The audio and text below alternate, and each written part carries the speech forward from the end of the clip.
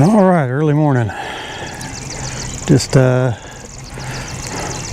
fishing some shallow grass first thing this morning. Probably gonna be what I do all day, just fish shallow grass. But right now, starting off with the buzzbait. Water temperature is 73 degrees.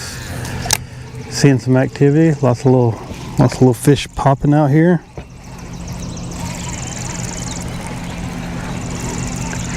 Don't expect to catch quite as many fish today.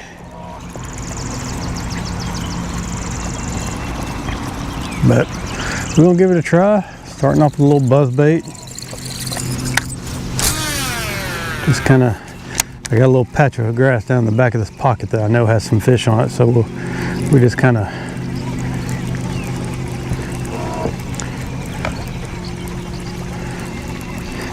easing through here with a buzzbait, seeing if anything wants to come up and take a gander.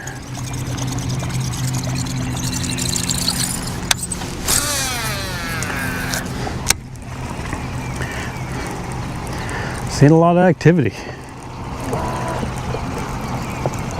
Had a little front yesterday, so I don't know if that's going to put them down any, make it a little tougher.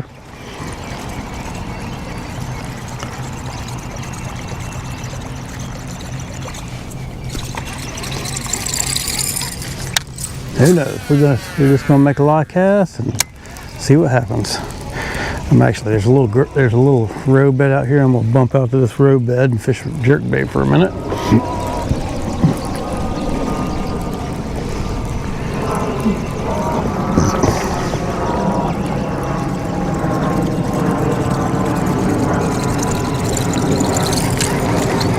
It's going to be pretty overcast this morning, so that should be good. Love some good overcast weather.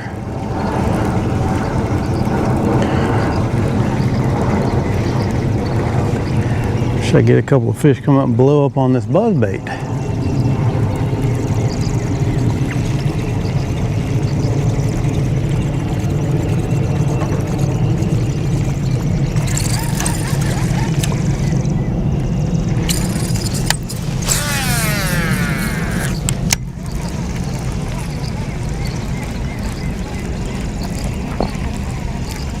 These are some well-educated ones over here though, so.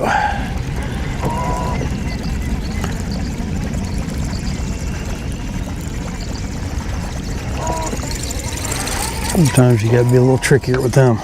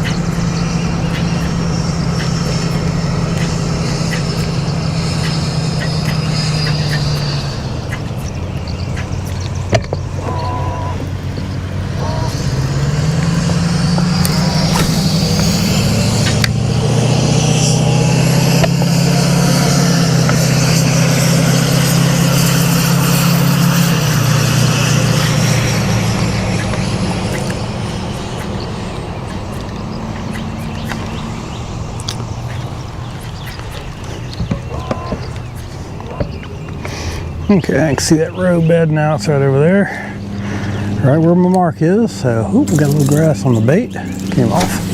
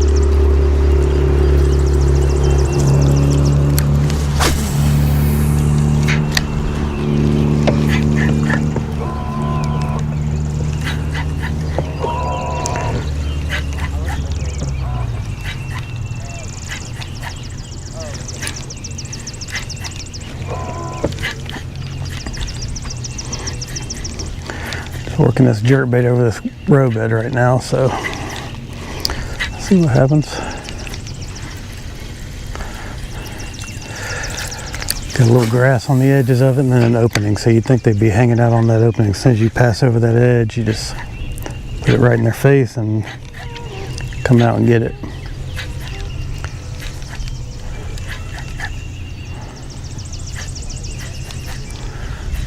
Just fishing this smaller one today just because it doesn't wear my arm out so much. That grass, or is that? Yeah, I got a little grass there.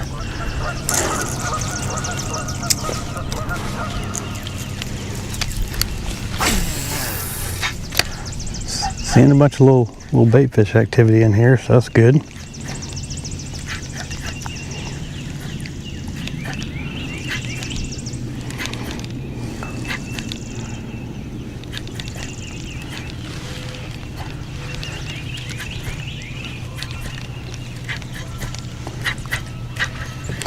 All right. Well, go back to my go to a little spinnerbait here for a minute, and I think this water, we got low light right now, so I think a spinnerbait's okay, but I think this water is really too clear for it.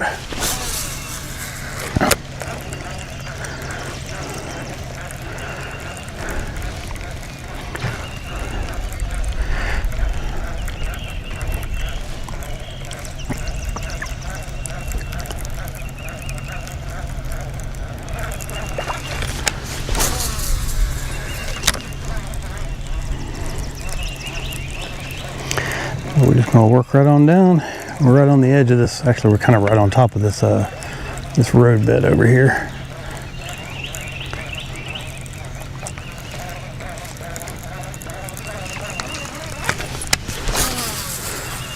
It just kind of goes right up towards the bank over there, and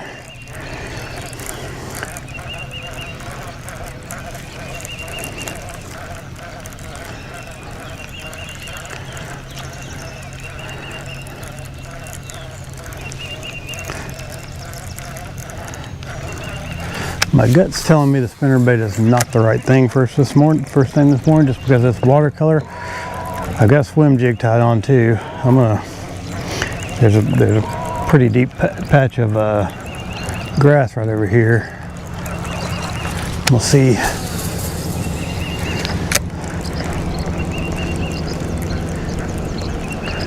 When I get over there to it, I'm gonna put that on there and just kind of crawl it through. Well, I'm gonna crawl.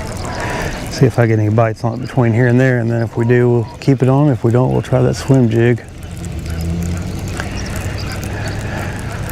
And then today, I also brought I brought a swim bait. I don't think I brought any extras. I just brought the rod, did it?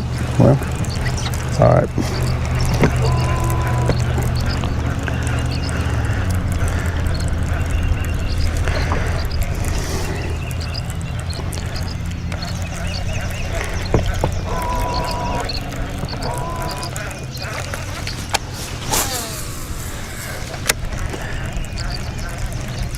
There's one right there. Came up and grabbed it. Oh, we got off. That's all right. Came up and got my little spinnerbait. That's good. I don't know how I missed him, but I missed him.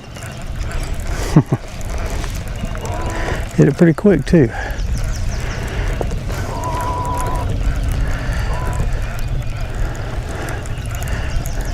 Yeah, if this got sunny, this water's clear enough where if it gets sunny, I'm definitely taking this off just because the water is really clear.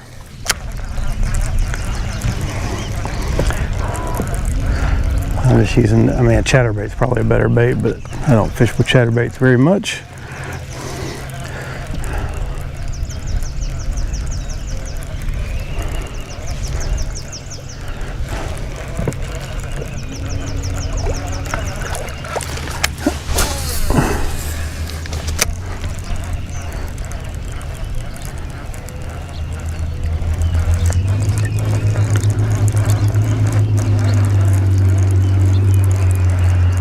Trying to keep that thing where it's ticking over the top of that grass.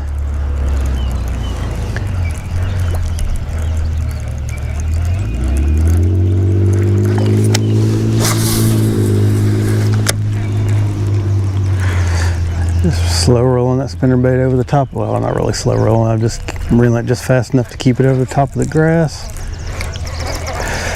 Just letting it twitch. If it gets caught down in there a little bit, I'll give it a little pop.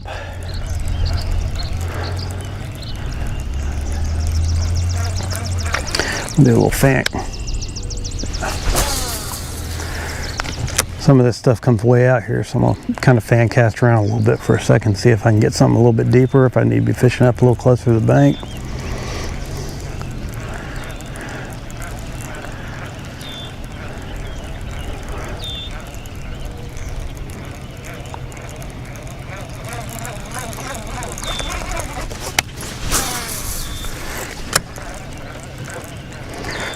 I'm just kind of running this spinnerbait out there.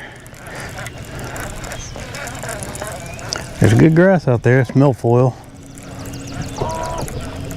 Milfoil's making a comeback on Chickamauga. They had it eradicated for a lot of years, and the lake was full of hydrilla and coontail, but it looks like a lot of that stuff's coming back.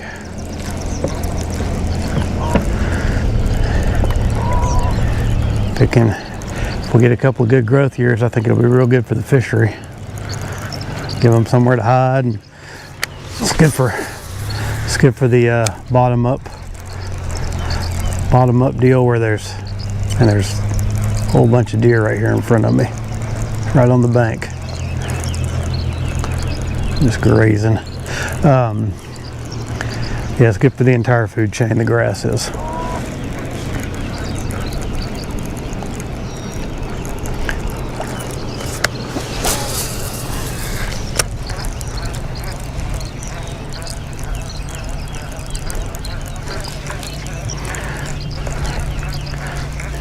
Got a little kind of overcast morning. That's usually pretty good.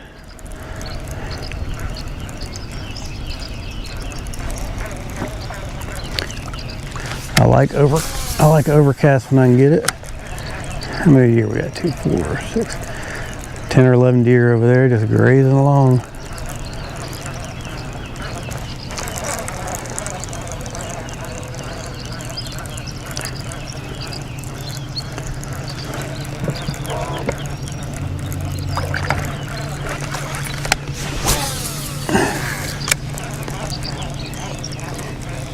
Just fishing just a little 3/8 ounce single spin spinnerbait.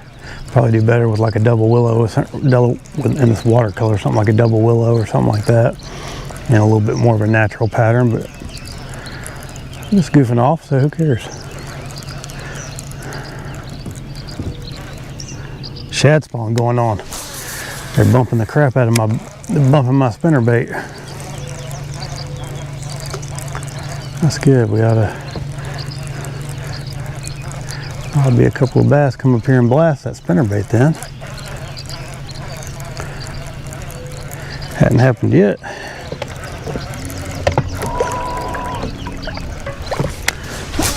Maybe I do need to be using a little bit more natural one. I think I'm gonna do that. I'm gonna try a little double willow leaf here in just a second.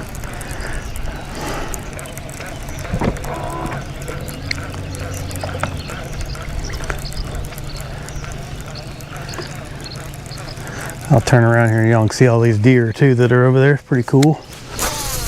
They're just hanging. There's a little road that runs right through here, and they're just hanging in between. There he is. Just hanging between me and the road. I got one. I got one.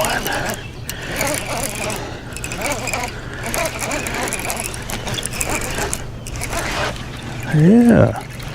Not a biggie. Not a biggie, but we'll take her. Pulling hard, but not that big. Well, not terrible. Not terrible. I got you. All right. Good way to start it off.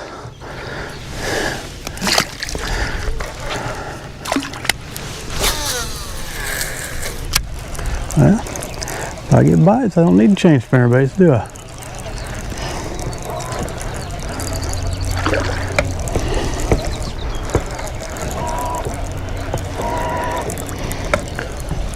Just kind of the back of a little pocket here. It's got some grass in it.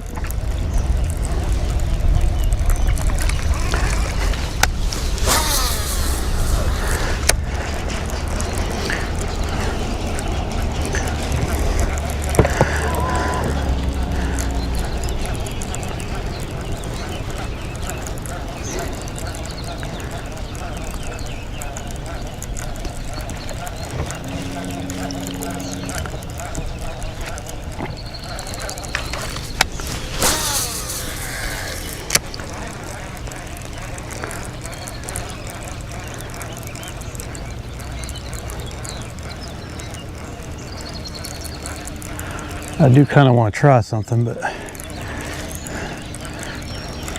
at the same time, I don't want to kind of miss out on a good morning bite either.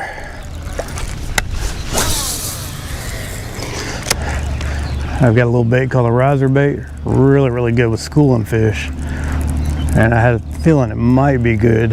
It's topwater bait. I had a feeling it might be good on some of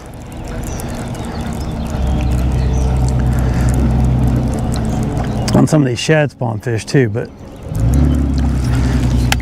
never tried it for shad spawn fish, so I don't know if it would. I guess it moves kind of fast. It's a really fast moving bait, so I don't know if that's the right thing to do right now or not, but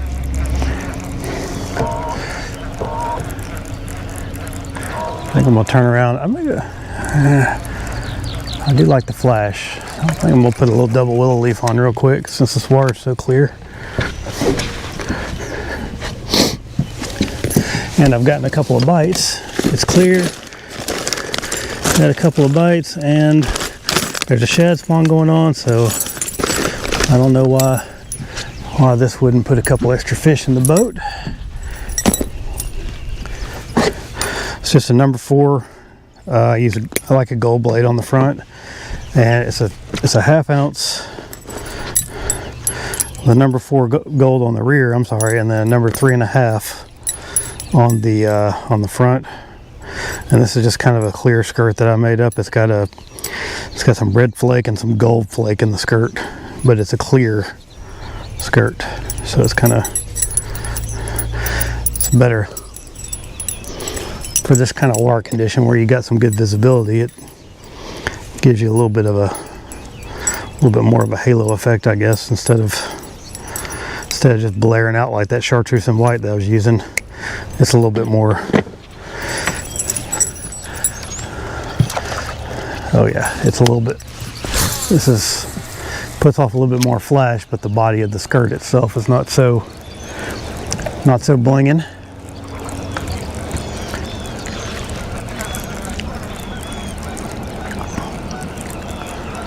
So we'll see if anything wants to give this a try. Both those fish that I've had bites from have been kind of up shallow.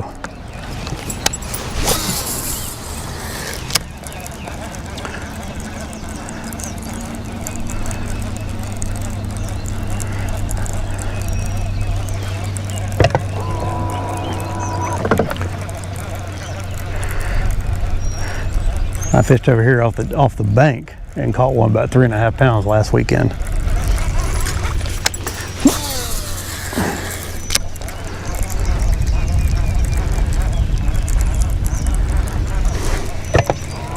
There he is. Yeah, a little bear fish. Yeah, good little adjustment there.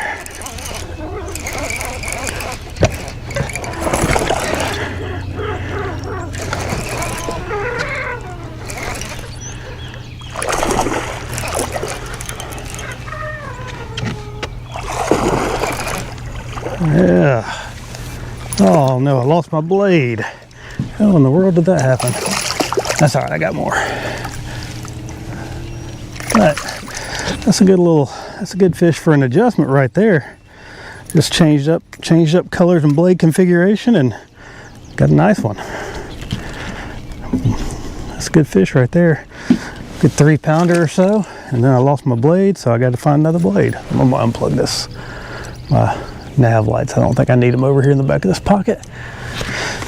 All right, well, that stinks. Ooh. Bent my spinnerbait all up. Just showed no consideration. Took my blade, bent my spinnerbait up. Just a very inconsiderate bass. Do this, just kind of get it back in alignment here. What's odd about that is usually the swivels come off. That one, the swivel didn't come off. It was just the split ring came off where the split ring was. That's odd.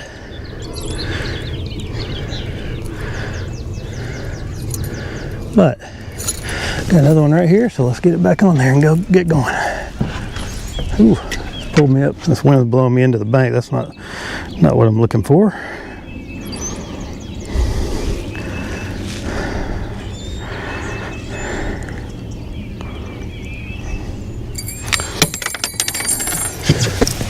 Oh, I'm a little bit of a blade snob. I pretty much only use the Hildebrands. I think they're the most consistent, and they're just the best blade to use. Try some other ones, then try a Hildebrand, and then make your own decision. But I can tell you right now, that's the best blade there is. And then that fish messed up my line, so I got to retie too.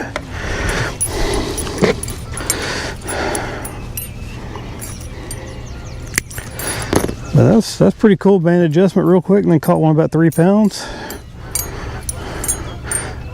If we can keep this kind of light condition today, we'll do well, because I love overcast. Got a little light breeze, and the water temperature is just right. Water temperature is 73.5. So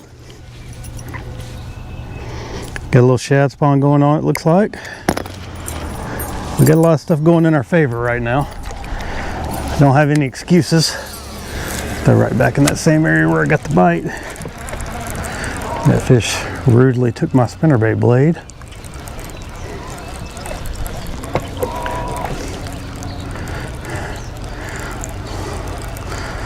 That one that's on that new one that's on there, that split ring's not great either, so hopefully we don't lose that one too. But if we do, that's just part of it.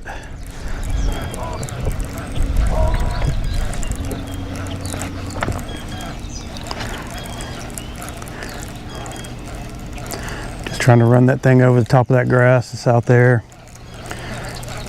That was a really pretty fish, that last one was.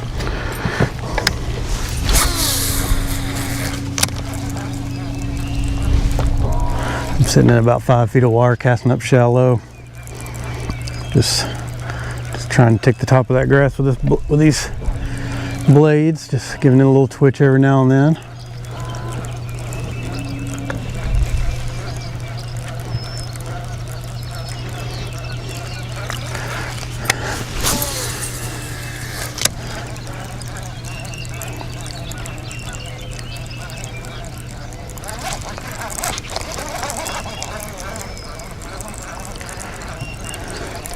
You hit that grass, don't be afraid to give it a big jerk. Sometimes they'll hit it right when it comes yanking out of that grass. They'll come up and blast it. You know, that's some pondweed. No, it's not. It's milfoil. Looked like it had leaves for a second, but it didn't.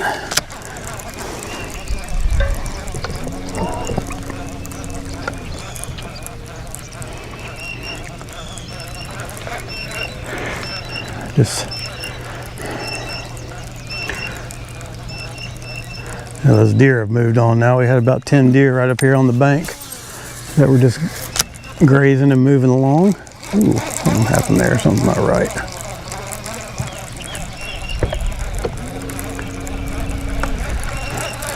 And I see a little.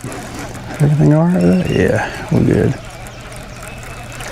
We got a little heavier clump right out there. When I see big clumps like that, sometimes I'll throw at them, and sometimes you can find get a little bonus fish.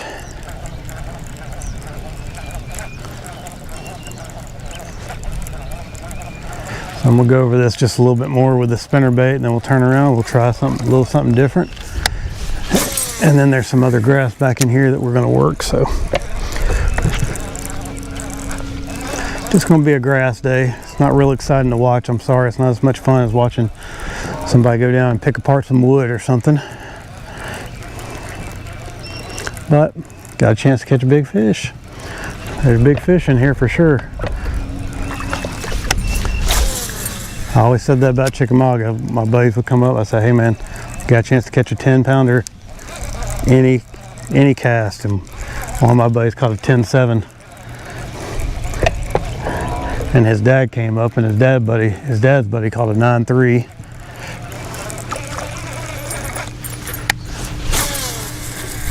So Chickamauga's got some big ones in it.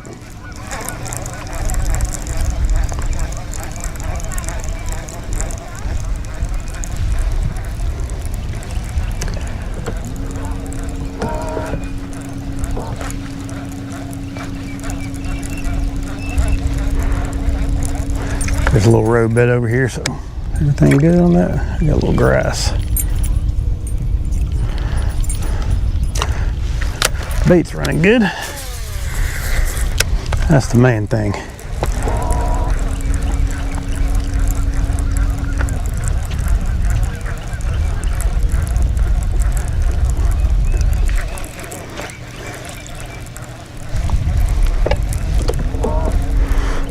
Back over here where this little road bed is and make a couple of casts with this thing. So I'm seeing a shad spawn. You never know where they're going to be at. But if I was a bass, I'd be in that little alleyway between the grass where that road bed is.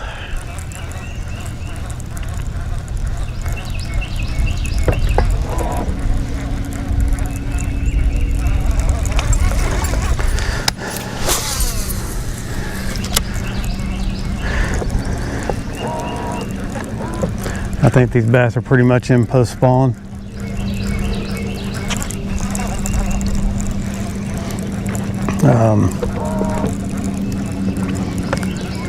Most of the ones I've been catching, bigger ones I've been catching have some rub marks on them, like they're already done spawning out and they're just kind of getting ready to move out a little bit. There'll still be some good fish up shallow though, and the water's starting to come up a little bit now, so actually it's come up quite a bit since the last time I was here. So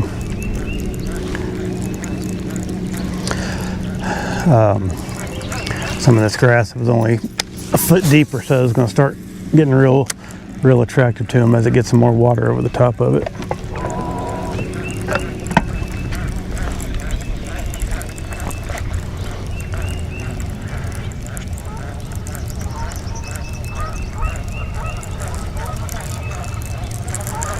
A little bit of color over there. All right, last cast with that, and then we're going to turn around and we're going to work back through.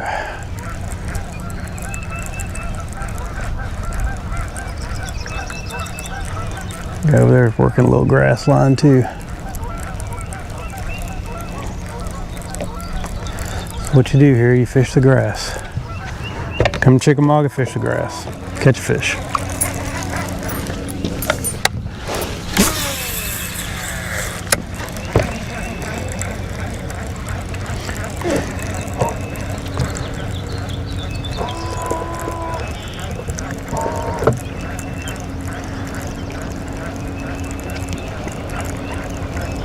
One thing I don't like about grass is a lot of times you just don't know where they're going to be. You catch them, they're not really, sometimes they'll be positioned in a specific place. It's easy to find, but a lot of times they are not. So you have to, when you're fishing like there's big grass flats that grow up on the river and stuff, a lot of times you just got to put your head down and go fishing. You can't just pull up on the point of grass and say, all right, this is where they're going to be. A lot of times they'll be just spread out all down through there.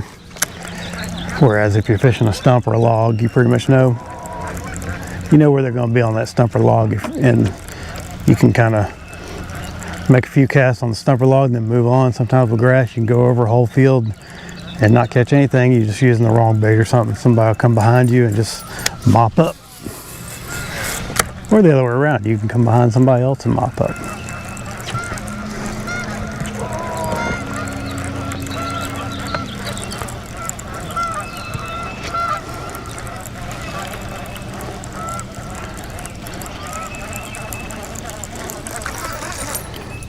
Got a little grass there. So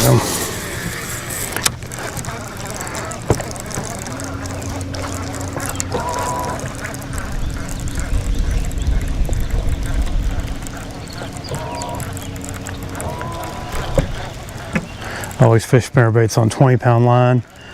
Had to do it when I was younger. I used to use everything just about on 12-pound, using light, smaller stuff, you know, trying to get bites, smaller stuff, smaller baits. And I used a lot of 12-pound, and I hooked a big bass one time that's probably about 8 pounds, and it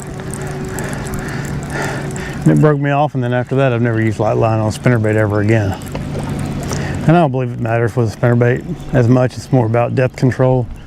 If you want to get one down a little deeper, you can use some lighter line, but for the most part, with a spinnerbait, I mean, it's just a big piece of wire with some blades on it and a jig. So if you want to use 20, 25-pound line, go right ahead, you know. That's what I think about it. I don't think the line plays a whole lot of difference in whether or not the fish hits the bait other than depth control. You can, you know, if you're using some heavier line, you could fish a bait up a little higher in the water column with you know, a heavier bait up higher in the water column, or move it slower and it won't sink down so deep, or you can just get one down a little bit deeper if you want to use some lighter line.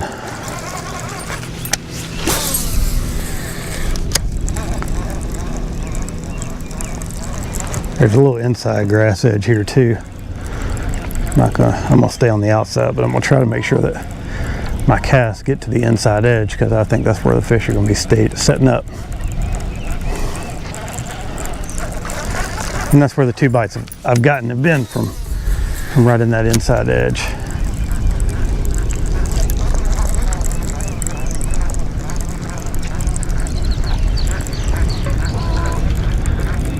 So we're just gonna keep on.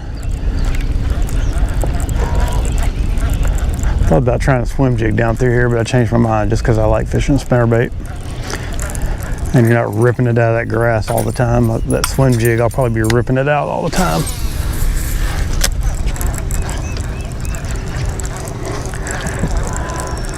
And we've had a couple of good bites so far, so that's good.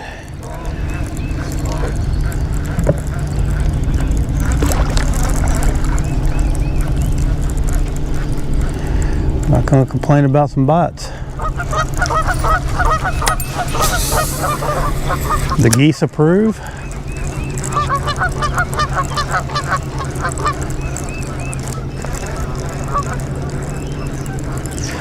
And this guy, I don't know what this guy over here is doing, but there's a little pond over here. We're gonna kind of pull into that pond. It's got some grass on it. We're gonna do the same thing over there. Just maybe there's a shad spawn going on over there too. I don't know. I'm gonna kind of work this edge.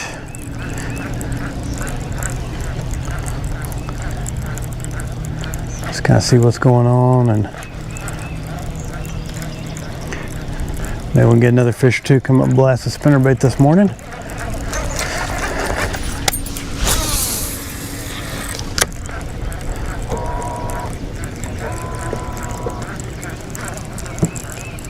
Oh, there he is. Yeah. All right.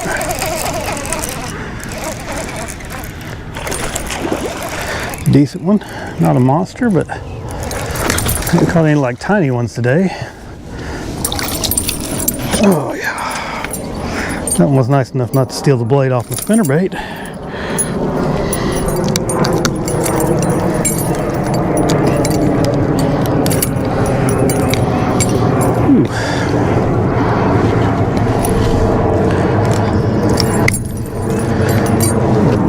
Nice little 2-pounder or so.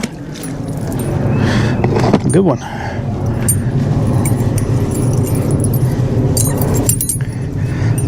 You know, hit one in the head every now and then, that's fun.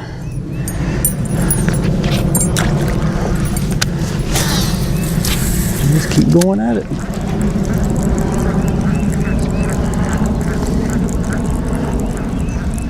Fun size.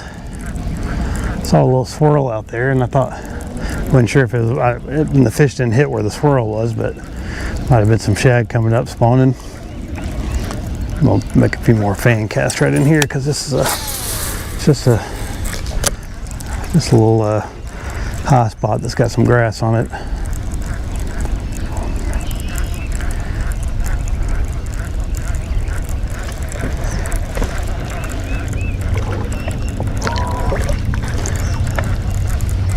That's good though. We're getting some bites this morning. I don't fish over here a lot, so I was a little bit I mean, you catch fish, but a lot of times you don't catch real, I mean, you just catch like 12-14 inches. You don't catch anything that's got some quality to it, but getting a couple of quality bites today, so that's good. Ooh, here's what we're fishing, that milfoil. Just see a little bit of grass under the water there. I'm gonna kind of make one last cast forward, cross over, and go run that other stretch of bank that I know where there's some fish that fish usually get on.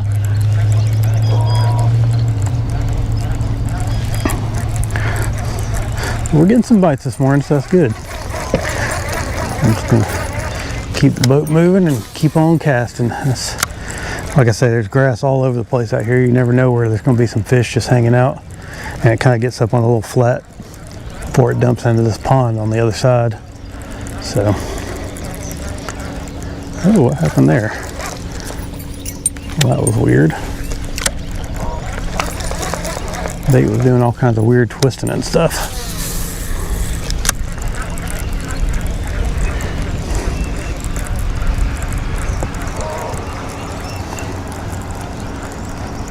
I always felt like there ought to be some fish right here in this little cut where it kind of goes from one to the other from the, but never have caught anything right here till you get up where the grass is. It kind of gets bald right here. Nothing much doing.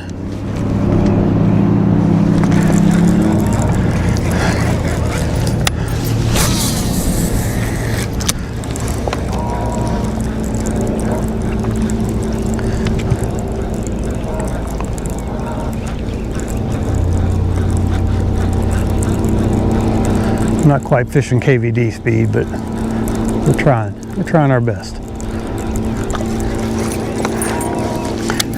I'm not quite catching the kind of fish he catches either, so maybe I need to try harder.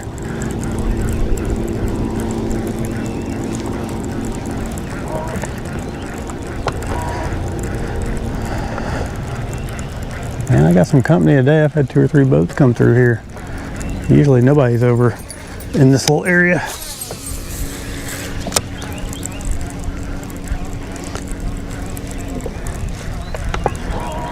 This little park over here, and I think some of these guys are just putting their boat in for the week and just going to put it up on the bank or something. I saw a little canoe earlier. We got one boat just fishing out there. I think he's bass fishing. He's just kind of drifting around out there bass fishing. Then we got another little 16-18 foot aluminum boat coming our way.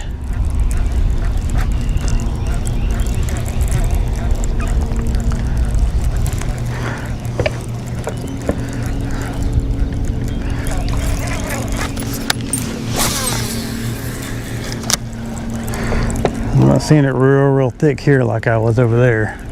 So we're just gonna keep the boat moving. If we see some thicker stuff, I think when I get up here, it kind of cuts back to the right, or the left rather. And I saw some good grass there this spring. Came over here but I didn't catch any fish then, but the water's quite a bit lower. And there's some stumps out here too.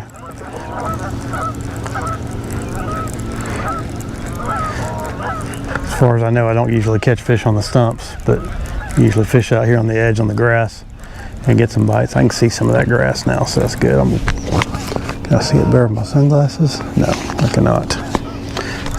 You just see lighter colored water and Doing like a little dark stretch. I think that's some good stuff right there. We're gonna, I think it's just some milfoil growing up off the bottom, so we'll kind of follow that line. And maybe we'll get a couple bites.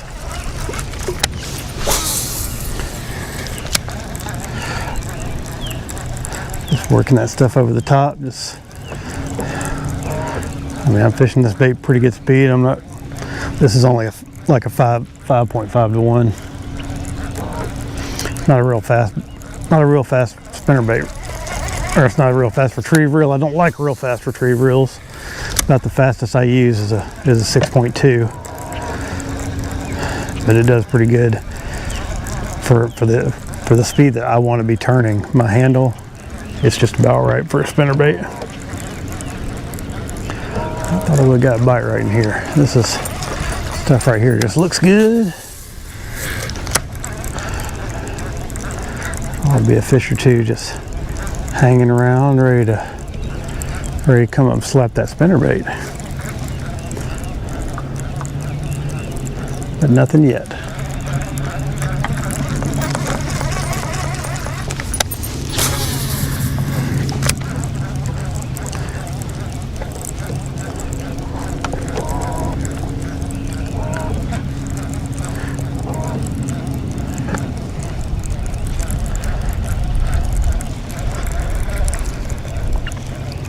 What's up, B Money?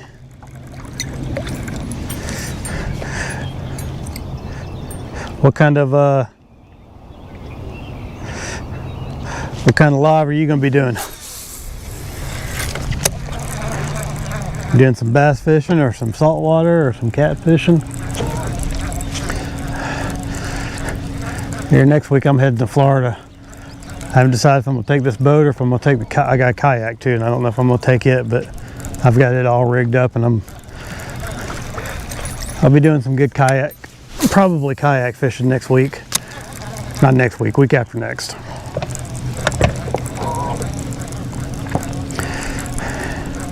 Go down and catch a bunch of snook and jack and some trout and reds. I like the snook though, because they're like little hyperactive bass. They're like, kind of like bass on crack. Yeah, I'll check out your channel after I get done fishing here today.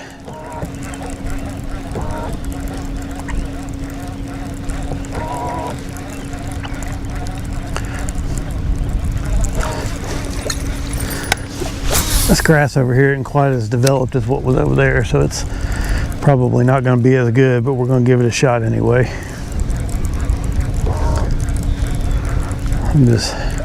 It's just kind of coming up off the bottom. It's not starting to grow up where the fish really get into it.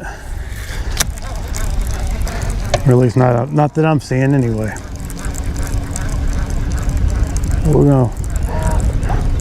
I just see a little dark band going around in here, so I'm just gonna follow this dark band around. See if we can get a couple more bites.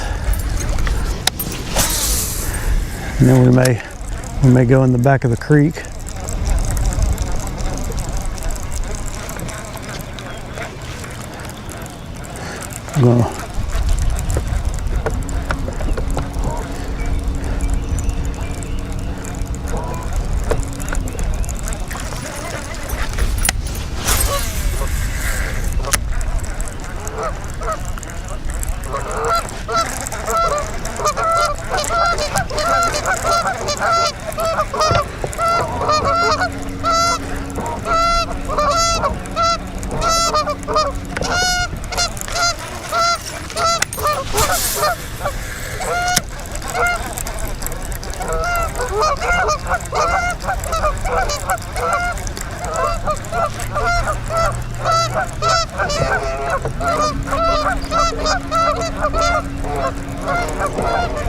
Not getting much participation over here.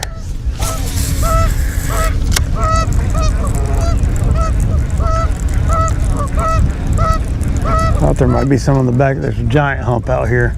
little shallow spot. Thought there might be a couple. Oh, I said that and then I caught one.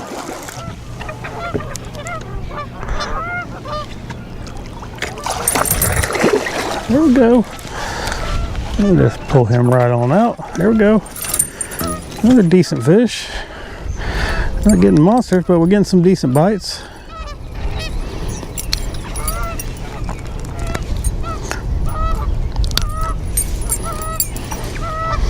This is fun size. I saw bottom.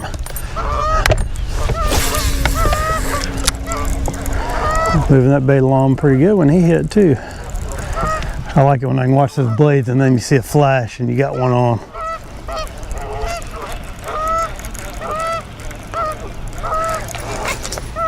I'm moving it along pretty. He bent me all up. They're bending me all up. It's all right.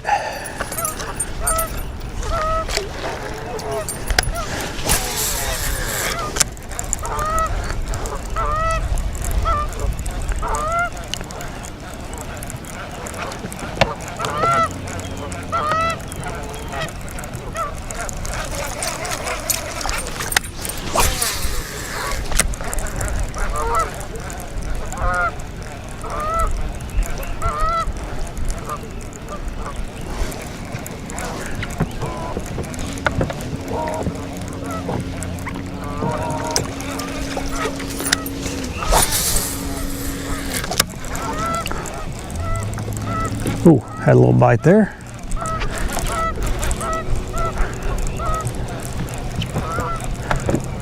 Felt like a bite anyway, just kind of felt like something bumped me and didn't quite get it. Throw it right back in the same spot, see if he comes back. They usually don't.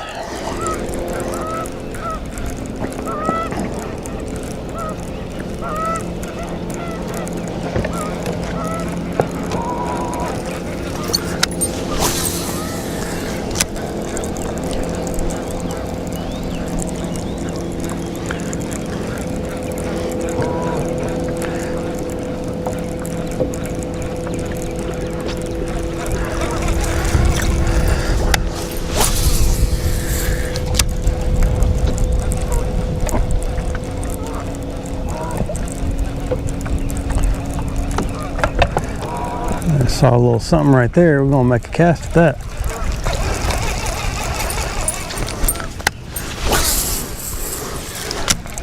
Just a weird little ripple in the water.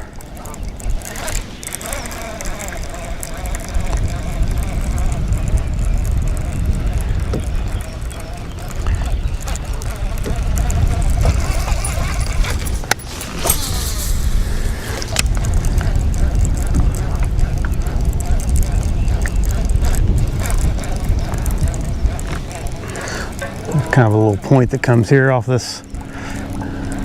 You can see the top where it's really shallow and there's no grass. You can see the sand underneath and the mud, and then that grass hits up here, and then you can just kind of see that darkness where that grass is, and that's what I'm concentrating on. Just a little bead on the outside of the shallowest stuff where the grass starts.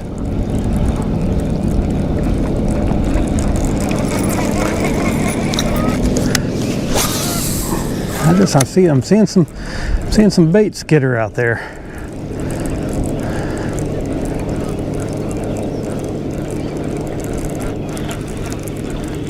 So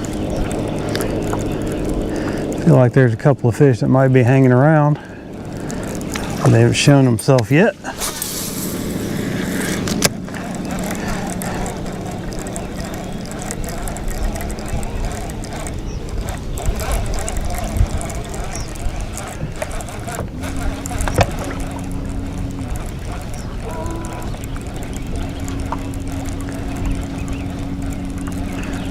Nothing.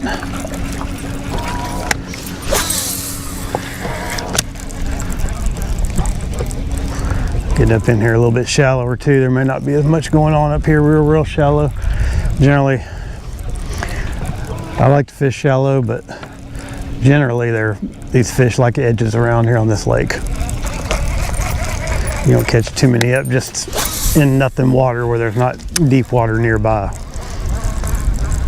Like when I say nearby, I mean like immediate access to deep water. But spring is a strange time. Sometimes that can be, the rules are not, they're not fixed for springtime. Or the fall. Sometimes you can get them way up in the back of creeks and stuff in the fall. And there's a gar. Maybe that's what I was seeing, chasing.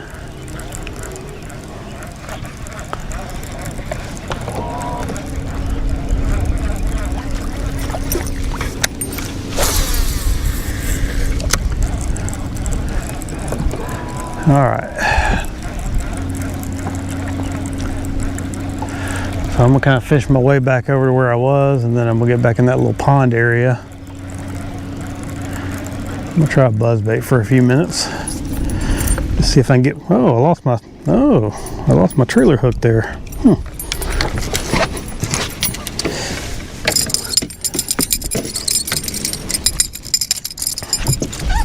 Maybe that's what happened.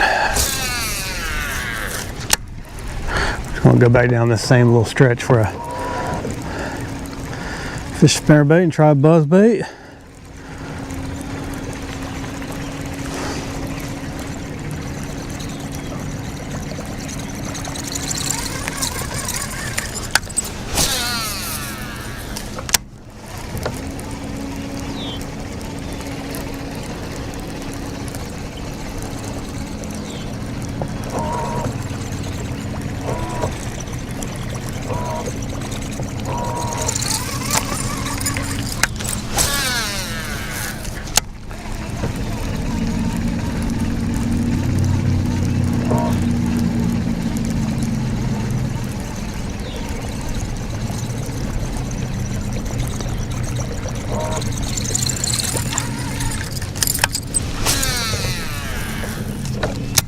I use lunker lure buzz baits. That's my favorite. It's the only one I use.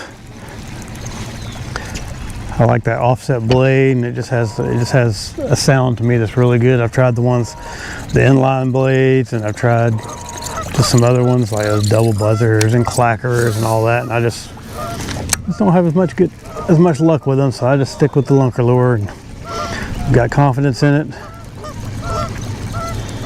Caught some good fish on it. A lot of guys like black. I like a white skirt on mine. Don't know if it makes any difference. I've tried black and I've tried chartreuse when I was younger, and white just seems to get the most bites for me. So, you know, a lot of fishing is about confidence and what works for you. You see a lot of different guys out there fish a lot of different ways and make it work their way. So you got to kind of get out there and kind of figure out your style. Some guys are like real finesse guys. They want to get out there and just really soak a bait in one spot for a long time. I've always been kind of a guy that likes to cover water, so that's the way I fish.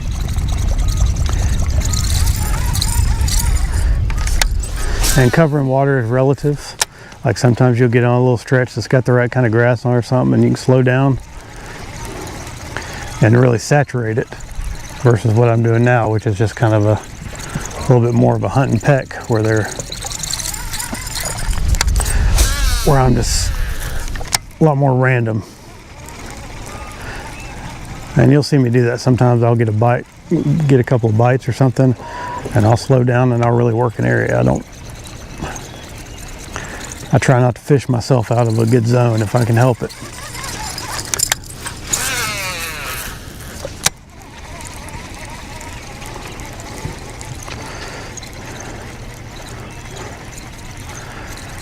There's a little shad spawn, so I thought maybe they might come in here and hit this buzz bait, but it's not happening so far. It's a little bit of a weird area anyway. There's a pond right in front of me where there's some deeper water, and that's I just kind of came up on this flat for a minute to try some of this grass line that I'm seeing with my eyes. I can see that shallow stuff where it quits growing, and then I can see where it starts growing, and I figure that's where they would be. But so far, there we go, long cast there. So far, no dice. Well, one little small one, a little 2-pounder or so.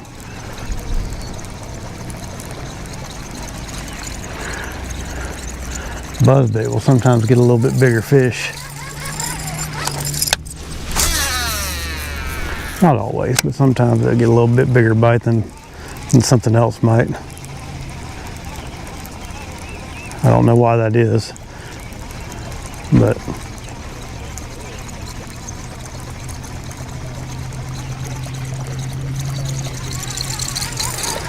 all right, we're getting back out here on this pond, so I'm gonna put my spinnerbait back on. Take this little trailer hook off this other one because they've been they're not getting it great.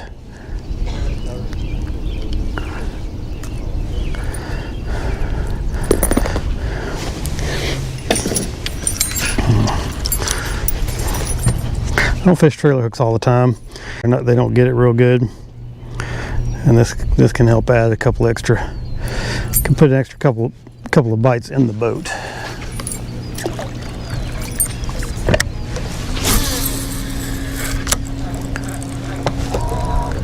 Okay, good. Those guys turned around. That's what I was hoping for, because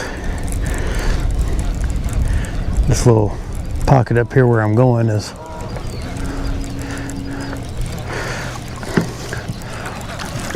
got some grass in it, and I don't know if there's any fish on it, but we're going to give it a shot. But see, now I'm in about 4. I was in like 3 feet of water over there. Now I'm in about 5. Just kind of fishing off the edge of this little pond that's out here, and I can see grass. I mean, there's grass on both sides of me, so I'm not like fishing an edge or anything like that. If I'm fishing any edge, it'll be up on the top end. I'm just kind of fishing over the top of the stuff, just trying to see if there's some fish hanging out in it. I come up here in the spring sometimes and do this with a crankbait. You can rip a crankbait over this stuff and get some bites sometimes. I just don't want to reel anything that fast today.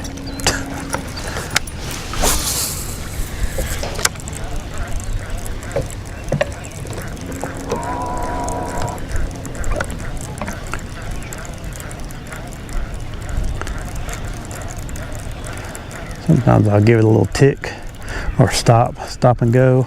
Make those blades kind of do a little something different, clank together. Sometimes that'll get one fired up.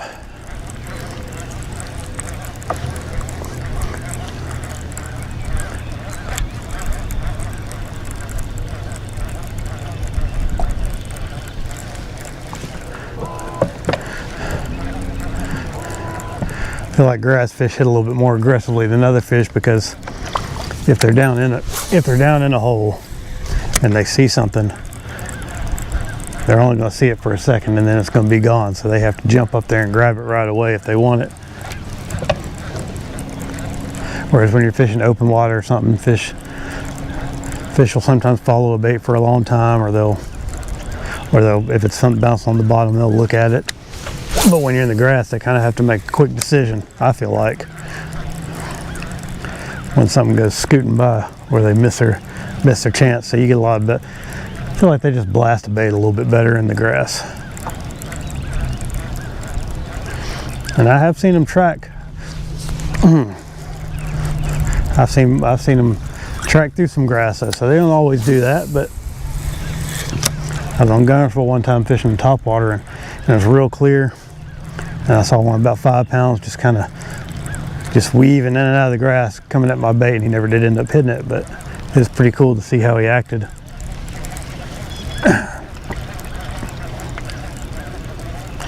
No bites over here, surprising.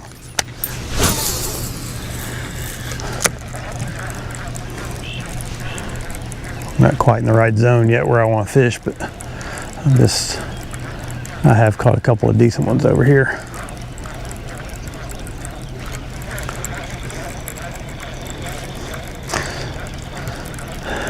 Still got some nice overcast, so I'm thankful for that. Hope it stays most of the day like this. I like it like that.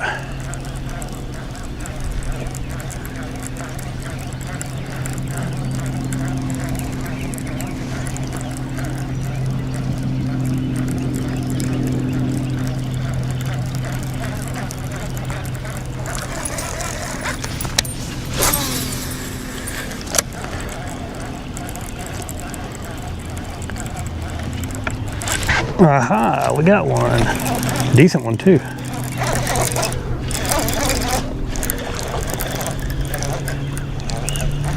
Ah, he's not that big. I'm trying to tail walk him.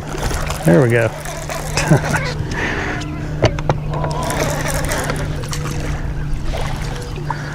La, la, la. He just kind of letting his head come out, and then, dang. I need to get some better split rings because I lost my spinnerbait blade again. What is up with that? That's not good. There we go. Nice little chunky one. Let me see if I can find another one now. That is not what we needed this morning. I don't know if I've got any more of that size. Oh, there's one close. Well, I got a silver one. Let's try that silver one out. It looks like a little bit better split ring on there too. Not a big fan of silver blades for some reason, but this is a pinch, so we'll take it.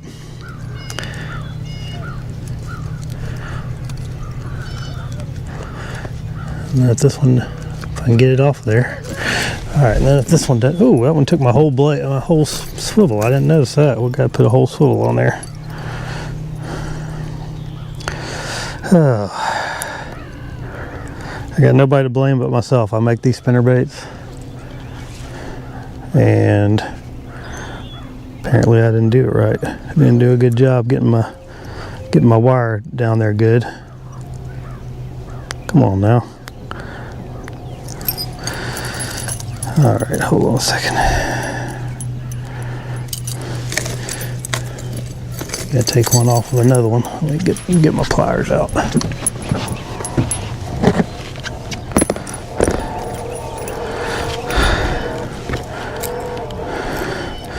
Sorry about the delay here, folks. That happens sometimes. You gotta mix when you're doing stuff live. You gotta see all the nitty-gritty about what happens out here on the water, right? This is what happens. Sometimes you gotta take a few minutes, make an adjustment, work on some tackle. Well, that's not working.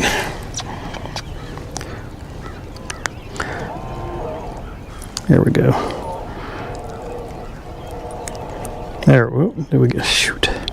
Cannot get that split ring back in that swivel to save my life. I think I've actually got some split ring pliers in here, so let's see what we got. Might shorten up the process just a touch.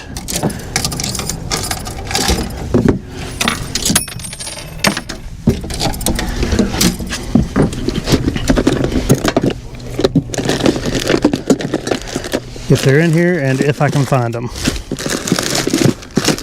There we go.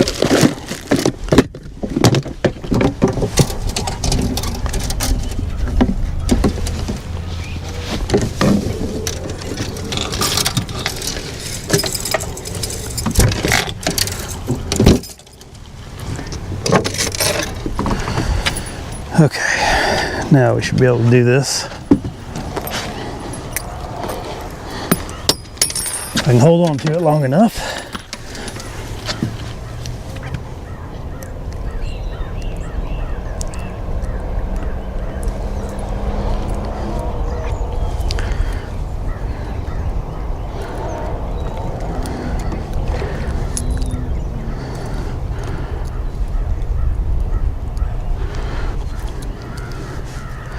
Well,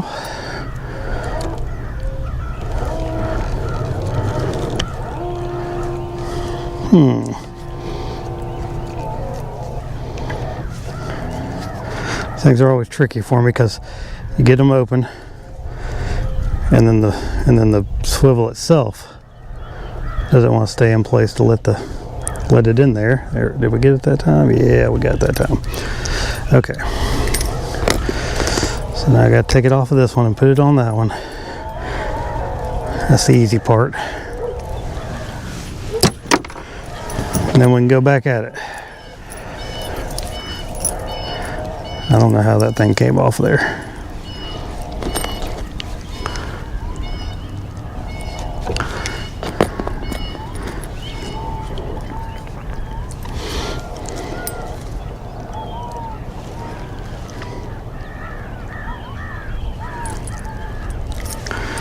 How are they gonna do it? I don't like it, but we're gonna. I don't like it, but we're gonna try it out. We'll see how it goes. All right. Now we're trying. We got two nickel ones on there. 2 nickels on the dime.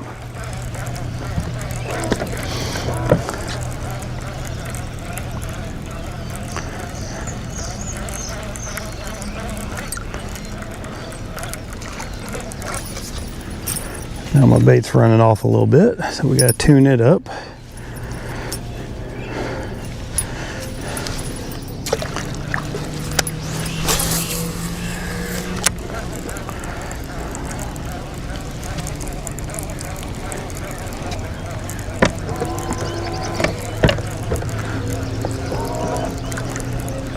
But hey, catching some fish today, so that's good. We're getting the bites.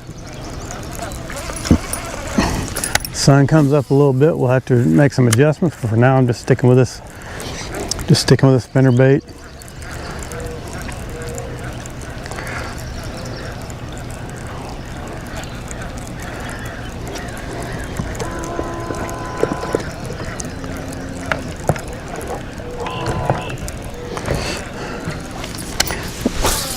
I'm curious to see if we get any bites with this silver blade on the back, see if it makes any difference. If it helps or hurts, or status quo.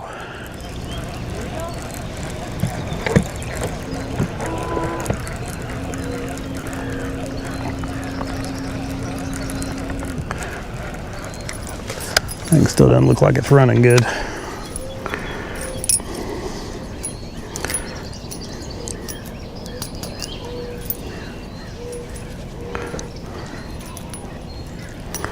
Yeah. Look like we're a little bit off. Let's see. Catch a couple of fish on them. They're gonna get off on you.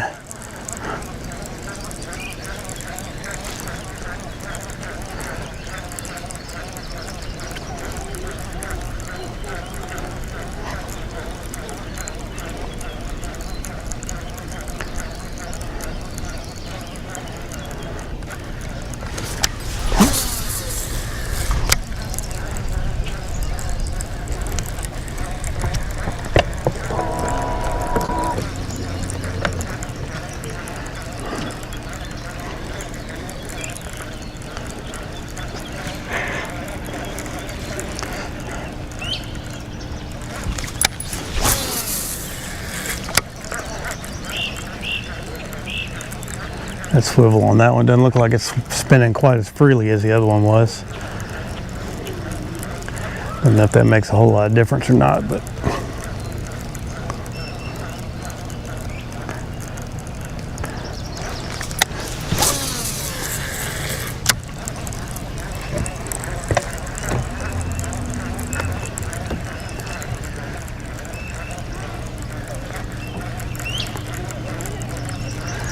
just fishing around this park a little bit.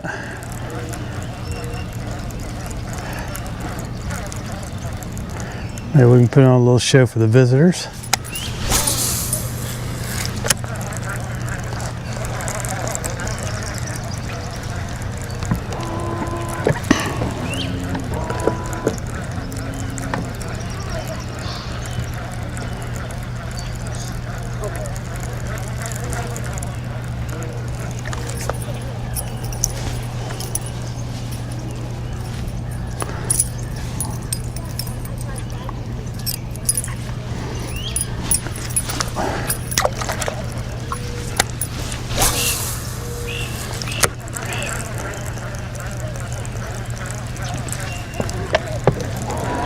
We're just gonna keep it moving.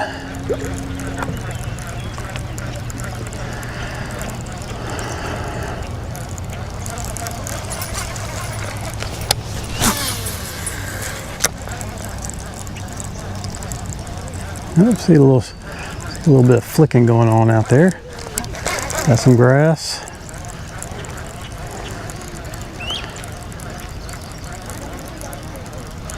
Waiting for a big old bass to come up and slap that thing.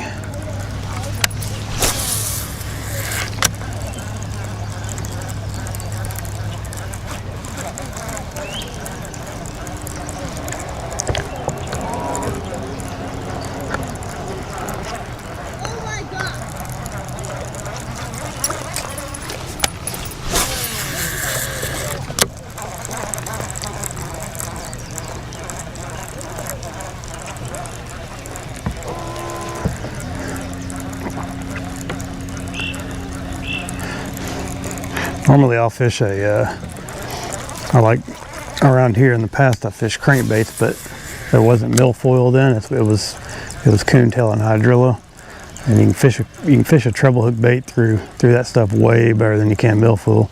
Milfoil just kind of grabs a hold of anything with a big hook, so that's why I'm just kind of converting over to the spinner bait.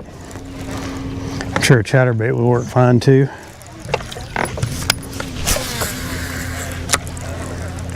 Just something you can kind of fish through that or over the top of it a little bit. Doesn't get hung up so easily as a crankbait.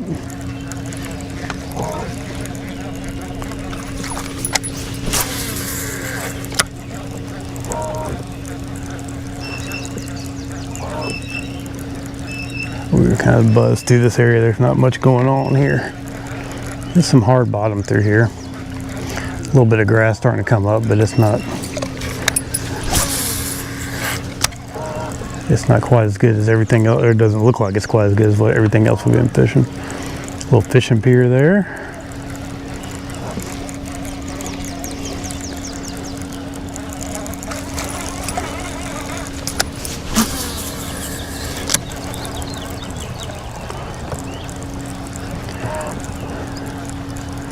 I catch some line over there.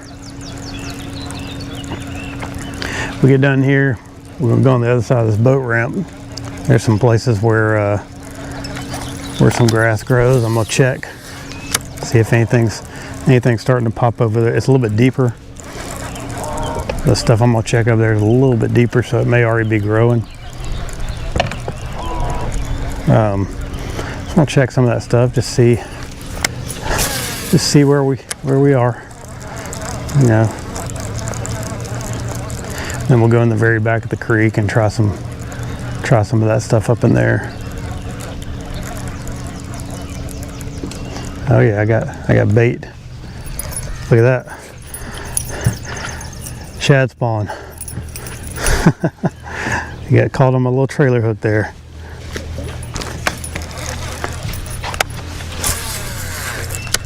So got that going on there. Ought to be some fish roaming around in here, trying to get them a little quick and easy meal. And we caught a couple. We caught four this morning. 4 and lost 1 or 2. That's pretty good. That's a solid morning. I recall one of them was about 3 pounds.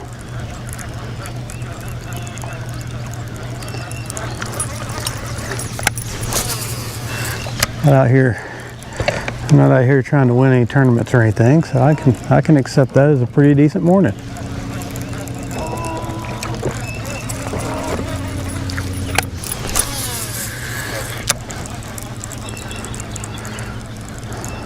And we'll probably catch a couple more before it's over with. I'm gonna work back over here in my little grass. Oh, I just had one bump it right there.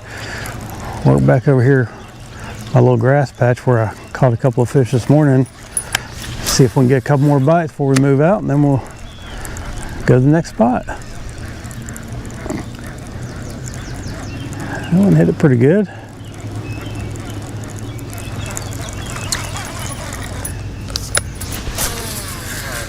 This is kind of a little pocket. This is where this, I don't know if you can see, there's a little point that kind of comes out here. And this pond turns, and then there's a flat, and then it goes up to another little deeper section on the other side. And the other section has some grass. This has some grass, so there ought to be a fish or two right through here.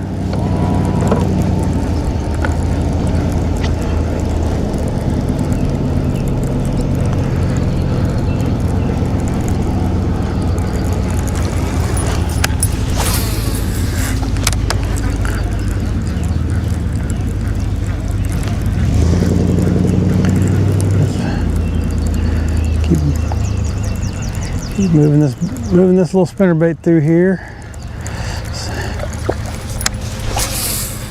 So far nothing has committed to the new rear silver blade. I don't think I have any more with a gold blade on there, but I'm gonna look here in a few minutes.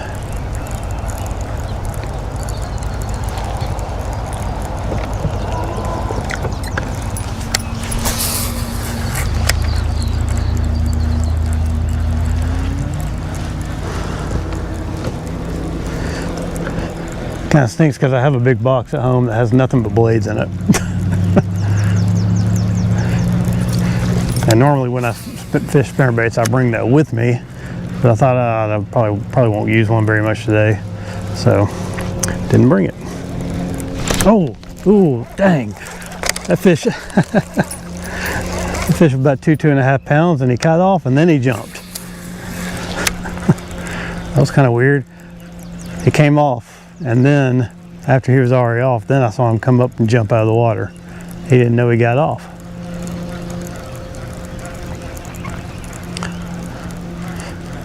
All right, so we got a hit on the silver blade. That's good. That's one of those things. All those things to know.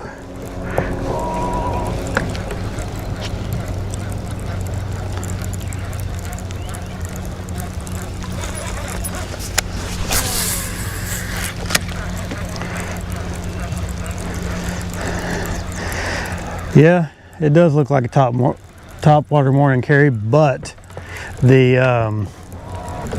we had a pretty big front last night, and I just don't think they're on it yet. I haven't had a whole lot of real good luck in Chickamauga on top water until May, but they are ahead this year.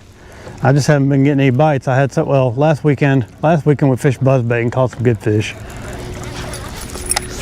But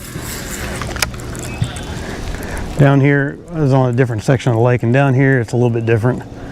But I think these fish are a little bit behind. Could be wrong. But I've been mixing the buzzbait in here and there, and what's going on with this? I got some stuff on my bait. And I like fishing a popar. And normally I'll fish that once I start seeing the pondweed and stuff come up, but it just hasn't got there yet.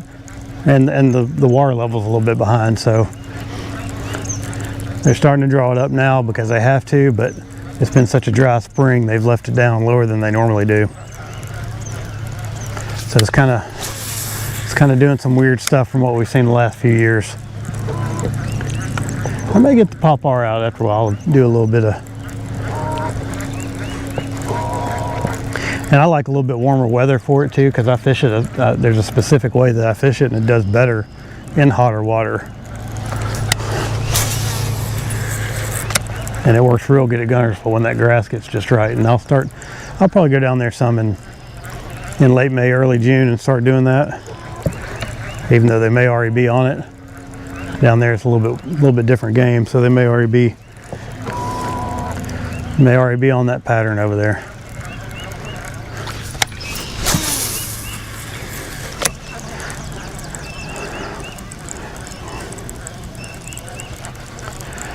But that topwater thing, I'll be using that all summer, so don't worry, you'll see some topwater action. I've never fished the hybrid hunter. My buddy that I used to tournament fish with, he's used it some. He likes it in grass.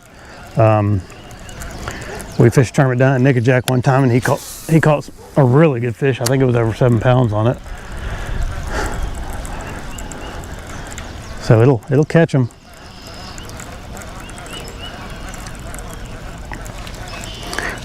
It's a neat little bait for the grass.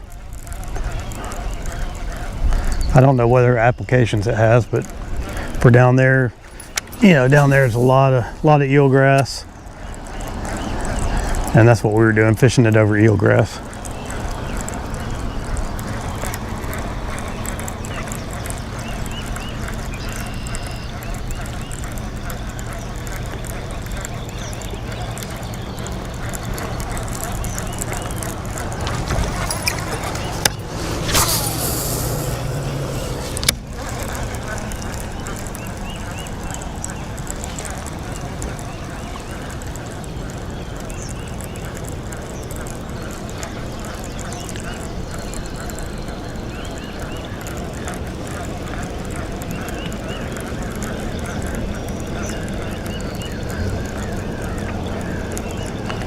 Oh well. Oh yeah, still got some shad following my bait up, so I don't know if you ever heard of a bait called a riser bait, but it's kind of, I really want to try one, but at the same time I just don't want to miss out on a good morning bite if they won't hit it. It's because you have to move it kind of fast, but it's a really good schooling bass bait. But it also it should work when you have a shad spawn too, because it kind of comes up and skitters over the top, and man, it looks just like these shad when they come up and they start popping the surface and spawning. It just looks just like it. I've actually got one tied on. I'll make a few casts with it while I'm in here and see if I can get a bite on it.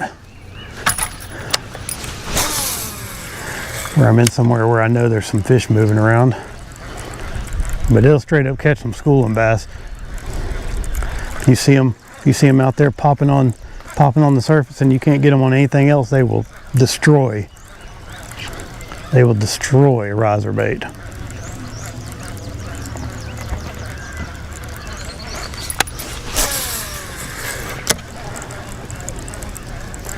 Really good for clear water fisheries too, like somewhere like Carter's Lake, or I think with other, just anywhere where you can see 5 or 6 feet deep at least in the water.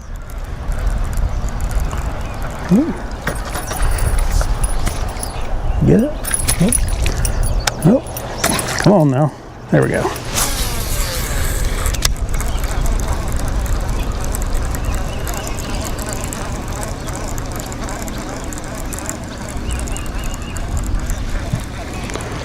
Well,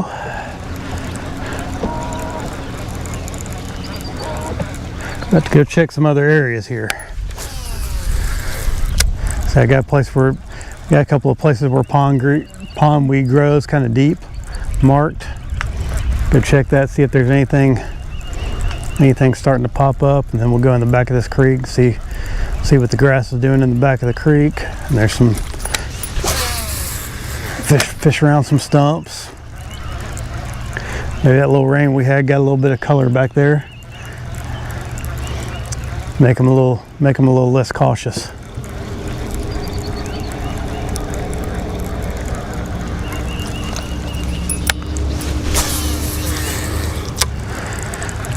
Before I do that, I am gonna pick up that popper and go through here one time. I just want to try it. Try to buzzbait a little bit earlier. If I can get some fish on a popper, I will be a happy camper.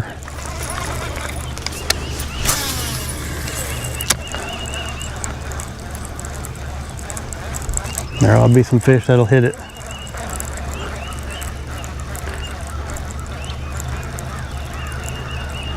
Couple more casts in this little pocket, and we'll turn around one more lap, and then we're out.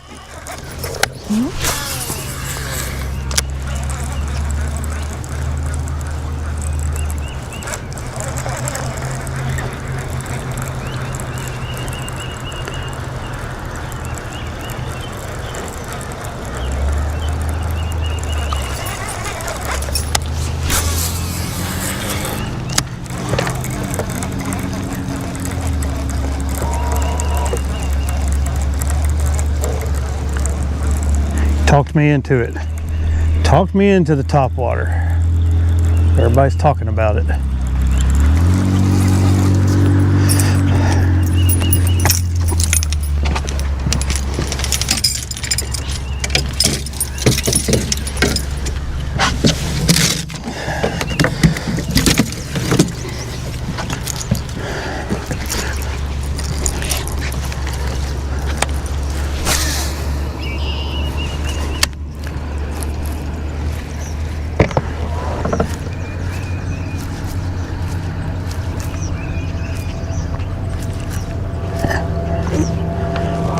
This is just a standard 60 size.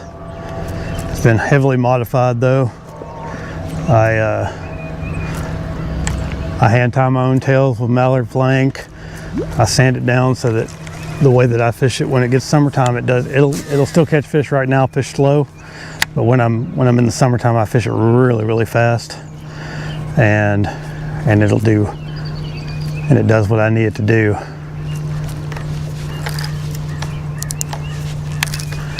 It does what I need it to do, fishing it really fast. You can't fish a normal 60 and have it do the right thing straight out of the box.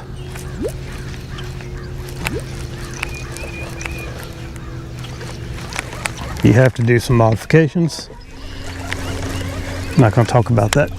I'm not going to talk about it in depth what I do, but it's one of those things that I just kind of keep to myself.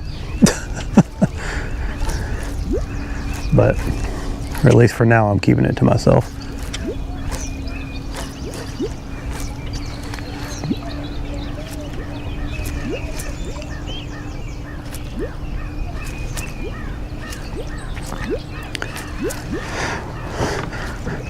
This one's just a bone color.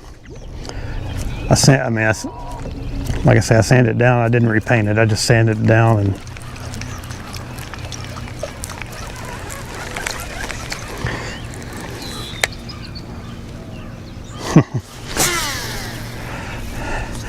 they probably are. They're probably ready for a little walk the dog, but that just wears my arm out.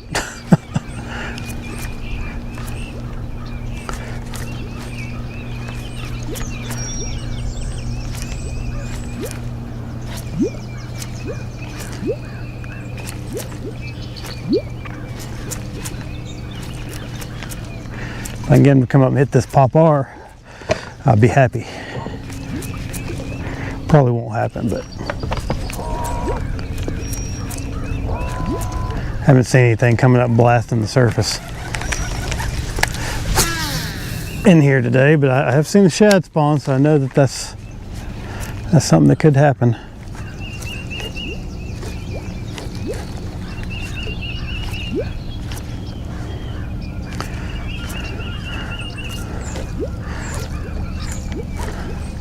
Always feel like a buzzbait's good kind of early season, and then a popper, and then you get May and June and everybody starts using the walking top waters, and that's when I start fishing this thing.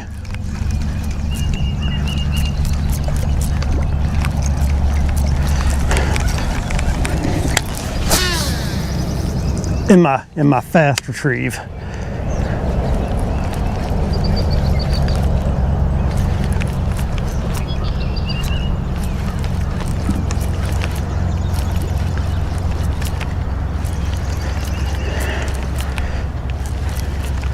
Probably see it and think it's the stupidest thing ever, but it works.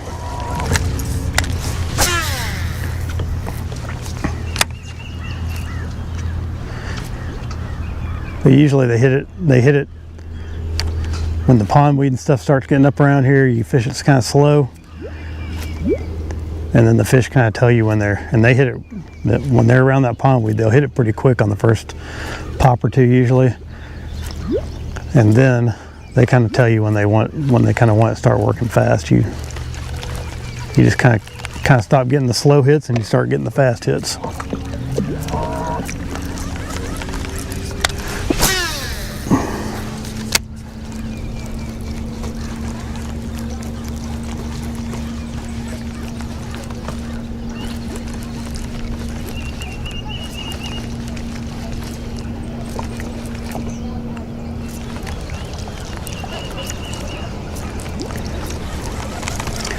So I'm gonna mix it up a little bit real quick and see if we get a bite, and then had a few hits right in here this morning, so I know there's some fish hanging around.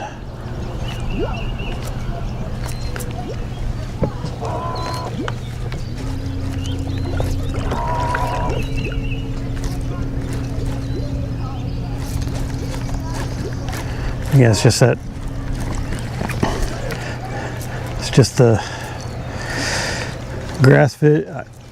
I have a hard time fishing this over grass slow because you just never know where they're going to be in grass. So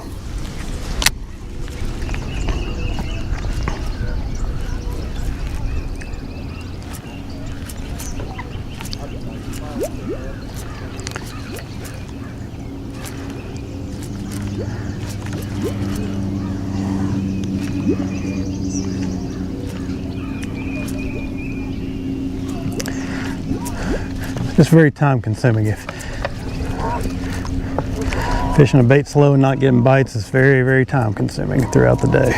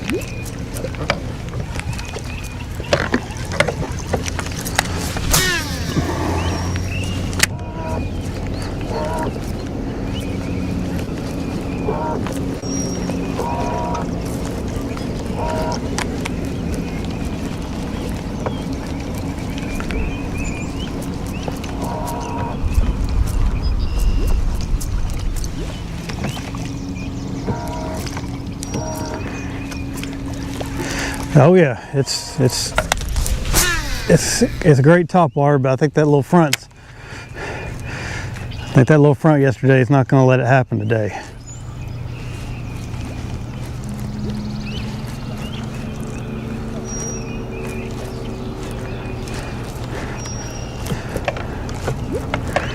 But we'll see.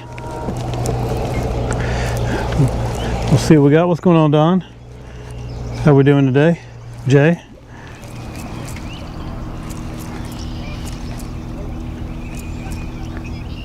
Oh, nice. Got a big old catfish, huh? Is that the PB, Jay?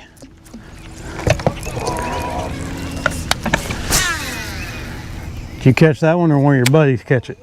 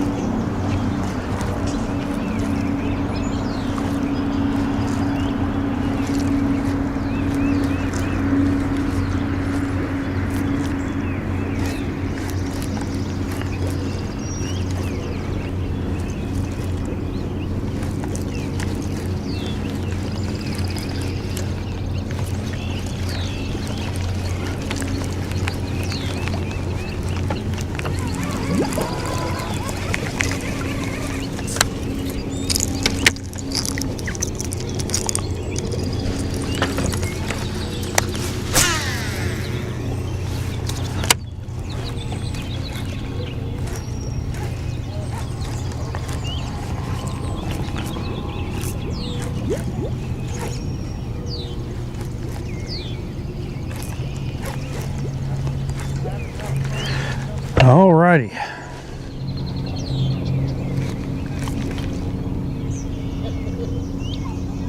Oh, nice. Nice, happy birthday. I'm glad y'all got into some goodies. I'm trying, but it's slow going this morning. So far the spinnerbait's been the jam for me.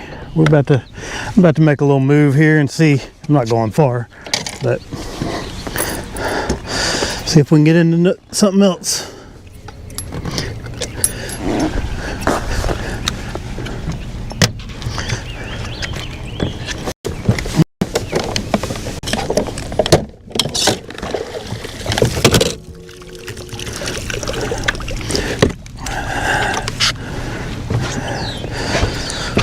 Well,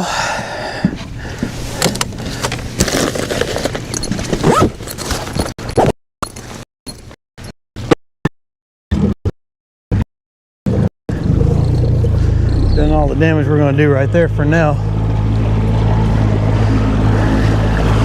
Anybody that knows the lake knows where I'm at. I'm just kind of, you're welcome. I'm just over by the boat ramp on the western side of the lake. Chester Frost area. Not doing anything special.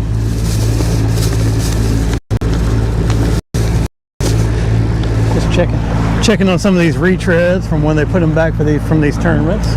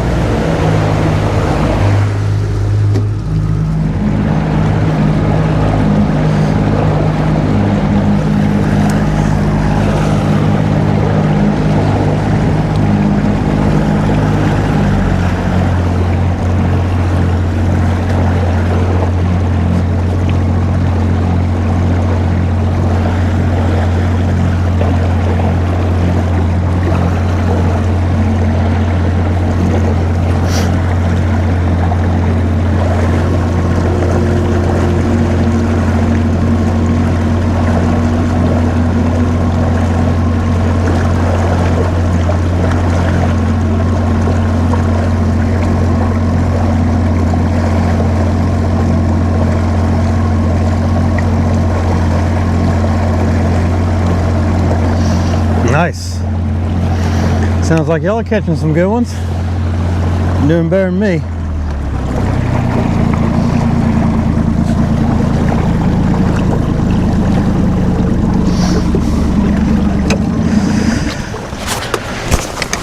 Some grass that goes right around this dock. I'm just kind of looking around right now. Nothing. There's some other stuff that grows way out off the bank I'm gonna take a look at here in just a second. But, ooh. Some stuff grows right in there. Yeah, it's already growing.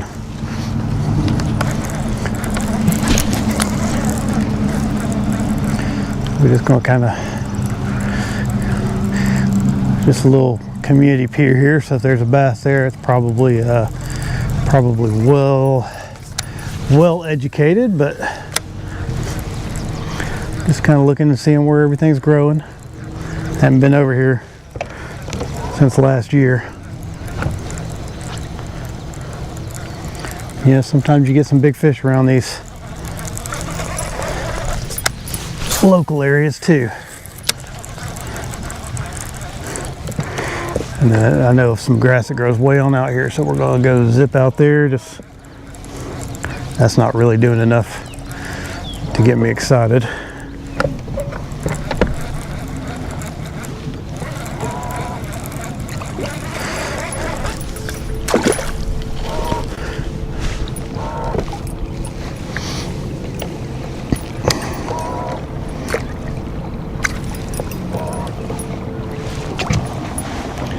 I do. I left them.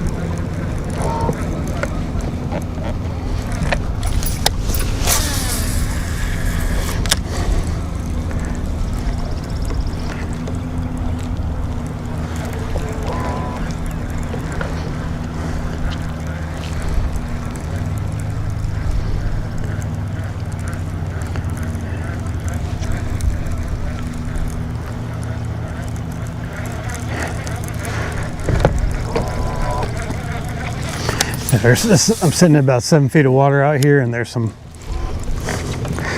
pond weed and stuff that grows right out here, so I just want to check it out, and maybe there's some other grass in there with it. That I saw a bunch of eelgrass next to the dock over there, so it's coming in here too. Oh yeah, I just hit some of it right there. So we're gonna have some eelgrass here before too long in this lake. And I think it's gonna be a good thing for fish populations. I don't know how it'll be for, it just depends on whether or not somebody's gonna decide they want to poison it or not. I think I see some stuff right there. Oh yeah, got some good.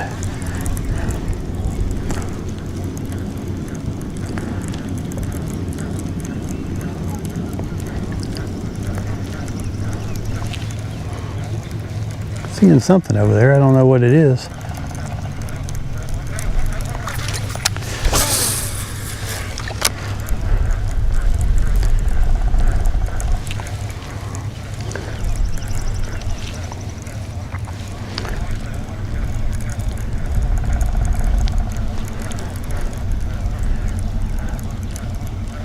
Well,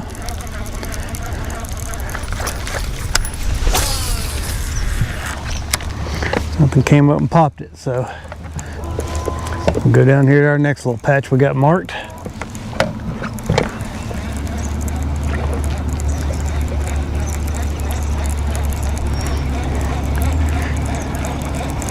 I like finding this early season pond weed that nobody else a lot of people don't mess with it. They see it's just little bitty patches of stuff, and it's not real obvious, and it doesn't look like it's big enough to do anything, but you can catch fish on it, especially if you got enough of them.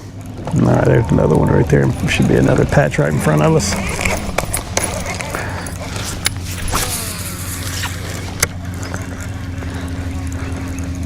I got right up on it though, so I kind of messed this one up. Well, got some grass of some kind there. Let's see what we got. Yep, early pond weed. It's real consistent. That's another thing I like about the pond weed, is it's real consistent with some of this other grass. It kind of grows some places some years, and other times it won't grow at all. But pond weed, you can usually set your clock by that stuff.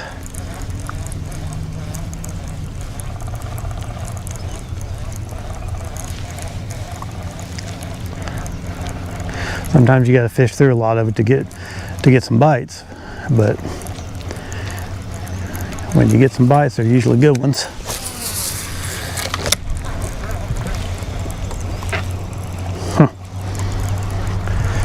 So,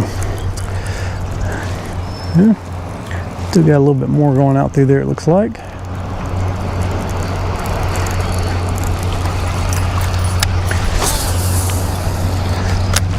We can find some more shad spawning with some bass around them.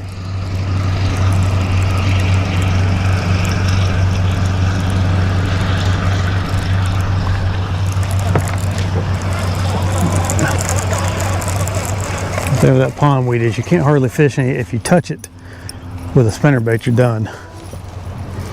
You can fish other stuff through it pretty good. I brought a swim jig, I brought a swim bait. You can fish that kind of stuff through it. Got some on this side too. But anything, pretty much anything that isn't slippy slidey just gets fouled up in it if it touches it. So you gotta be kind of careful with your bait placement and how your depth control.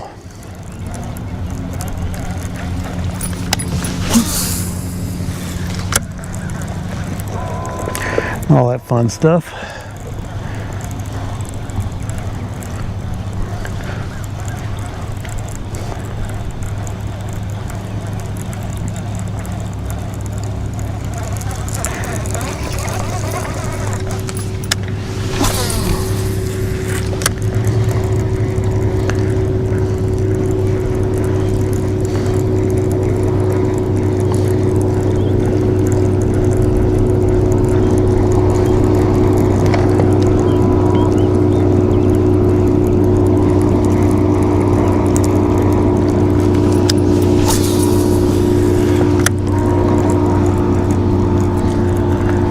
Oh yeah, there's good stuff growing. Some good stuff growing out in there. I'll be a fish or two out there.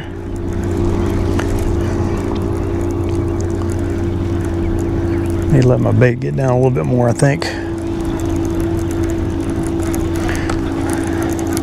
And 6 feet, casting out a little deeper.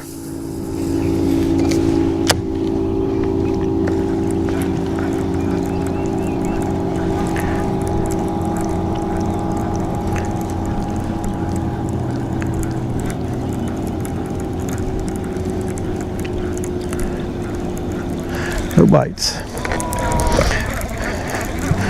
Now I'm starting to see some milfoil to the left, so I can tell what that milfoil looks like. And then I know there's some stuff before we get to this little beach area on the left here. Around this other boat ramp, I know there's some pondweed stuff that grows around it. I don't even have it marked, but I know where it grows. And it's been there the last few years, so it's pretty consistent.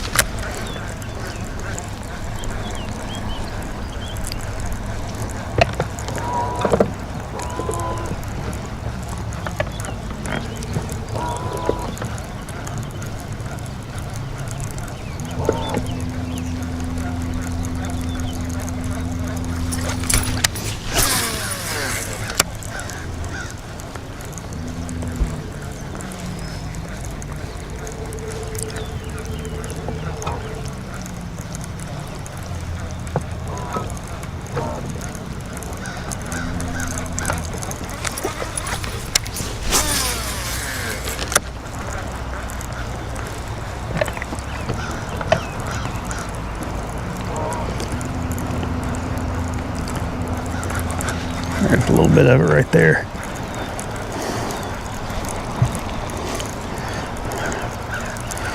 Catch a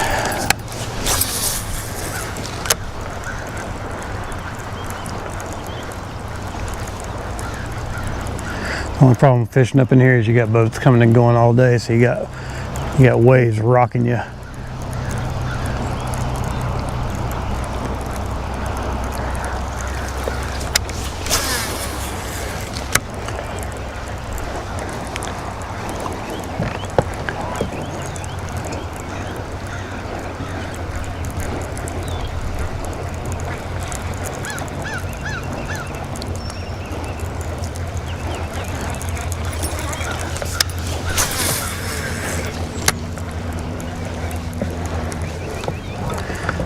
right, and there's some stuff that grows off the end of this boat ramp right here.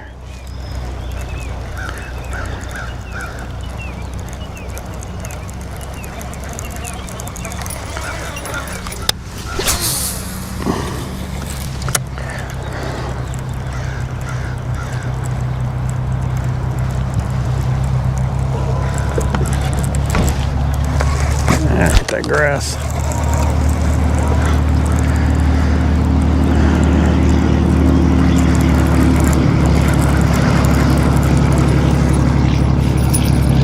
Got a little pondweed there. Let's see what else we got.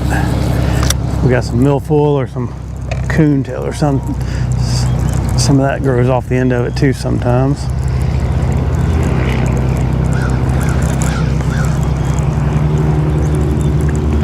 I have to put that swim jig on here in a minute.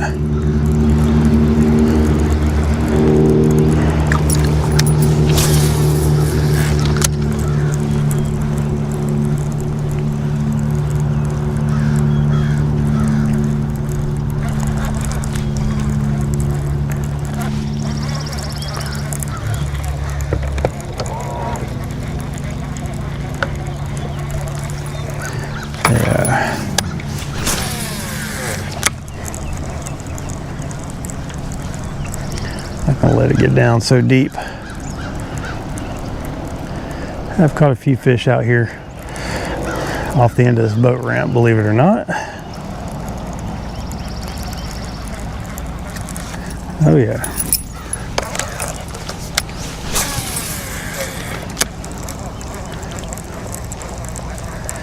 Keep that rod up, I guess. It's growing alive and well right through here.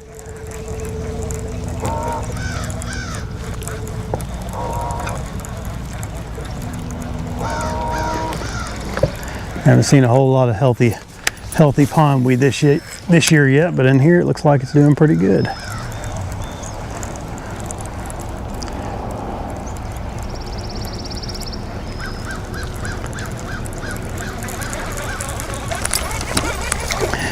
Try my topwater there. That spot just kind of, that wasn't a great cast.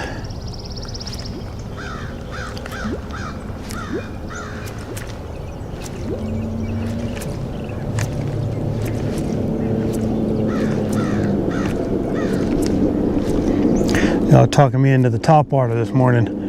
Hadn't seen any evidence for it working, but I want it to work.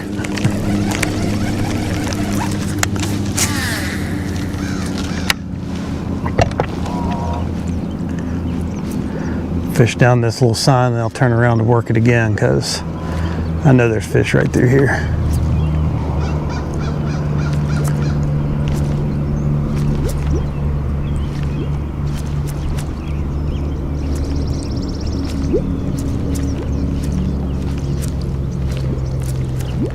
I just need one to give me a little bit of encouragement, and then we'll be game on.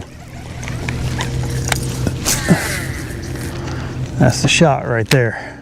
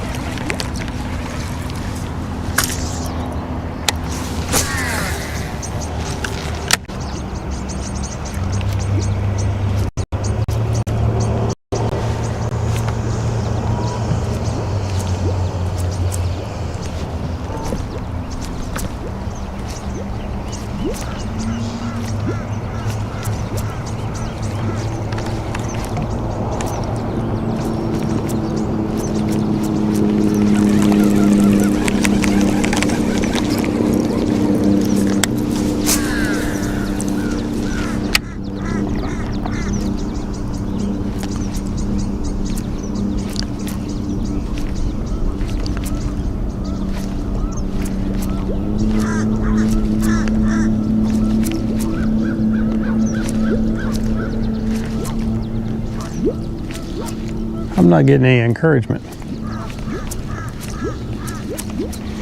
We're going to turn around here in just a second, go back over it with the spinnerbait and see if there's...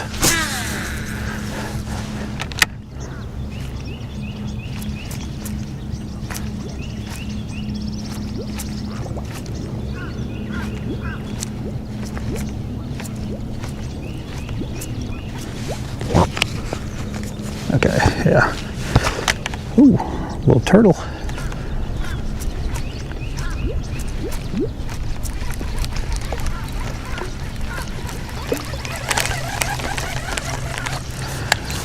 All right, last cast with this thing for a minute.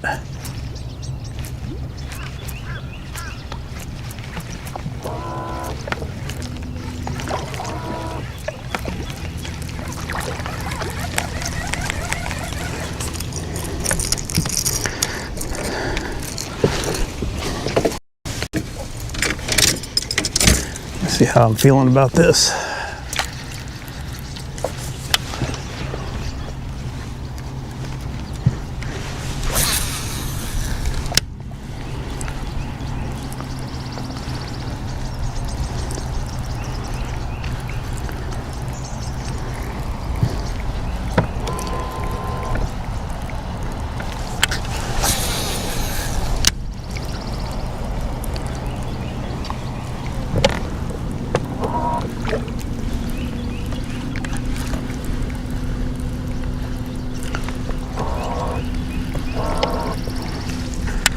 Try a little swim jig through here. I think the water is actually a little bit too clear even for it, for what I like.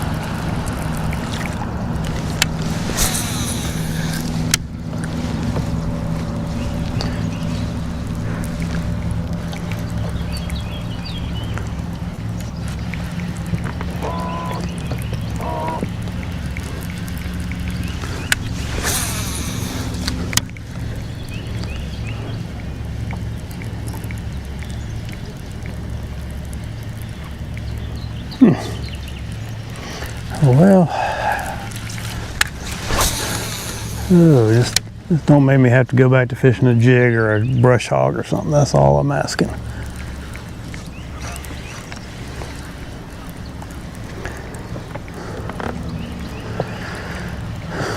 Just a little bit of encouragement on something else back in here would be nice.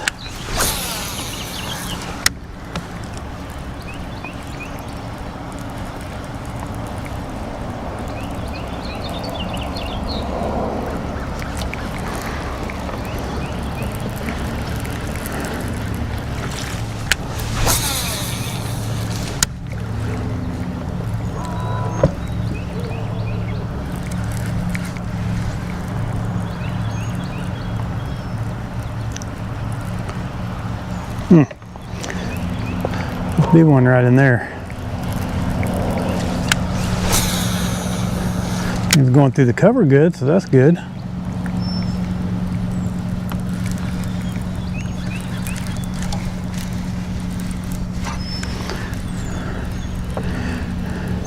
Even worse, don't make me have to fish don't make me fish a daggum. Well, I say that and then I get some stuff on my bait as soon as I say that. Trick worm.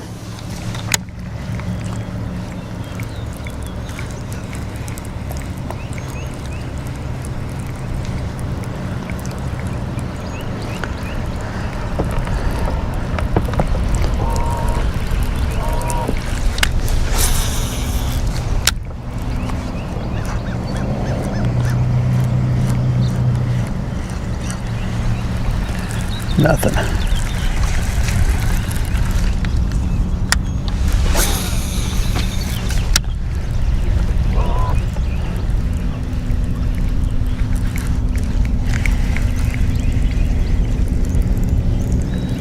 And nothing. All right.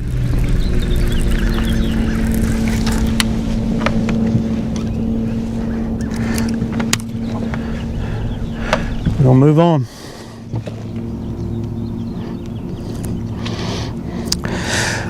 Thanks, Jack. I'm trying. I'm trying hard. Caught a few this morning, and since then it's kind of petered out. That's how it goes, though. That's how it seems to go. Sometimes you get a good morning bite, and then you got to figure out. Got to go out there and start working for them.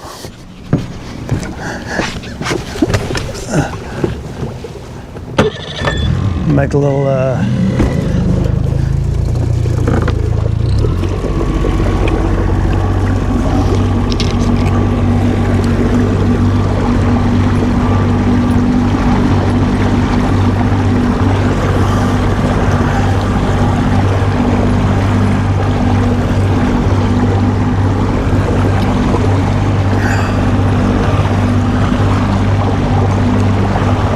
This water's still kind of low, but I'm gonna go up in here. Maybe too low to fish what I'm trying to. Well, I'm gonna try to fish. I'm gonna go way up in the very back of this creek.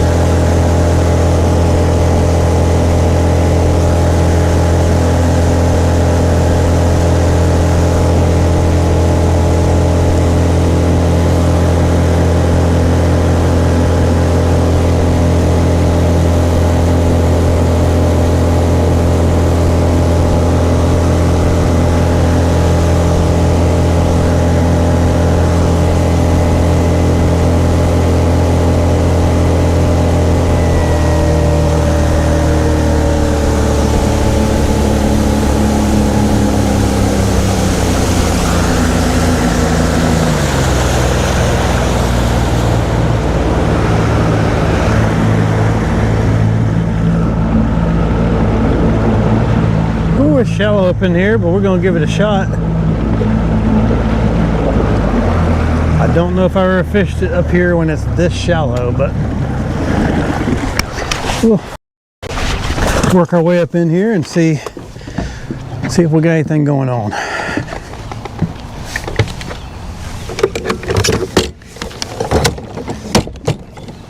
I know there's a bunch of scattered stumps out in here. There's grass growing, so if there's any fish, we got a shot. Let's see what we got. I just kind of stopped out. I'm just gonna kind of just burn the spinnerbait through here while I work up in this real shallow stuff where their stumps are.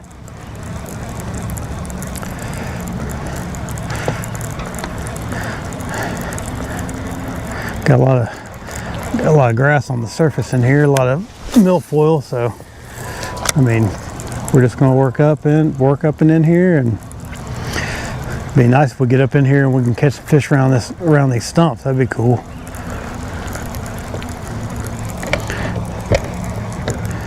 Ooh, a shad spawning in here. They're chasing my bait up. They're coming after it. Same water temperature out in here. We're up in around 4 or 5 feet right now, but we're gonna go even shallower. Oh yeah.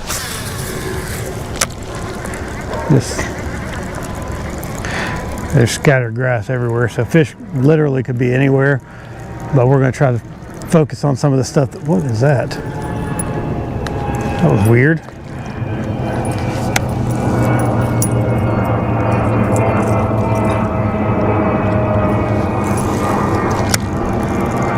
Very weird.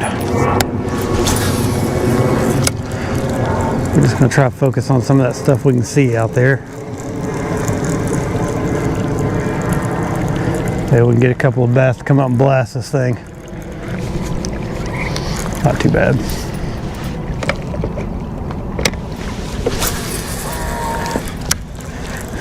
If I'm fishing too deep to pull my trolling motor up a little higher, I'm just fishing too deep. That's the way I like it. I like it shallow. You can see a little grass line out here, so that might be a good thing just to kind of concentrate on.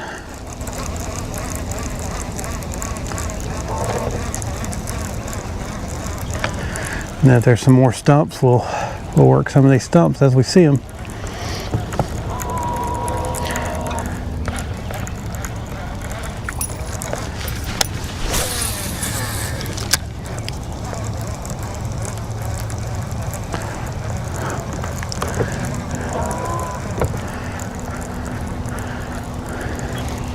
Back in here looks like good buzz baiting territory to me. Somebody's got him an old duck blind.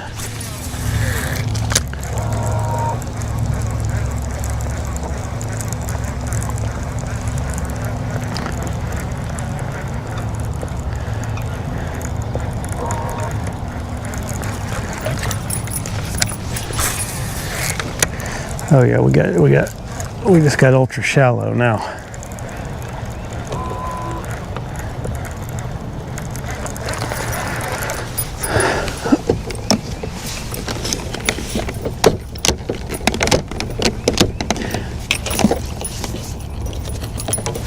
All right.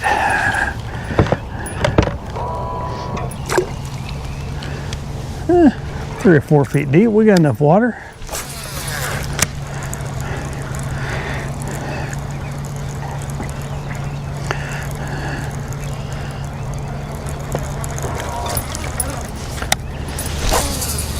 Make some casts around this duck blind, see if anything's hanging around. See some good grass coming up off the bottom. Looks like some coontail. We got all the elements.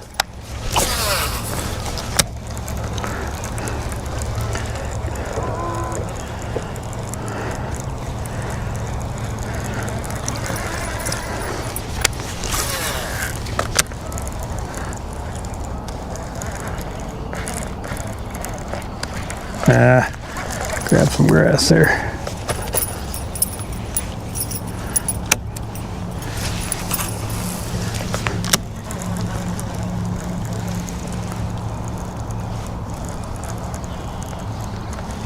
Ooh, stumps everywhere.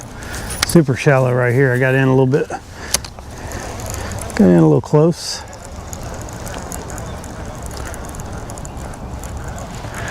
That's all right, like I say. I like fishing shallow. Little shallow stumps everywhere. Little clumps of grass. Just stuff to cast to. Give you a good target to. So you know where you should get a pretty good idea where you should get bit if you're going to get a bite.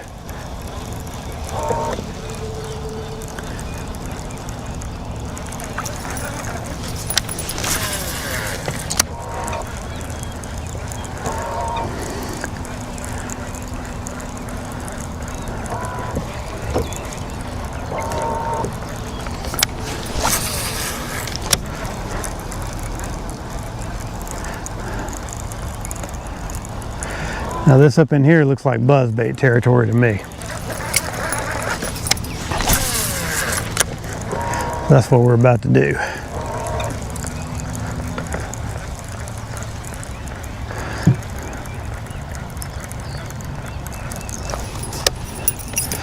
Let's buzz it. Yeah.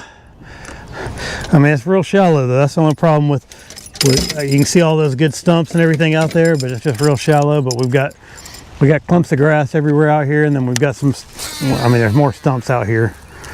Just kind of, it's the problem with grass fishing. You just kind of have to fan cast around and see if you can run into something. Ooh, I just had a big one hit, big fish.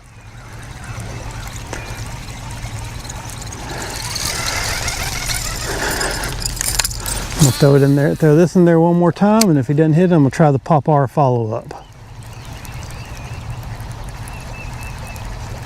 That was a good fish right there.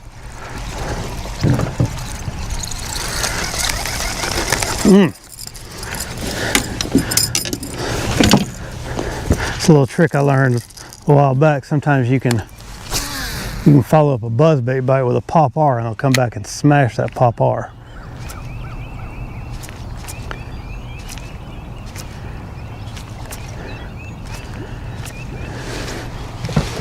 But that's what I needed to see right there. Ooh, holy cow, what was that? Something big just came up and busted something over there. I don't know if I think I didn't go far enough, but all right.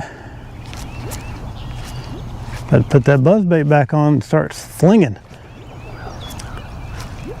I don't know what that is. There's something big. I don't think it's fish. I don't know what it could be besides fish. Maybe it's just giant carp moving around in here.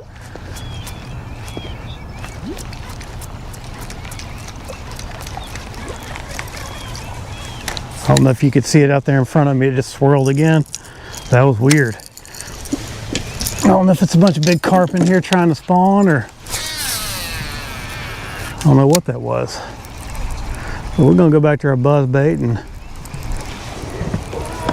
just fan cast around out here. This is a big flat with grass on it, shallow.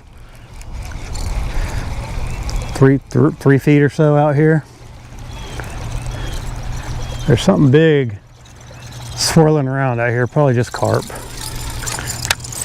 But that was a sure enough bass that I just had to hit my bait.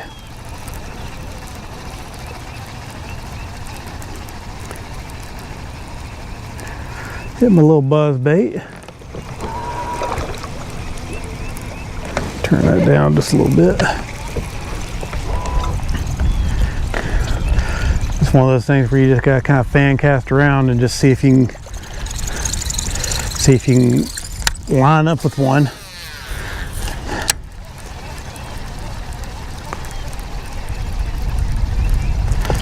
Maybe it'll happen, maybe it won't. I don't know.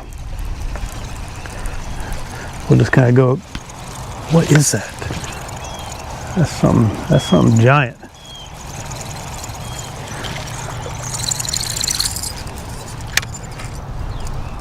Yeah, that's giant carp back in here trying to spawn.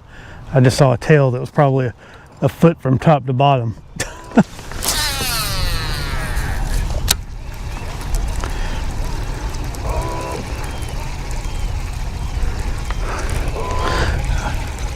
I'm just gonna kind of troll across this cove and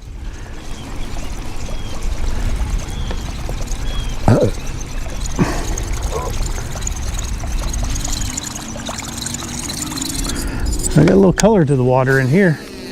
They got carp got it all. Oh my goodness, they got it all stirred up.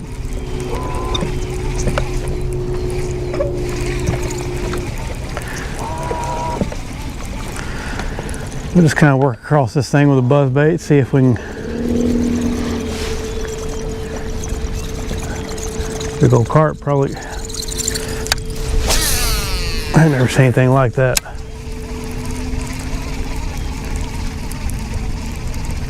They're all in here thrashing.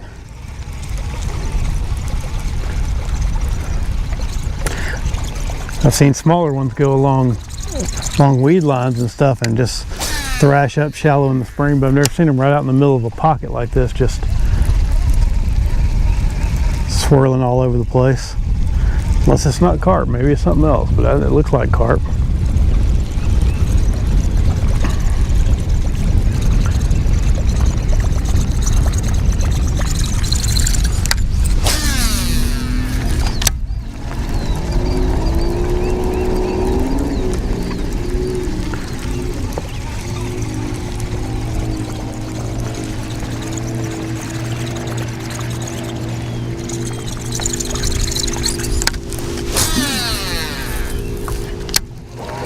Go over here and fish where we got a little bit of cover. Get on this other side.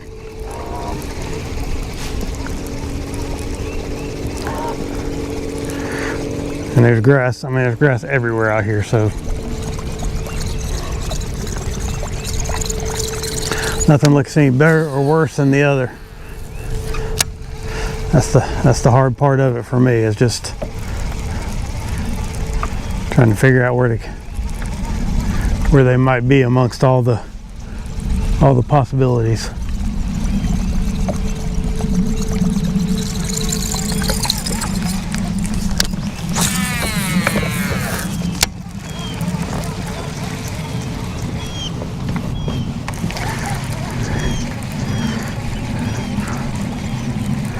No, I don't know. I don't know that guy, Dave. Don't know him.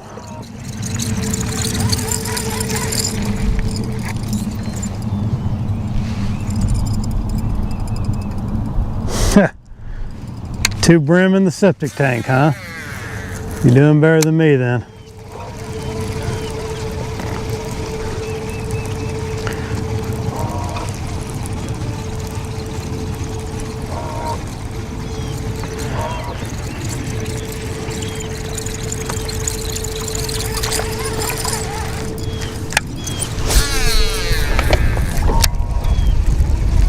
I can see a little bit of a grass line over here. Or at least some high spots in the grass. That's what I look for. I look for whatever reason, I always catch bass on the high spots.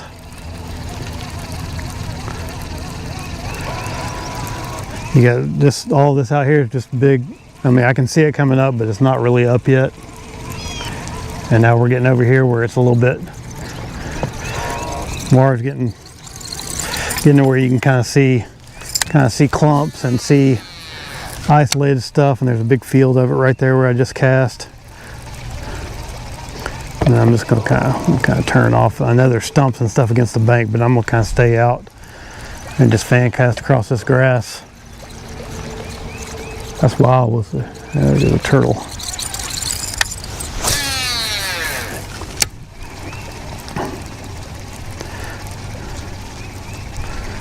Yeah, we got some decent looking grass growing up through here.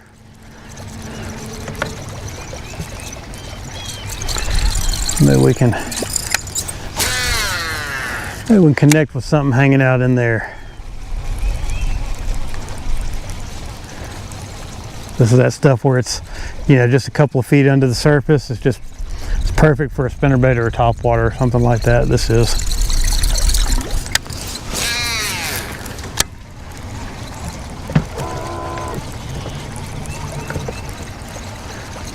And there's a bunch of it out here.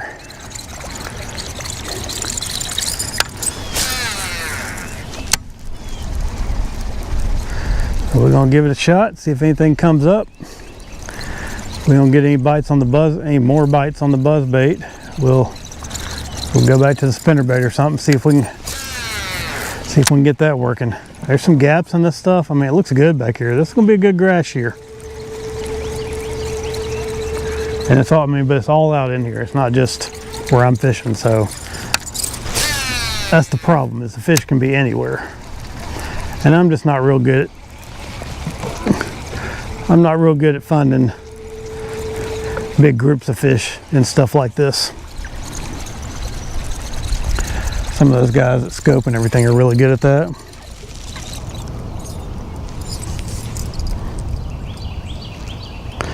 Oh man. I've been catching them on the jerkbait. I caught 610 on it Tuesday night. It was a nice one. I'm just trying something different today.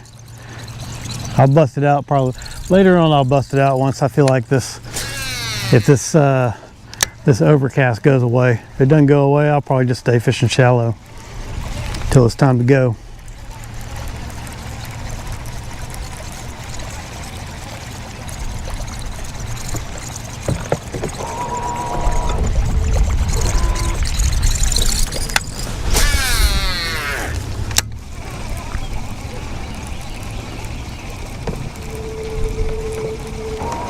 Well, I had one little bite on a buzz. I mean, that was a good fish that I had bite this thing. It was a really good fish.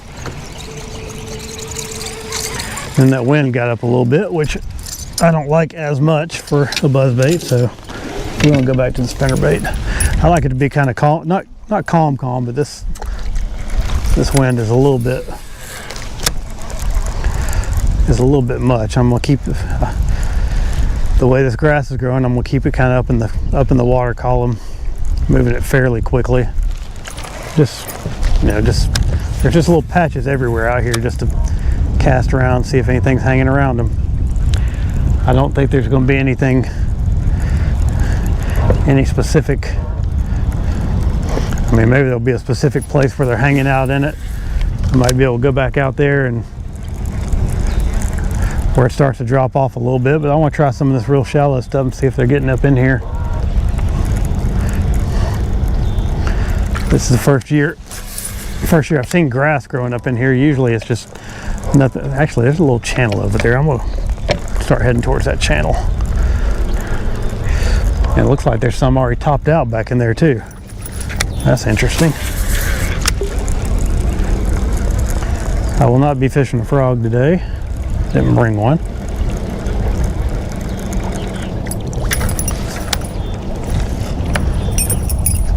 I mean, it's already right under the surface in here. So we're gonna have some killer grass. Not seeing a whole lot of bait or anything way up in here though.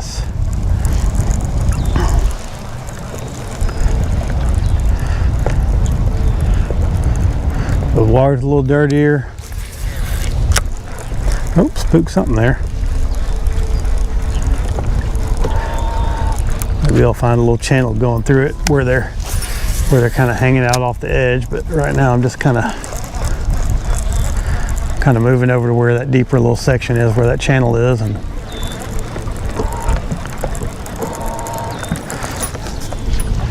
gotta keep it up. It'll get on there.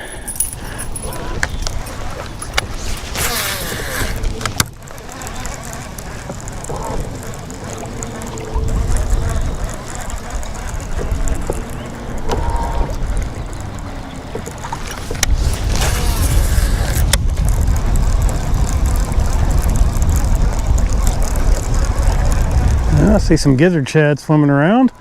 That's promising. Usually in places where they are, bigger bass are there too.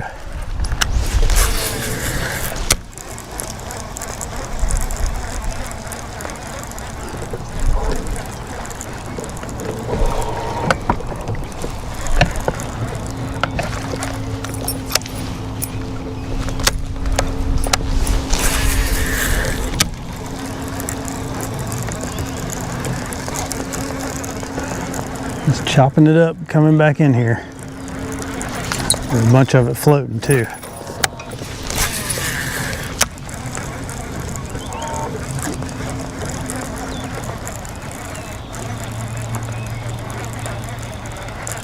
Whew. Shallow. Just a good looking line over there, so that's looked out a bunch of something. A whole bunch of mud clouds right in here. I don't know what was as far as dirty after that rain we had, so I might need to go back to my Colorado blade. Yeah, I will here in just a minute, I guarantee it. That's what we want. We want some dirty water like this. Makes them a little less cautious and to feed up a little bit.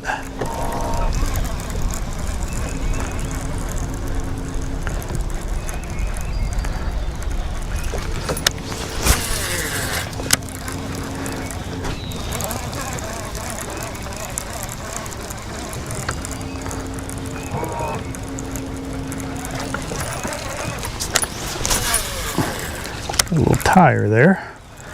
I don't think I've ever caught a fish around a tire, maybe once. Looks like the streak continues.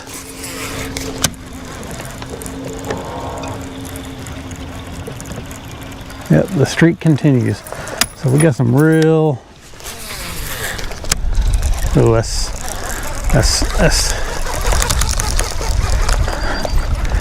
that stuff is basically surfaced. It's got fish around the edge.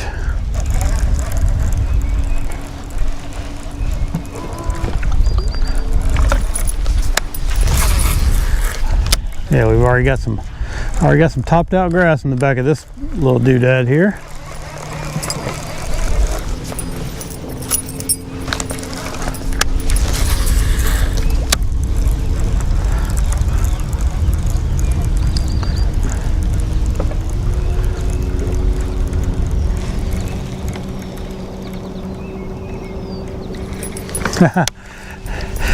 I'm sorry, but I don't do any guide trips.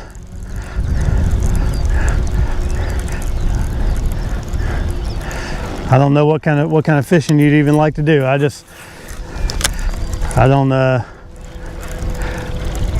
can catch fish, but I'm not great at putting other people on fish. And this boat's kind of small for more than one other person.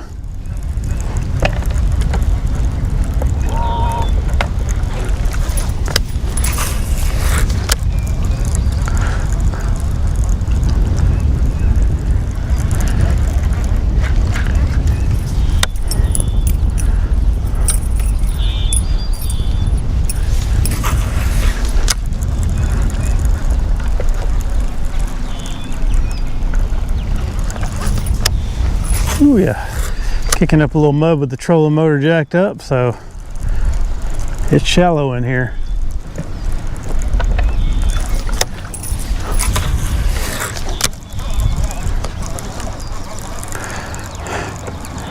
Kapow.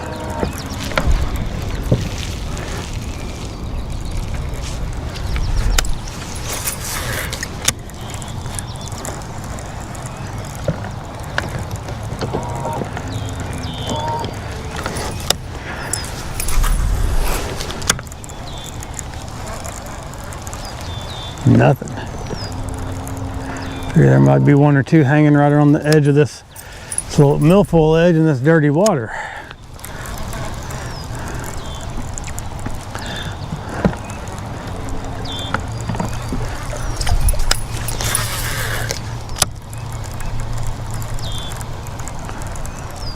So far, not the case.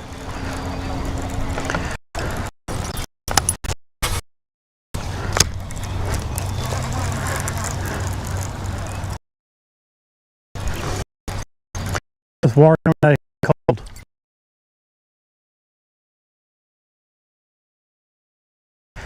Must be some of that cold rain we had yesterday knocking that temperature down. It's been 73 up where I started out at 73, 74, and right here it's 70, so it's a pretty good difference.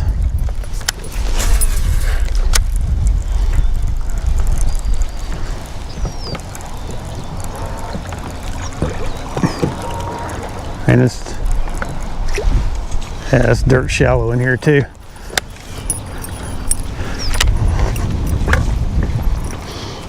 Let our spinnerbait go. I'll put this single Colorado back on for a few minutes and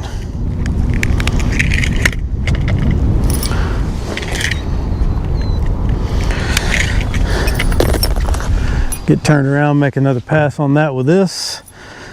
And then we'll go back out where the water's a little bit clearer.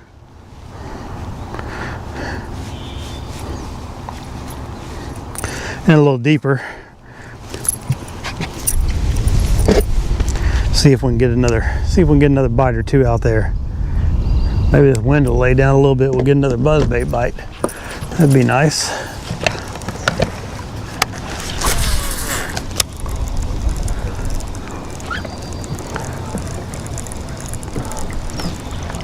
Oh yeah, I'm kicking up mud hard right here. I can see bottom. Just hitting the best situation.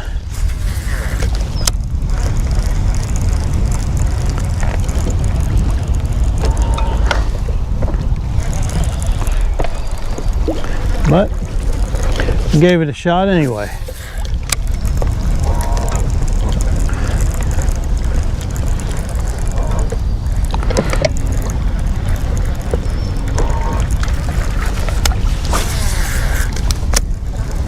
I just saw this real thick grass in here and I thought, oh man, there might be some fish around that.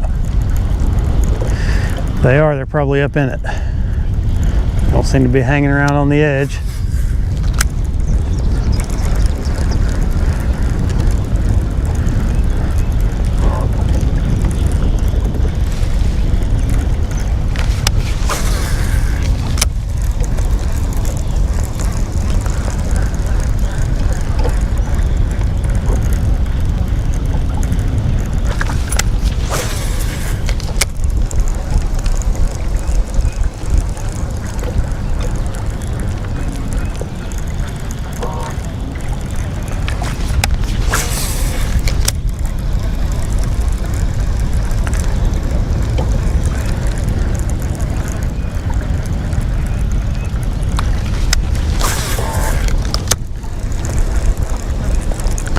But this grass in here is holding back this dirty water from getting out into the main lake a little bit better. It's just kind of a neat thing. So there may be a little sweet spot in there where the color is just right and the bass are comfortable and hanging out. I don't know. I'm just grasping at straws. Water temperature is 70 right here. It's been out in the main lake it's 73. I think this is just, this is the very back of a creek where some of this rainwater we've had washing in.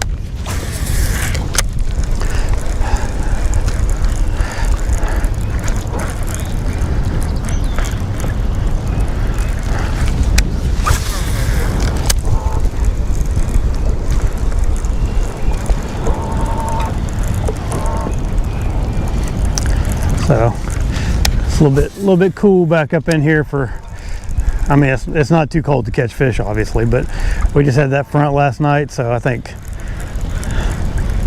don't think this is the ideal place to be. I just wanted to give it a shot. Water's not all the way up yet either. Water's trying to come up, but hasn't come up yet.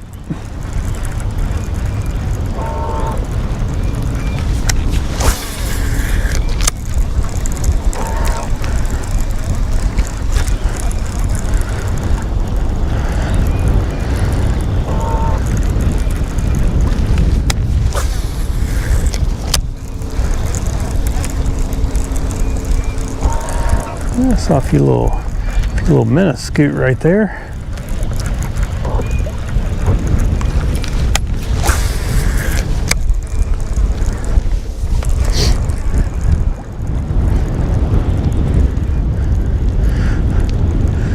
The way this weather is this morning makes it feel like it's going to rain, but it's not supposed to rain today. It's supposed to get up to 80 degrees.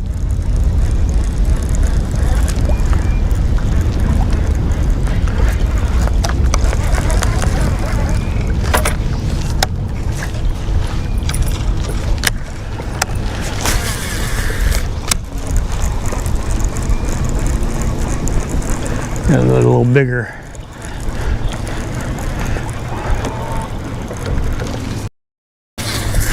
Switch over this side for a minute. I see some stuff that looks, I mean, it all looks good, but there's kind of like a little gap where it's a little bit deeper right in there.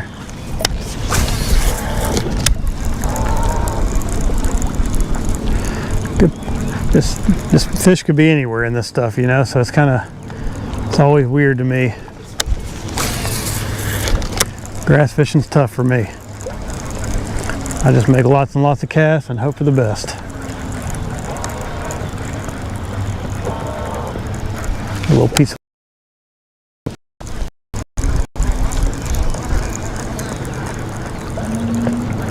no bites.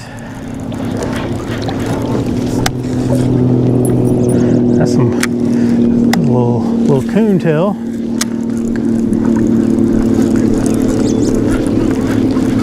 Well,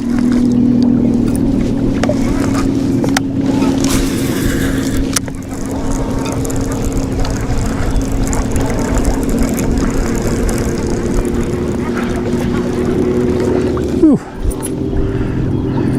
A lot of stuff on the surface making it a little bit tough to fish. That kind of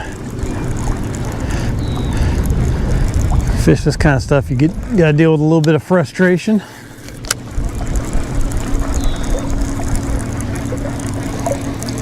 Yeah, as we're getting back out to the main lake, water temperature's picking up a little bit. We're 71 right here, and I expect when we get out there where the water's a little clearer, it'll be back up to 73.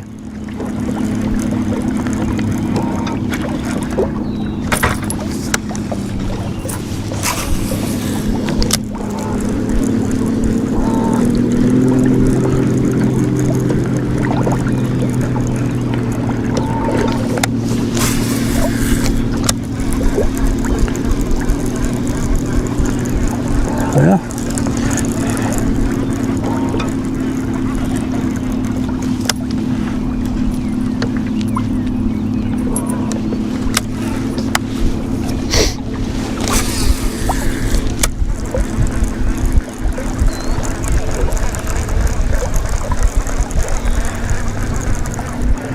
I just hope if we connect him one out here to be a biggie.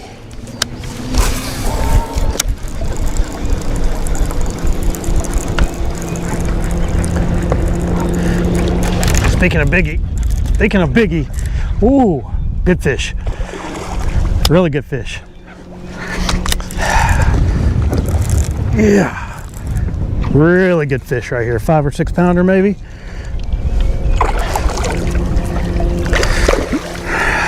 Oh baby, might be bigger than that.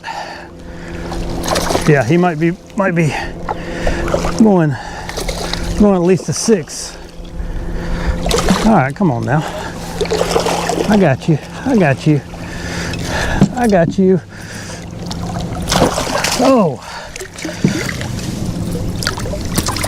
Oh, what about that?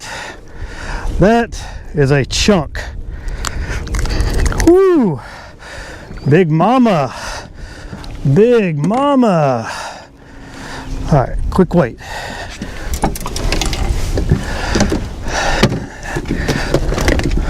On my little spinner bait. Big mama right there.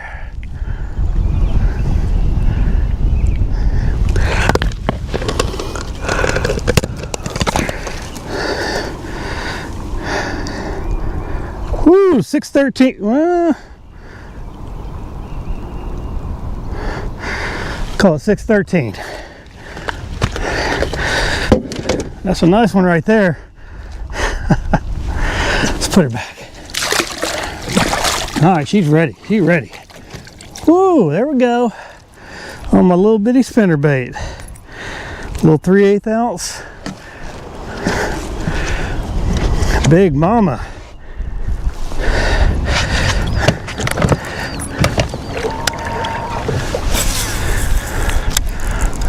That's what's so wild. I mean, you just have no idea where you're going to get a fish in here. I see this carp are just slashing in here too. Hey, that's a good one.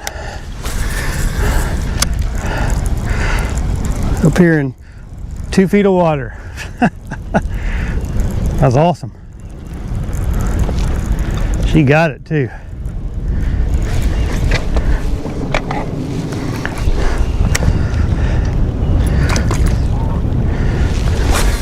See if we can get us another one somewhere out here.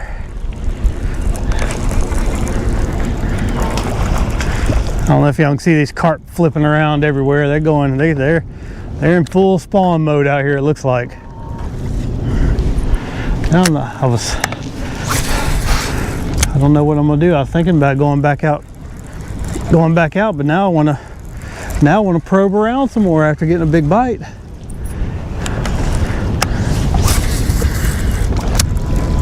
Let's go over here let's go this way for a little bit. We may not get another bite, but we're gonna give it a try. Fish just came up and slammed that thing. That's just a little 3/8 ounce chartreuse and white spinnerbait with a single 4.5 Colorado blade on it in this dirty water. Came up and slammed it. No trailer hook, just, I'd be lying if I said I was expecting that, because I was not expecting that.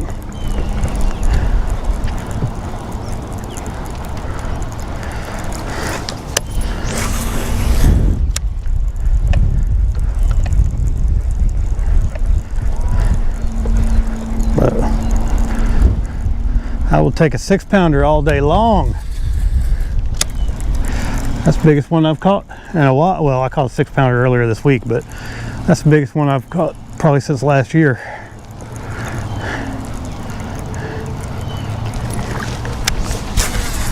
Besides those two.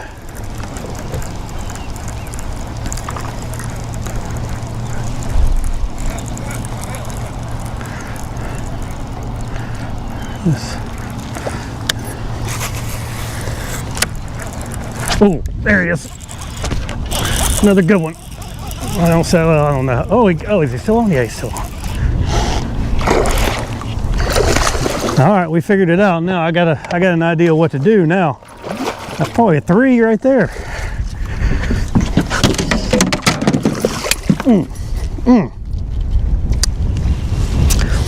Well,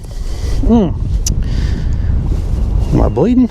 Yeah, I'm bleeding. Where am I bleeding? That bait just came out of his mouth and hit me right in the face. I'll be all right. Oh. Busted me right in the mouth. I saw some, when I threw in there, I saw some bait flick, and then bam, he was on. So, hey, that's awesome. Trying something different, paying off.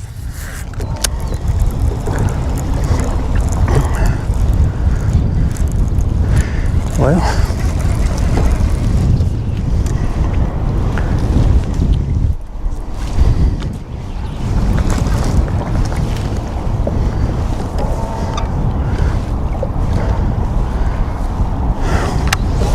at least I didn't get a hook in my nose or something.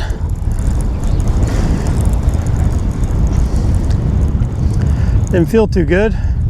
That's the first time I ever had one come out of a fish and then hit me in the face like that.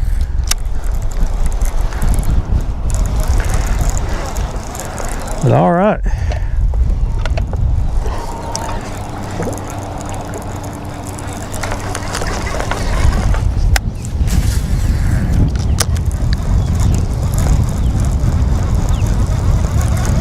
What just happened there?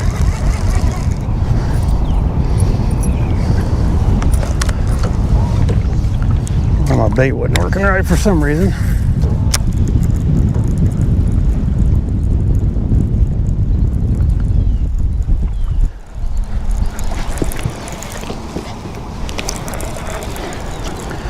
Whew.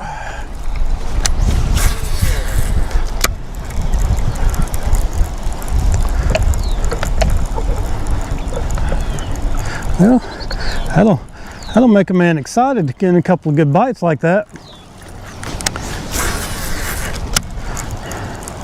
And I'm just buzzing this thing over the top of that milfoil in here, and it's shallow. There's carp flipping around everywhere. I thought those carp would have these fish run out of here, but doesn't seem to be the case.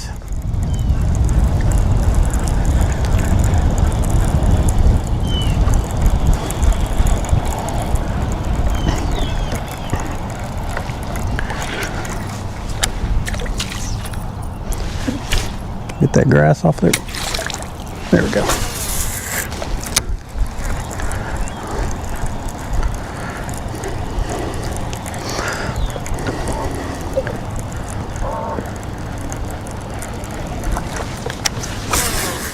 That's why I like fishing that skinny water, because this is fun.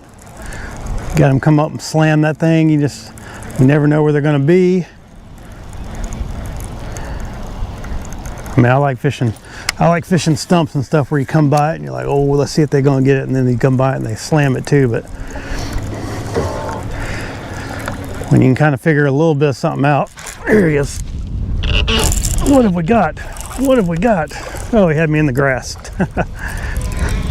When you kind of figure something out like this, awesome. Awesome, awesome. Another chunky mama there. All right.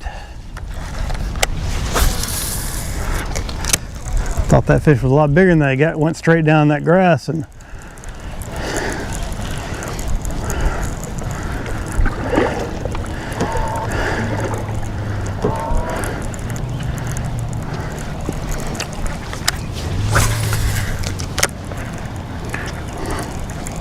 what time is it? 9:30?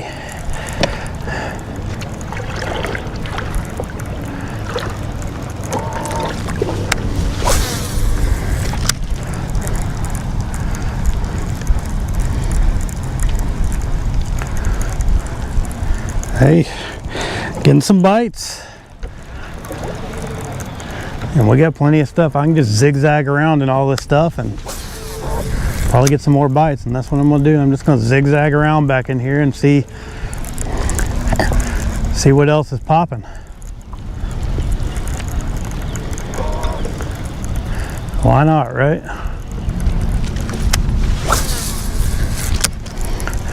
And I was getting ready to leave too. I just was using the wrong thing coming in. Ooh.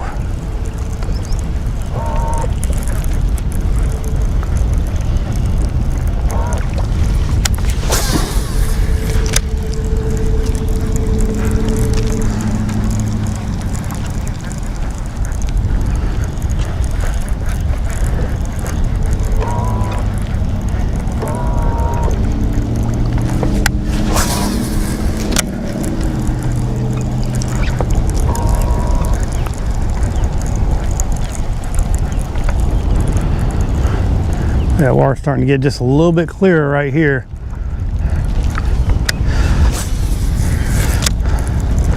We'll see if anything wants to hit right through here, but if not, we're going to turn around and we're just going to work our way back up in the back of this creek again.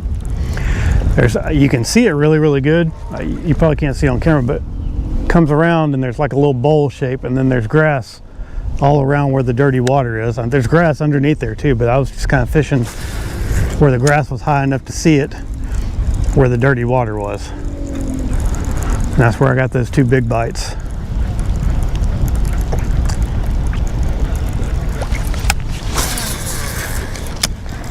So that's a place to come back through, and we'll kind of just meander through here and just see if we can pick up some more bites along the way, and come back and try that one more time after a while. I mean, there's just grass everywhere, so it's just throw it out there anywhere that looks like a good lane to throw through.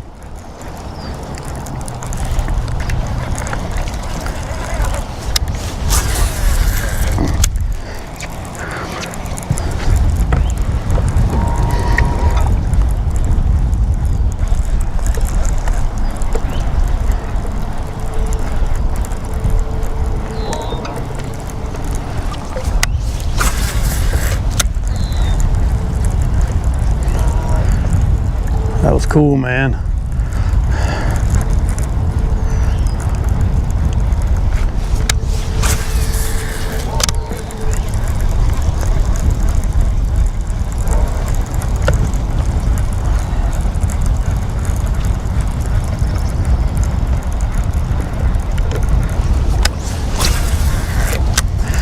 This morning I made the adjustment to the double willow leaf because the water was clear. And now that we're in the back of this thing, I made the adjustment back to the Colorado because it's dirty water, and caught almost 7-pounder. So that's pretty good.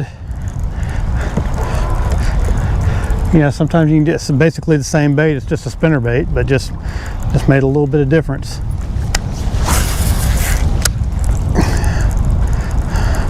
Just something to think about. There's a lot of different variations in blades and colors and styles of spinner baits and jigs and things like that, and sometimes you just got to dial it in just right.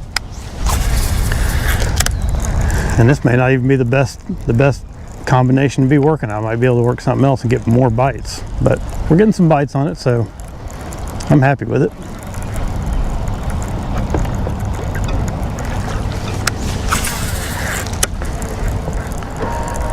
They had me doubting myself till I got that big bite. Big old clump right there.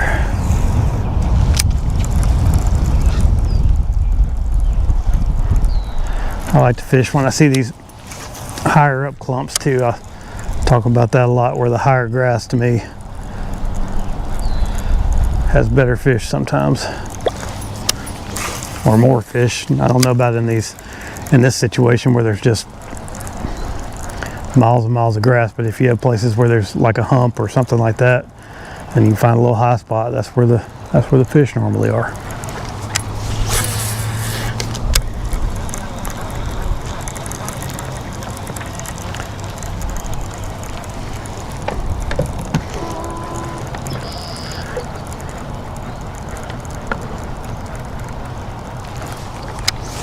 I see some little bait flipping around right in here. Good sign. There's another little creek. We went down the back of one creek, and there's another creek over here that comes in. We'll give that guy a shot too.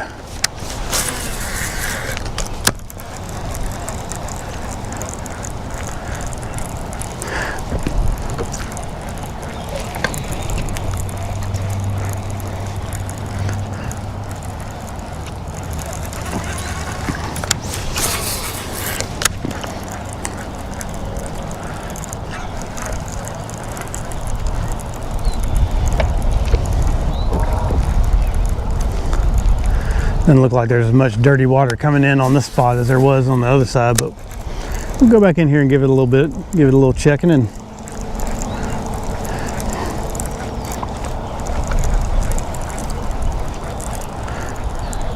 maybe we can pick up another one or two. But I think most of the fish are going to be on that defined area that I can see out there. That I don't know if I did a very good job of explaining it, but it's just high grass, and then the wind's blowing dirty water right on the edge. You can see like a defined edge. I don't know if it's actually a defined edge or not, but you can see that dirty water where it hits that higher grass, and it just seems like the kind of place that they would just hang out. Got a few little stumps up in here.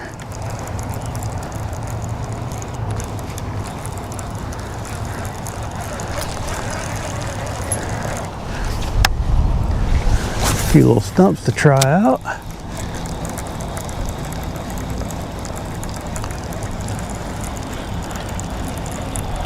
There's some little holes in the grass.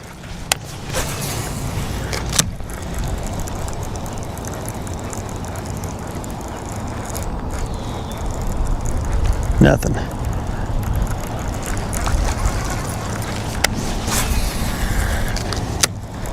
This water is quite a bit cleaner over here than it was on the other side though, so that might have something to do with it. I just feel like when you get some dirty water, they feel a little bit more secure.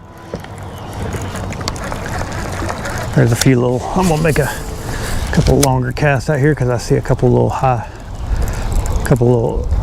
open spots. I'm having to fish that buzz, that spinner bait, and also my trolling motor's eating up some grass. Couple little clean areas. You feel like maybe they'll come out of there and slap it. That's how you do trout down in Florida. You find the open areas in the grass, and that's usually where they're hanging out. Sea trout down in Florida, that is.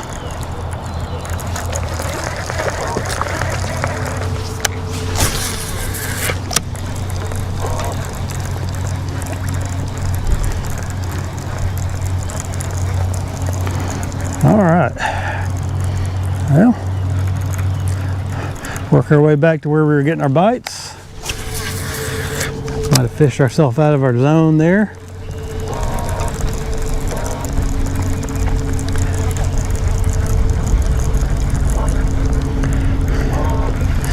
Check my line while I'm thinking about it. Yeah, we're good. Ooh, no, we're not. We are not good. Are we? No, we're not. There we go. We got to retie.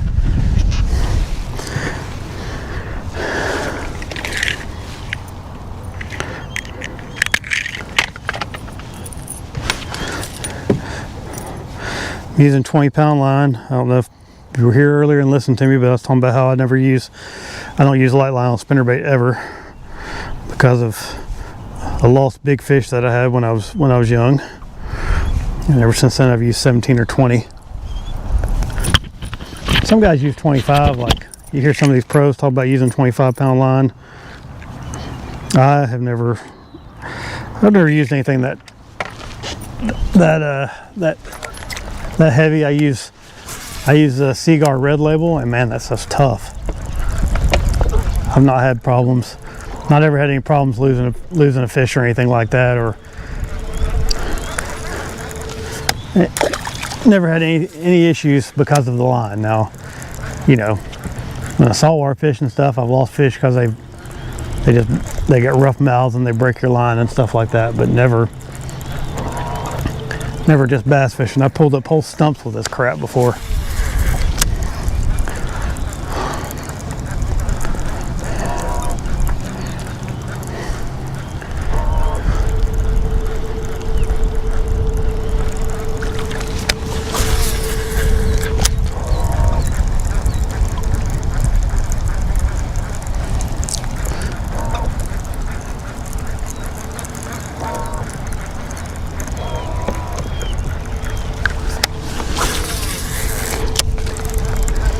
Getting back in the area, I'm gonna try something. I'm gonna kind of go back.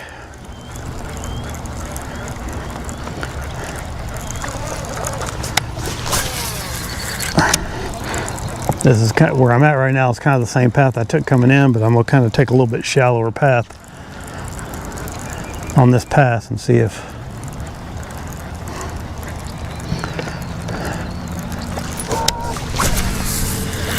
sometimes making a little different cast, different angles makes a difference.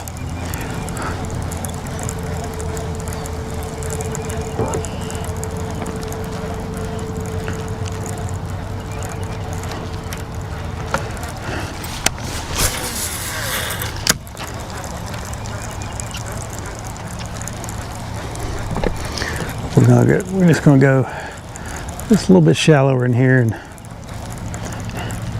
we'll kind of work our way, zigzag around, and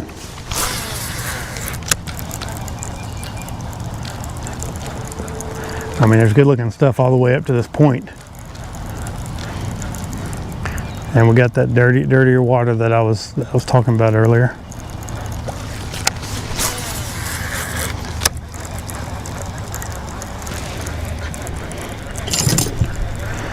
Maybe we can get another big bite here soon. Wouldn't that be grand? Jolly Jack Splendid.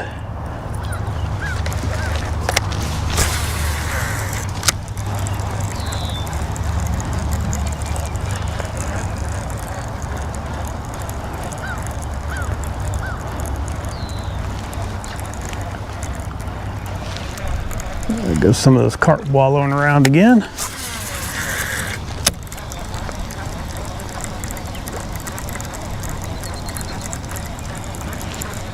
Oh yeah, those are big ones, man. Those are probably like 30-40 pound carp up in here sloshing around.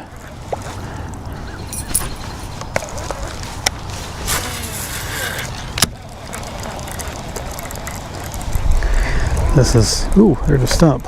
This is the first time I think I've ever caught fish around them while they're actually doing that. Usually you see that kind of stuff and can't get a bite around them.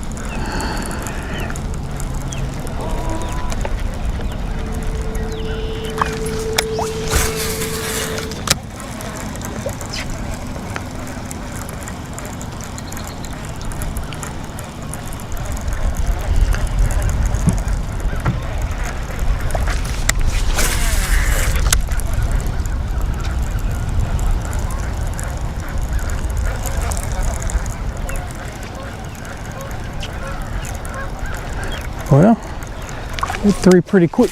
What was that? Had 3 pretty quick fish there and then nothing.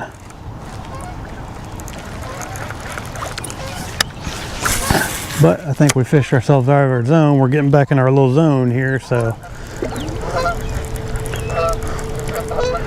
maybe we'll start getting some more bites again here in just a second. Yeah, that's one of those carp.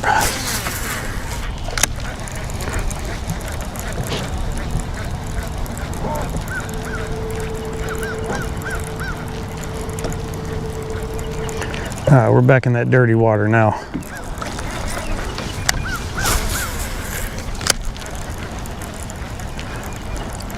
Back in that sure enough dirty water. Over there it was just sort of dirty.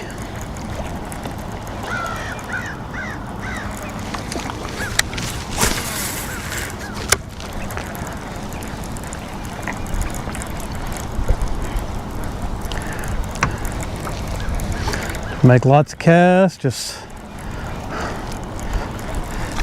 keep the bait wet. You never know where they're going to come from.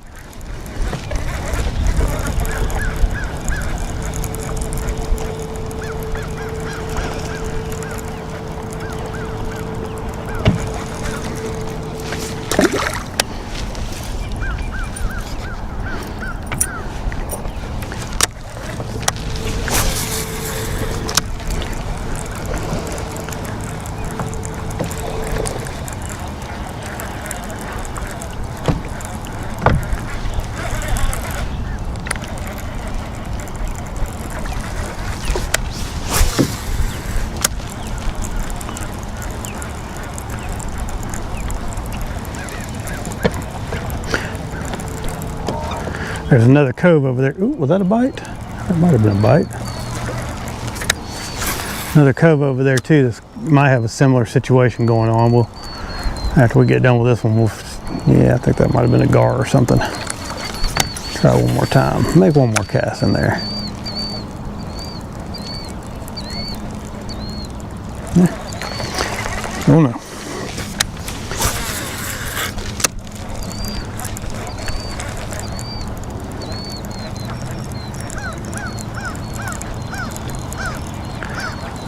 Feels like I got grass on the bait. Yep. A lot of stuff floating in here too, makes it a little bit difficult, but it's just part of it.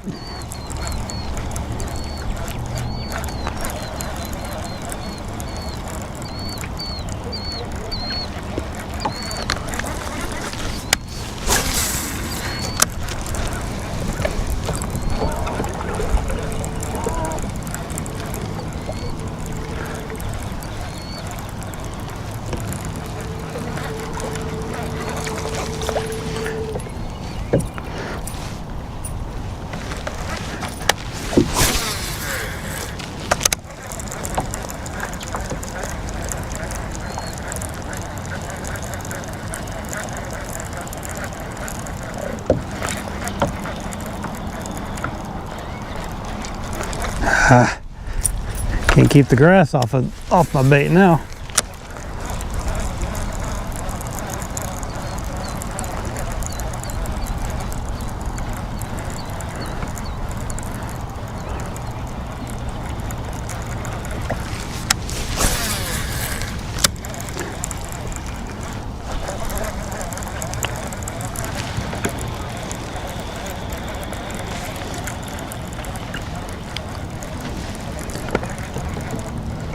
We got shad spawn. I'm seeing them chasing my bait.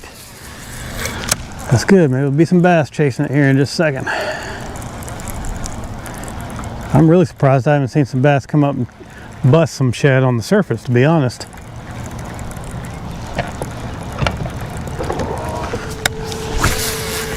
As much of that shad spawn action as I'm seeing going on, I would have thought there would be a little bit of topwater. Ooh, there goes one of those carp. See those carp in front of me? It's wild. Right in there is where I had that big bass. Right where that carp was flipping around.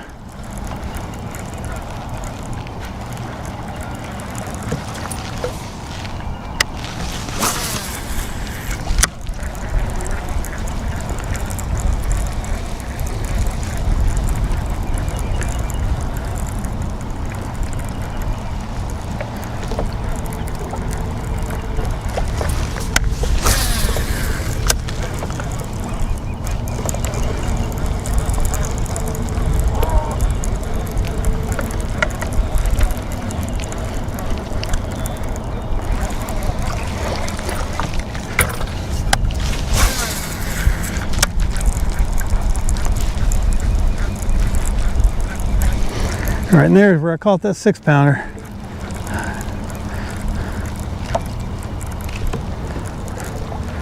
Thought we were on this. Oh, there was a little bite right there. Okay. Might be on something.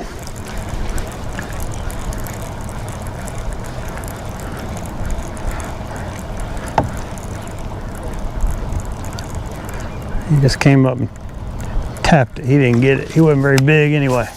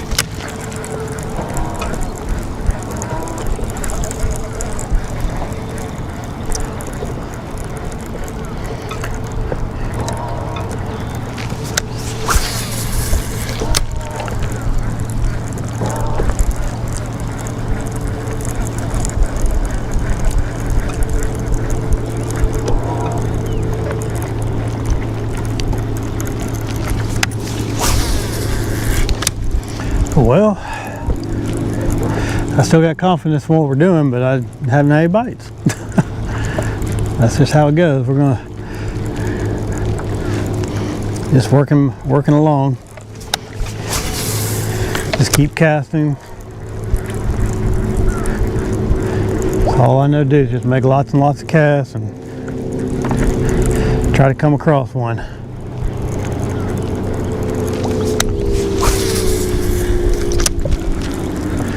Seeing some bait flicking here and there, seeing those carp are still over there going crazy.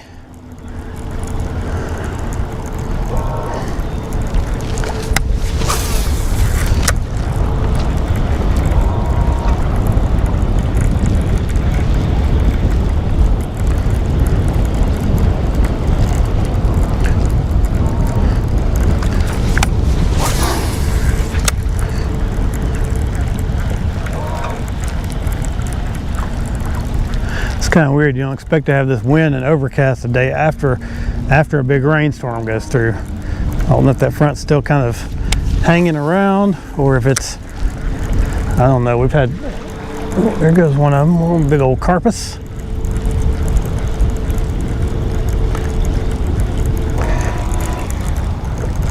All right, now we're going to turn around and work our way back. I'm getting, just kind of working inside and then working outside and this.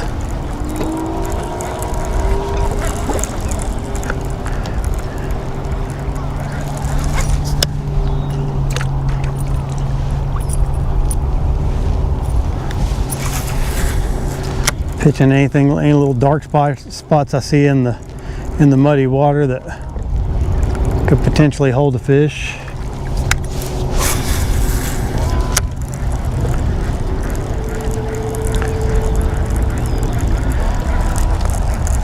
Like I said, this is so weird for me because I'm not used to, I've never ever had bites around where carp are flipping and stuff before, so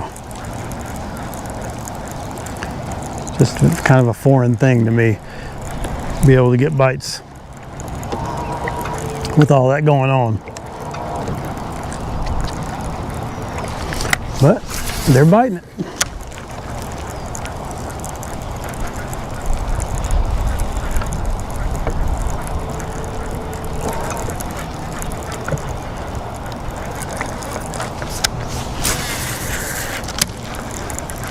Shallow milfoil. Good stuff right here. That's the way I like to fish. Yeah, there goes one. There they go. There goes a carp. There goes another one over here on my left. Oh yeah. They're swirling around. They may be in here. They may not be spawning. They may be in here just working through, just trying to grub out some bass eggs or something. I don't know. But they're big ones. One I just saw was every bit of 20 pounds. And I don't think he's one of the bigger ones. They're just muddying it up too. They're helping muddy it up.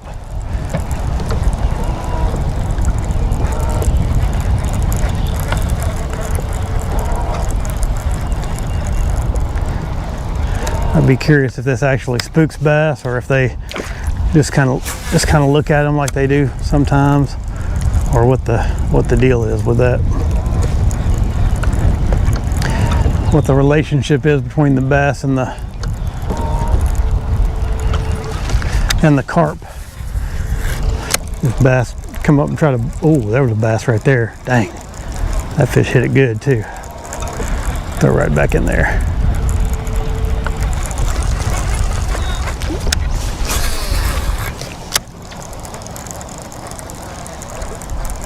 Nope. No follow-up bite. Darn it.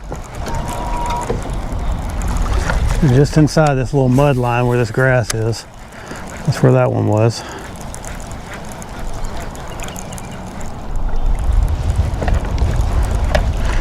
Got the carp churning it up out here. And the bass are just kind of right inside where the grass kind of starts getting up shallow.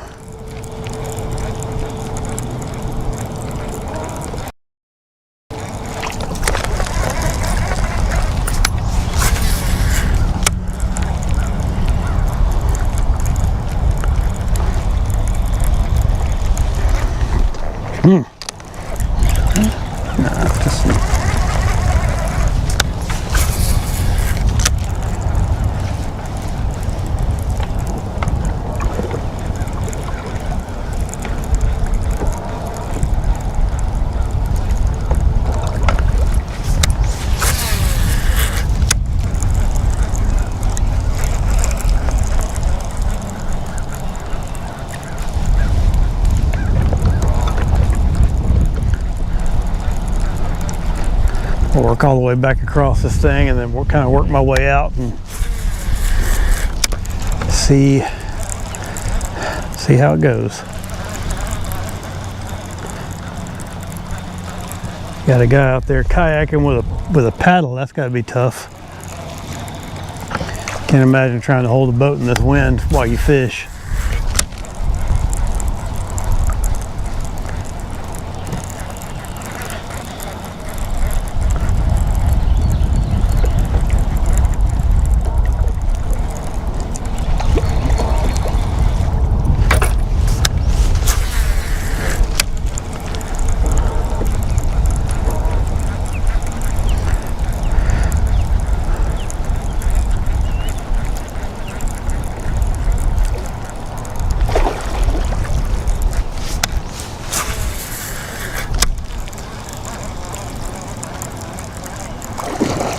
Ooh, there goes one. Yeah, they definitely spawning. There's two of them together.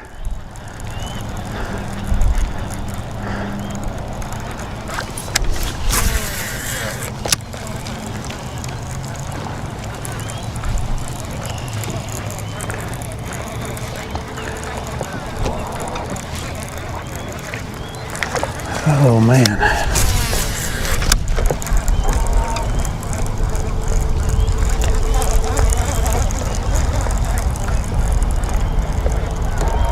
Ooh, that was a good one. Just came up and busted that thing and missed it. It's probably 3.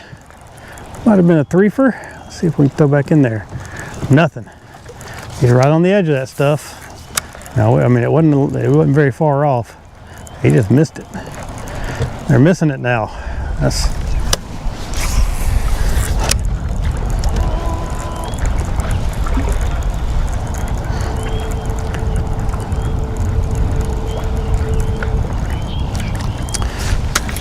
they were getting it good a little while ago and now they're missing it, but that's all right.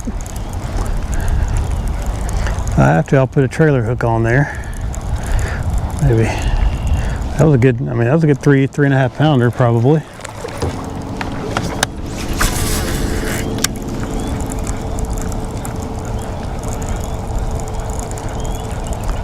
Second one that's missed it here lately. Oh, there's another one missed it, dang.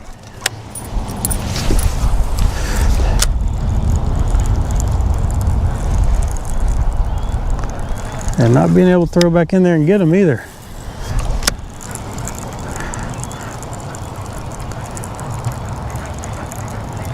All right, but they're on this little edge. Oops, that one's got some grass on it.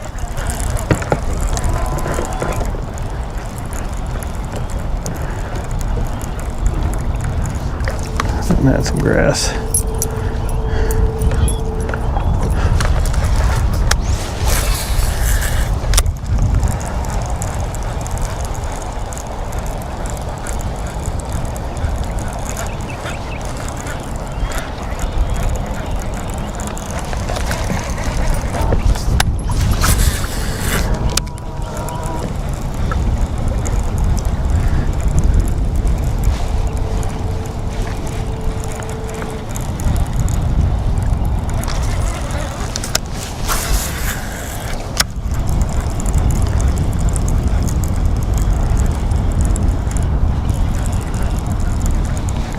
Put a little trailer hook on there, see if that makes any difference.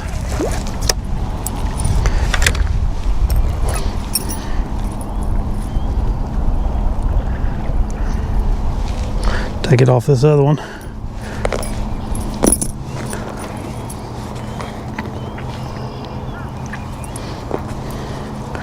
Had 2 come up miss. I don't like missing them like that. All right. Back in action, just that fast.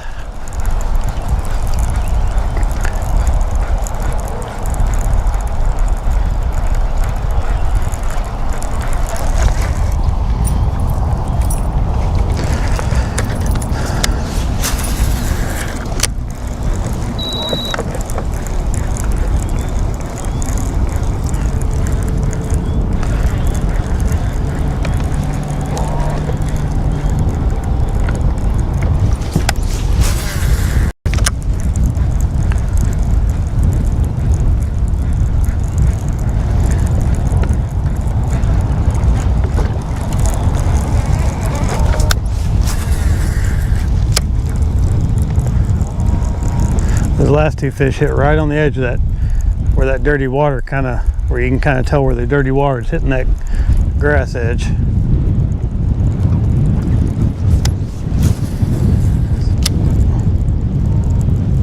And we've got a whole bunch of that right up through here that's pretty obvious that I can work on my way up.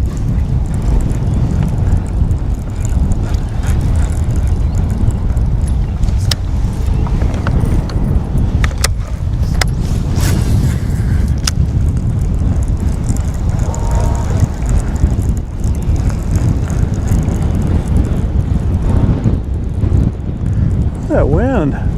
What is up with this wind?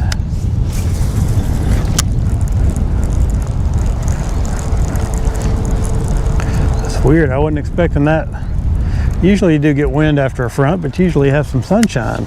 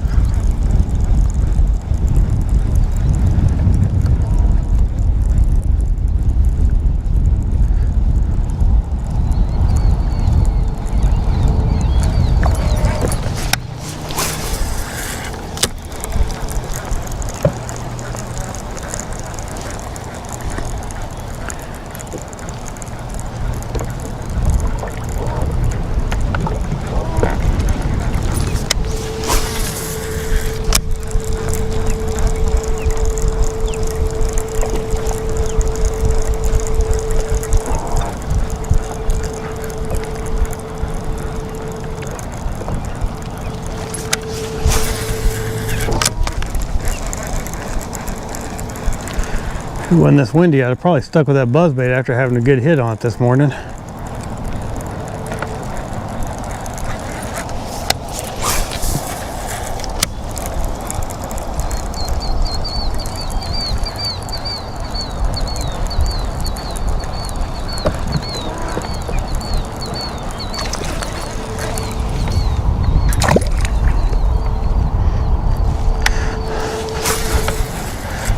What's going on, Don? Did you see that biggie I caught a little while ago? Well, it's been about 40 minutes ago now.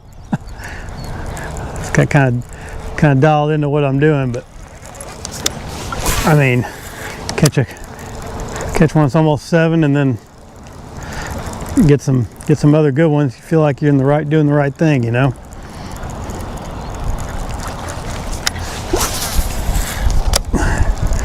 Had 5 or 6 bites back in here. Oh, there was a bite right there. That might have been a gar though. Right on the edge, right where that higher grass hits that muddier water. That's what they do. They're just hanging out, ambushing.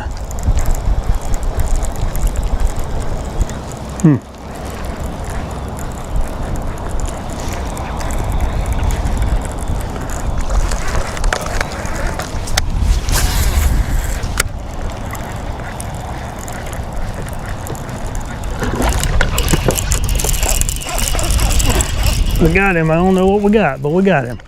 Oh, little guy. And that fish solely on the trailer hook that I just put on. I would probably not have caught him otherwise. Little fat guy. Big old belly on that guy. Been eating good.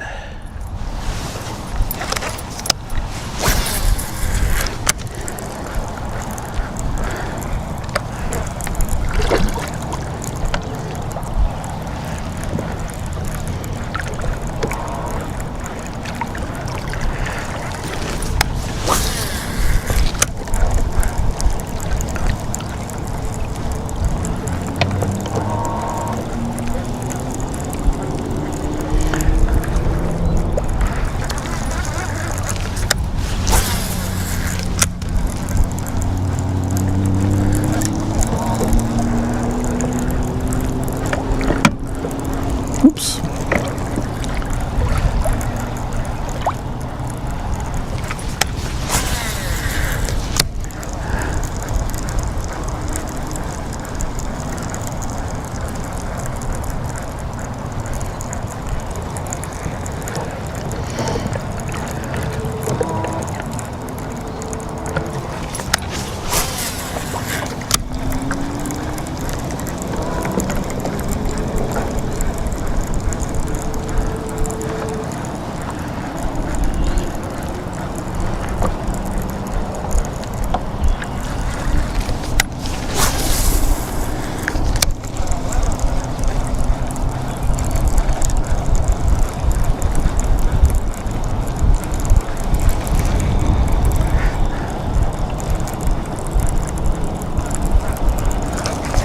All right.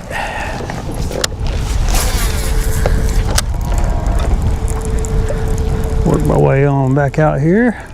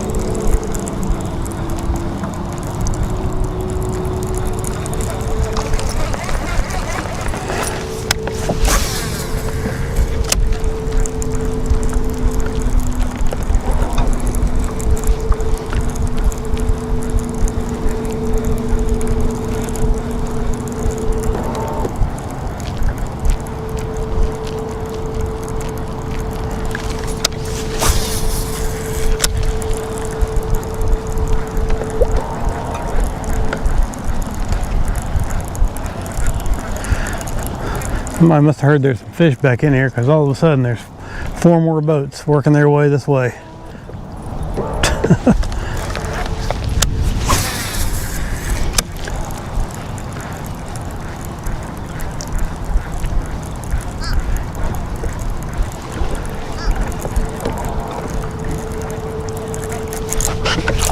Oh, that was a good one. Kind of hit it a little weird. Like 2.5 pounder. Had a couple of those get off today. Thought the way you hit it, I thought it was just some grass. Just kind of hit it and came towards me a little bit.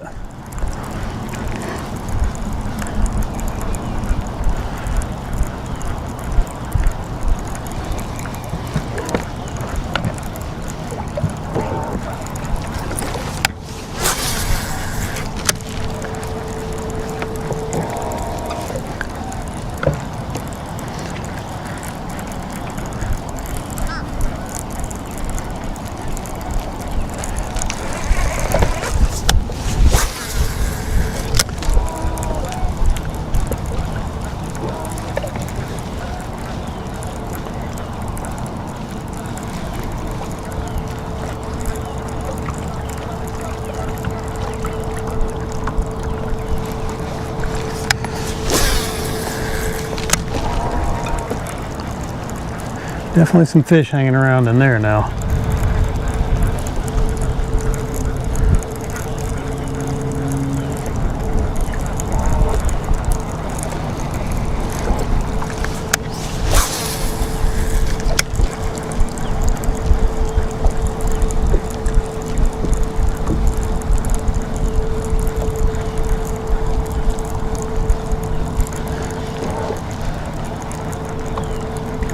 We'll make another drift through here, just a little bit shallower.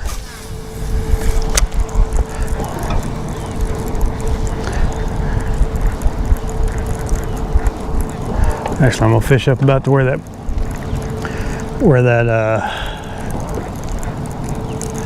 duck blind was that I fished this morning, and I'm gonna just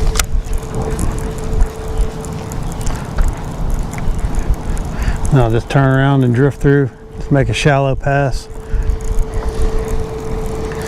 Not this, not shallow here, because it is.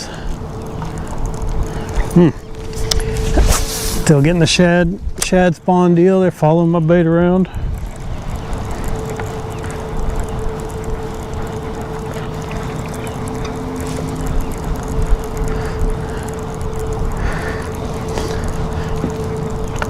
It's not quite as clumpy out here as it is up in there. That might be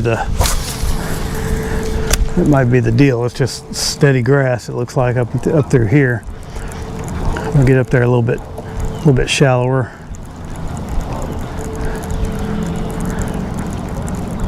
I don't know. It's definitely a lot muddier back in the back of that thing where I got that big fish. I can see a definite watercolor difference.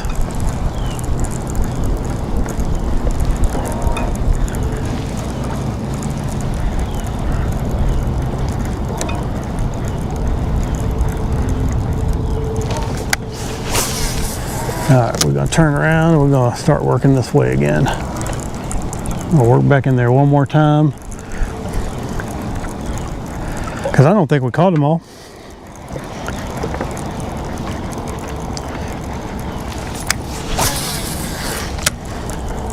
And I don't know if any of the rest of this is going to be dirty enough to fish a spinnerbait through.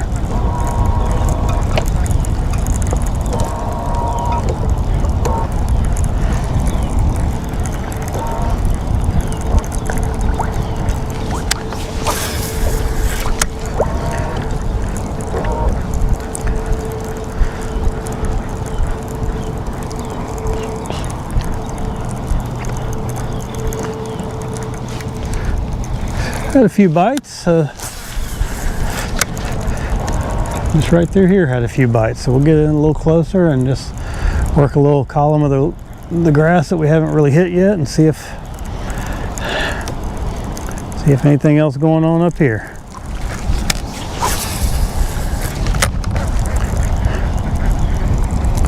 One good thing about the the tracks on the GPS, you can kind of see where you've been. So if you caught a fish, you can mark it if you want. You can see about where it was. Like I know exactly where that big fish was I caught because I drifted back after I caught it.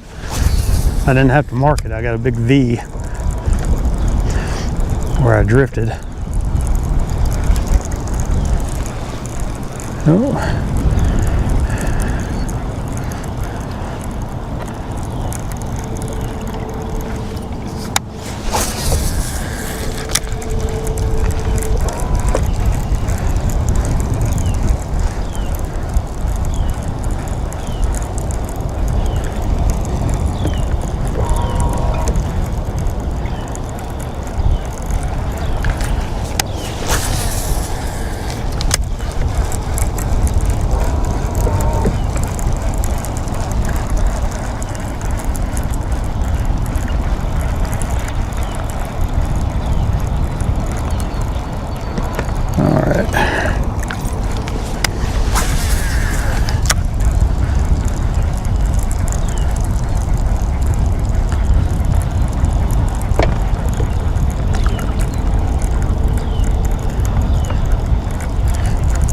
Kind of fishing out in front because I can see some good grass. I want it to be in that kind of dirtier area,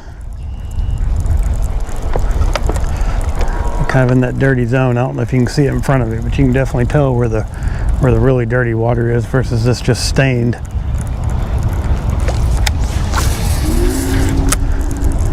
I believe that dirty water is where the action is.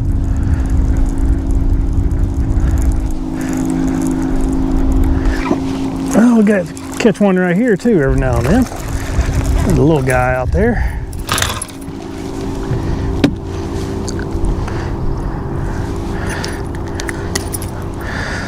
Little guy.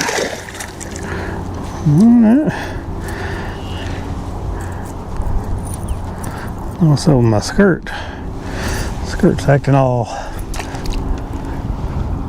There we go. All right.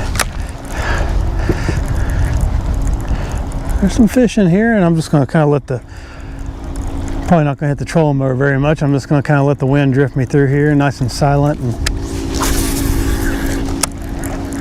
just kind of fan cast around wherever I think looks good.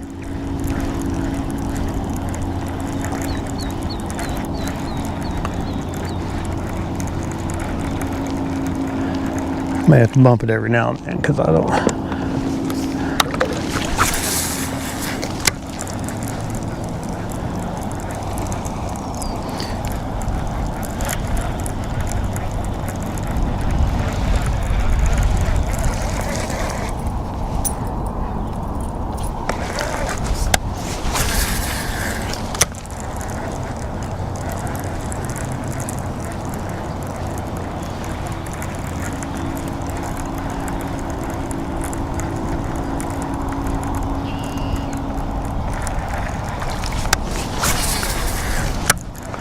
Right in there is where that dirty zone is.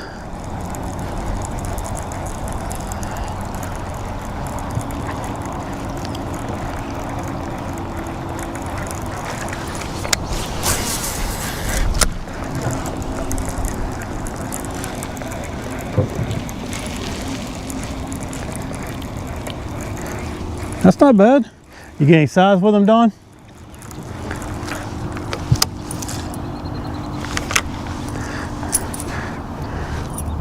And also, were you fishing up there where I was fishing, or were you fishing somewhere different?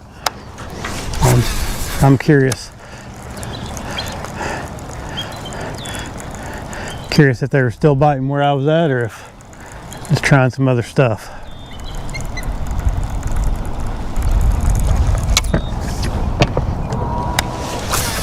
Okay.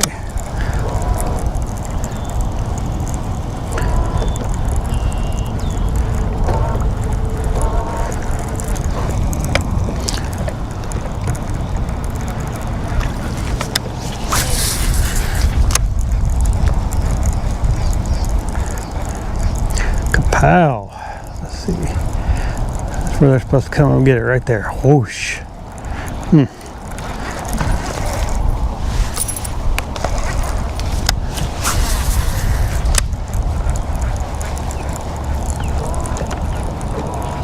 Every now and then I see something that looks like a big bass coming up and feeding, and that might have been one right there. I don't know if I can quite make it.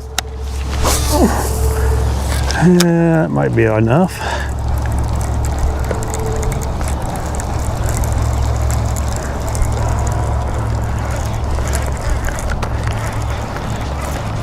Yeah. Get that old milfurl on there. There we go. Of course, it could have just been some carp rolling. Who knows?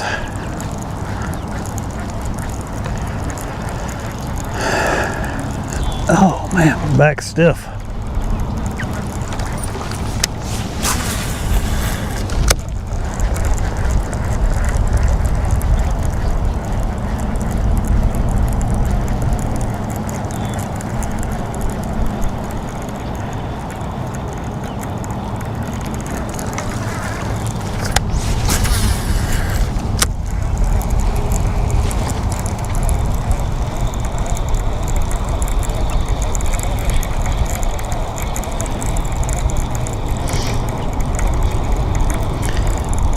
Oh, nice, nice. I mean, I've been seeing a lot of shad spawn. It's to me, I think it's early.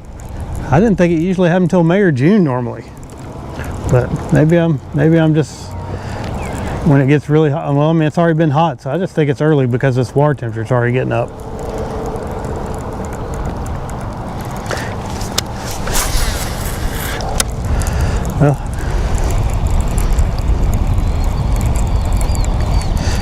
Well, I hope y'all do get in your tournament next week.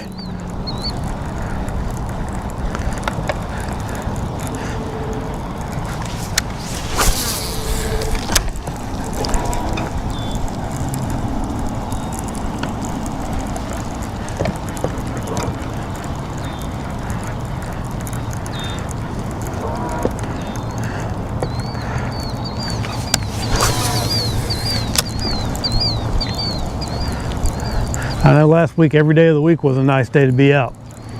I got out twice, and it was just as pleasant as it could be, but the 2 days I was out there.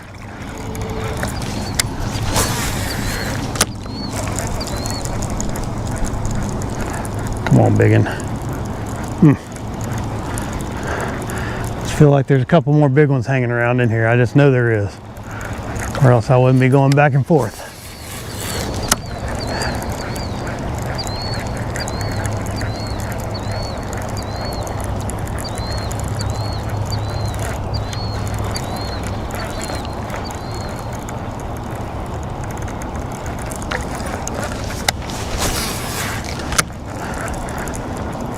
I'll go back over that dirty zone over there one more time because I just got a feeling.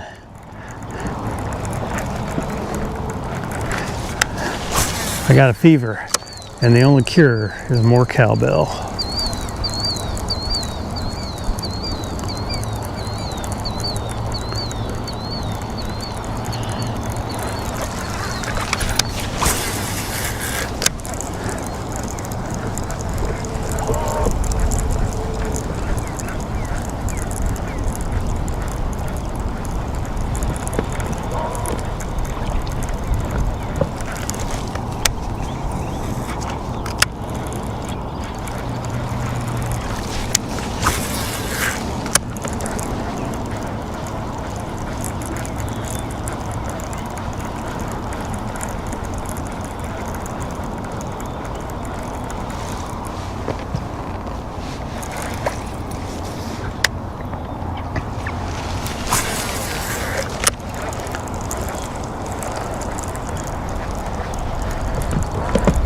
That shad spawn you were on, were they up on the rock somewhere, or were they just working down a bank? So I think is weird is up there I found them on rocks everywhere, but down here they're just kind of flipping on the surface around this grass.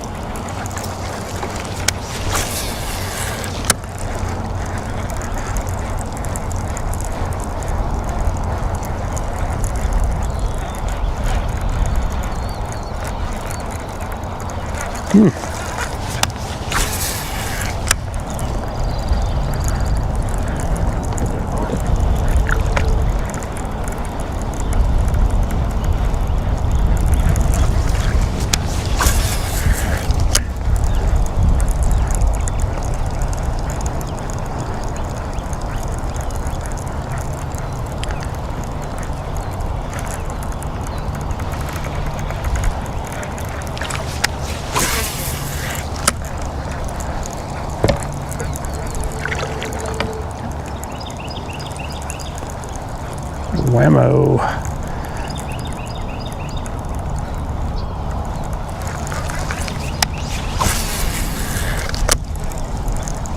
Trying to keep that thing up in the column.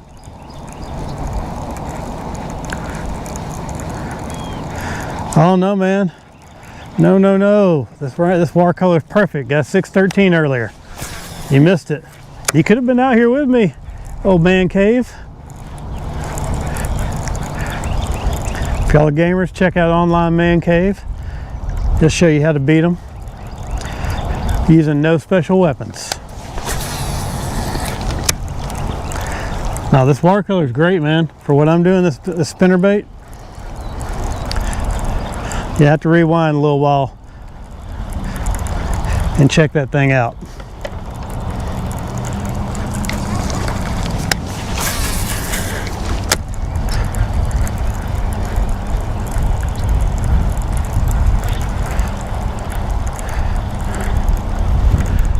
Getting her. Ooh.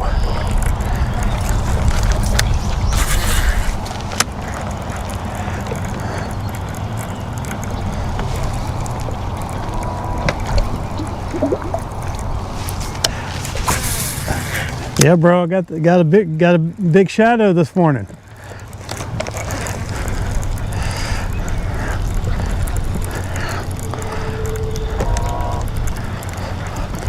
Ooh. Big shadow. There's some more out here. I've had a couple other good bites, but just fishing this little, oh, there's a little shad flick.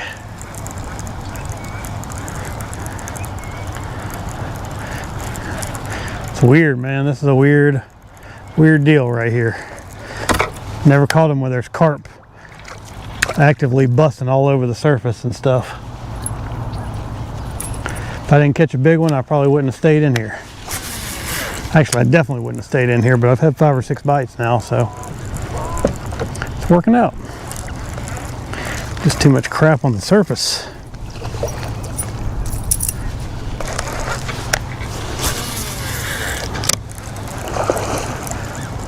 See him sloshing over there?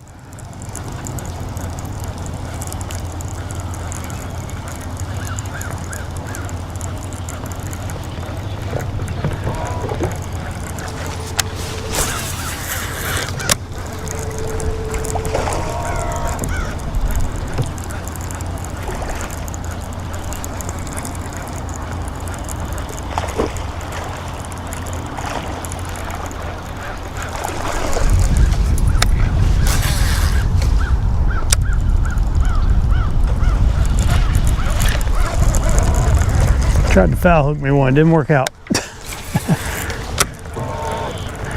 Saw a little something. Saw something flipping right in there.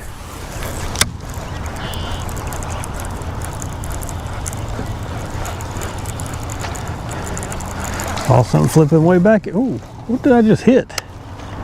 There's nothing in here to hit.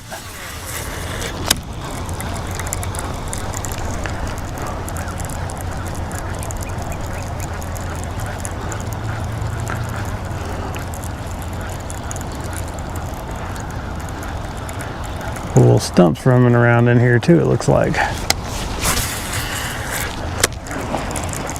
Yeah, there they go.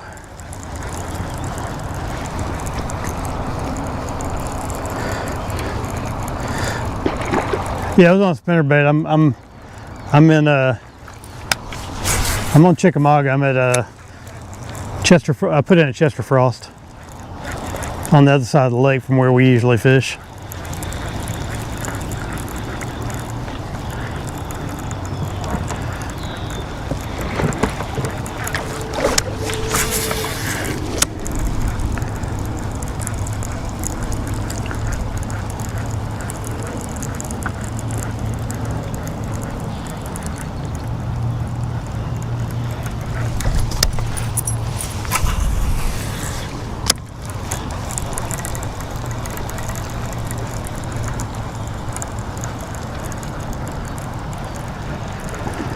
Oh man, it just looks good.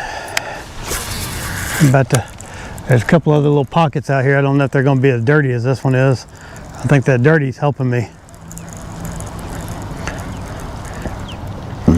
I can get in here and slide around amongst these fish without spooking them so easy.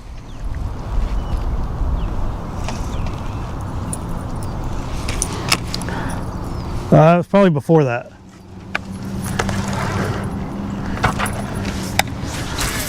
Well, I don't know. I caught one that was about 3 this morning too. I've caught a couple of 3s.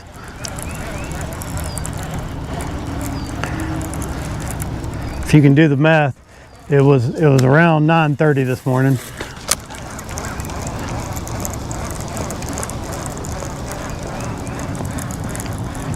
I don't know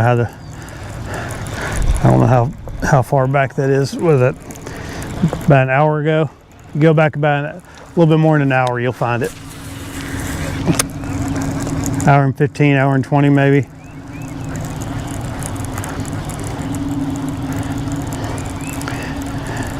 Might get to see one sling a hook and hit me in the face with my own bait. That might have happened this morning. I don't know.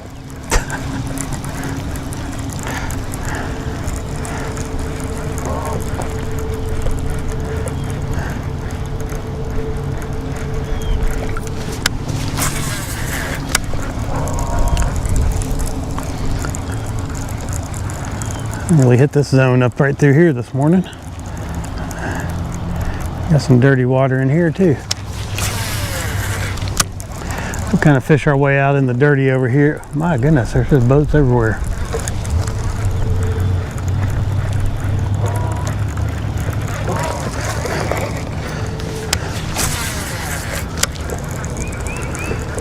Let's kind of fish our way on out and see if we hit another one in the head on the way out of here, and then we'll move on to the next area, I guess. I'm hoping a couple of these other little backwaters are dirty like this too. Those guys over there have been sitting where they're at for quite a while.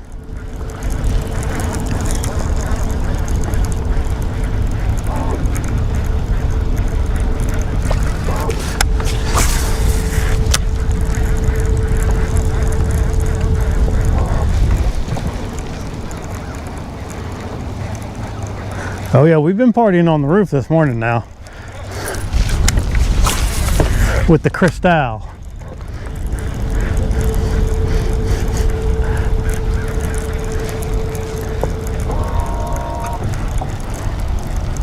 Boom. Osprey just jumped in. Oh, he got him. Oh, he lost it. Man, he hit him a nice one. A nice fish, and he lost it.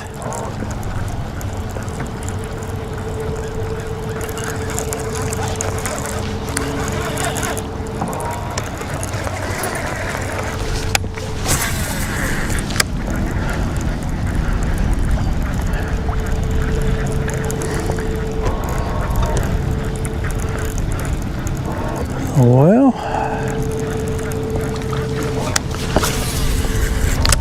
this is not quite as dirty right through here, but it's still okay for this spinnerbait. There's grass everywhere out here. I mean, they could be anywhere. Just make a lot of casts and hope that you put it in front of one.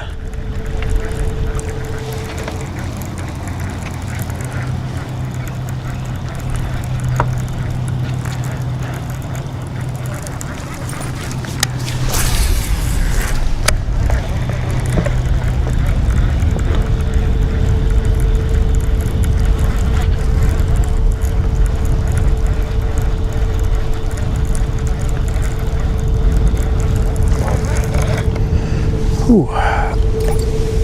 Oh.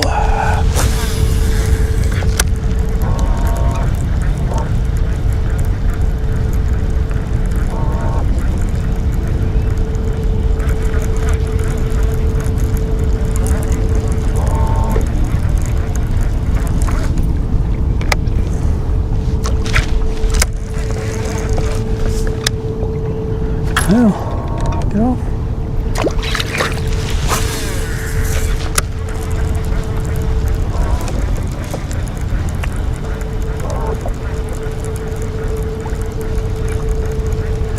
Well, we're back in the clean water now, so just gonna keep moving and work our way around this next little pocket and see if we can find some grass growing up in there. Maybe it's got some dirtier water too. That was a good little pocket. Got some fish out of there.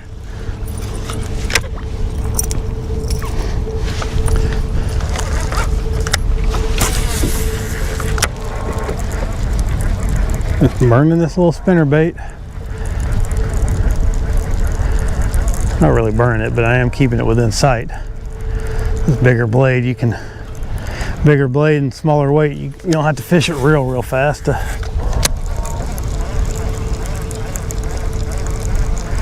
do anything.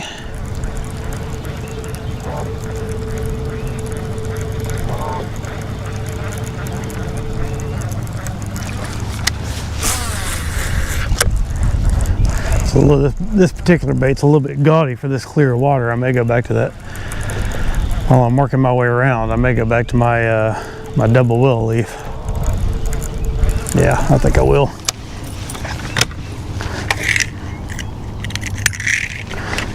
Time for a retie anyway. Caught a few fish on the double willow leaf this morning too.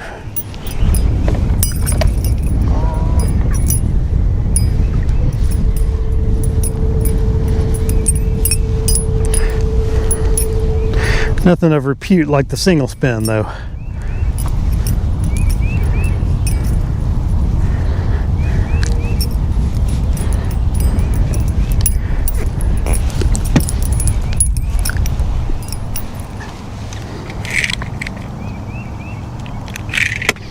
There we go. Let's see. Boom. Well, now that was weird. He got him. Ha! See that osprey flying across? He just got him one. Got him a little dinner. Something came up and popped the surface, and he saw it and turned around and went in there and got him. Got some good looking milfoil right here. It's a little dingy, but it's not I don't know. Not really dirty enough for that big blade one. I don't think. Well, if I keep it out of the grass, we might be able to catch some fish. See a big clump there in front of us.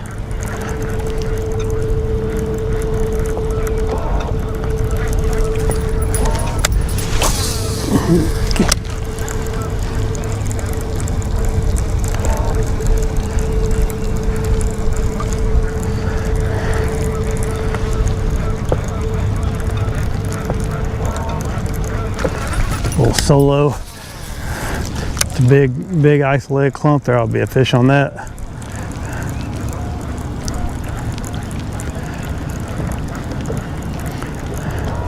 It's because there's a fish on it doesn't mean it's going to bite though.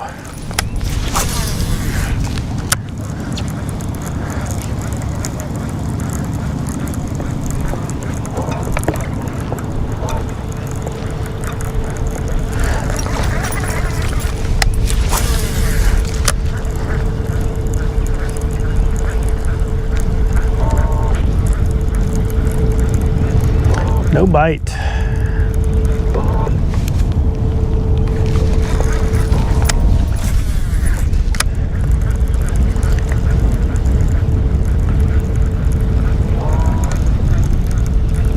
how it goes sometimes though. Sometimes you gotta make a bunch of casts. I'm gonna turn in so these guys don't think I'm trying to get all up in their grill.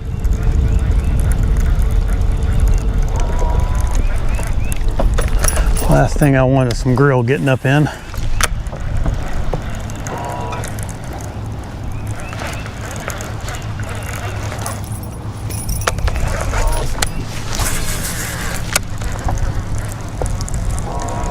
Well, we got a little bit of dirty water on this side too. We might go back to our little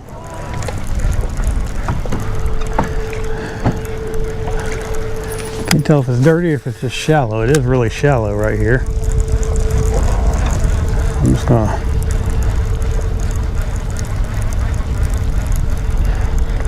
I mean, it's dirt shallow right here. I can see bottom. That's all right. Well,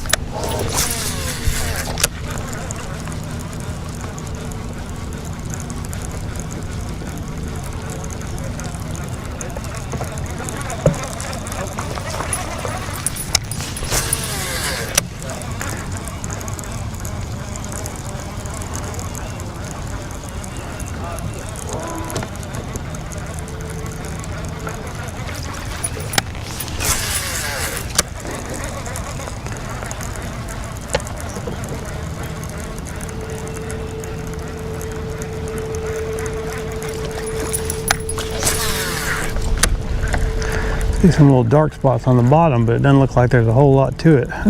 Oh well, there's a fish though. Decent one.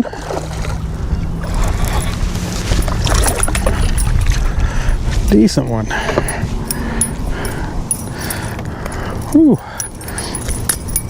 There we go.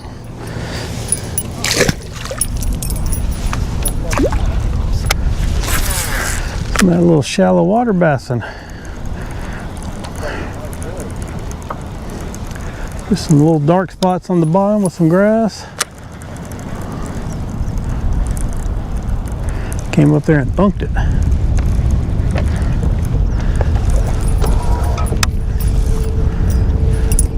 Those guys fishing that deep stuff can have it. I'll take the shallow stuff.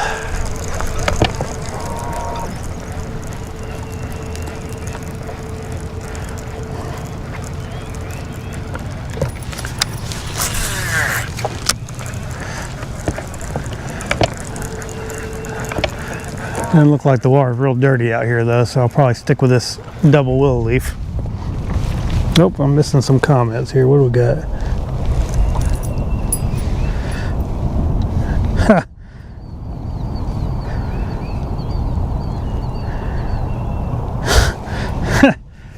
Yeah, we'd be kicking up some dirt if you were in here for sure. Yeah, some shallow water. I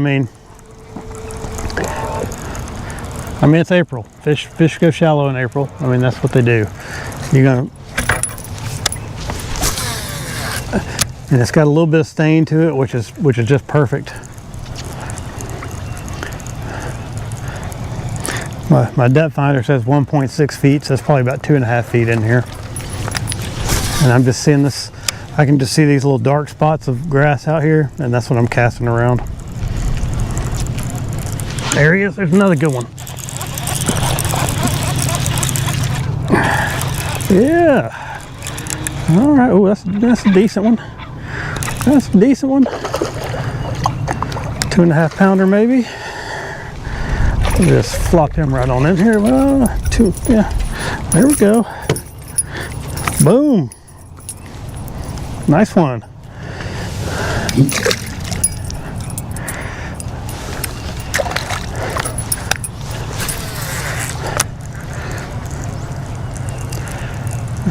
Like I say, just fishing around where I can see this grass on the bottom.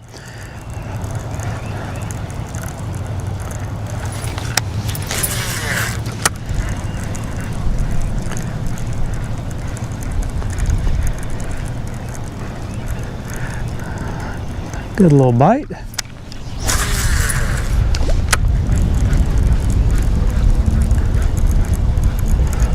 Came up there and swallowed it.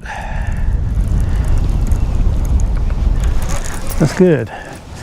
Getting some bites where I'm fishing. That's good. There's another little spot over here. I'm gonna turn this around real quick, and it's just another little isolated clump way out there. I don't know if I can. I don't really want to make a long cast like that, but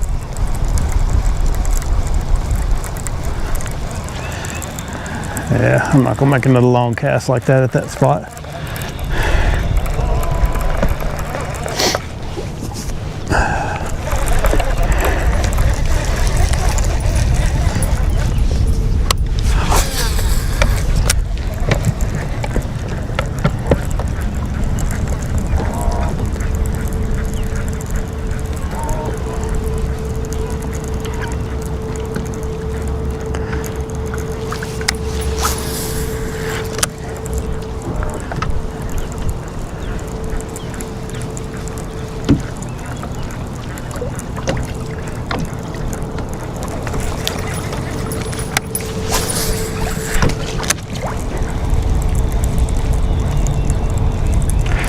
Oh yeah. Well, we do a different camera setup when you're in the boat, my man. We'll have to figure that out. Have to get one of those 360 cameras.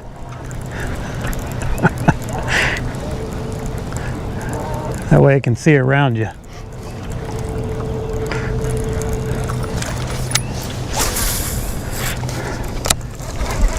Probably going to Florida next week, next Saturday.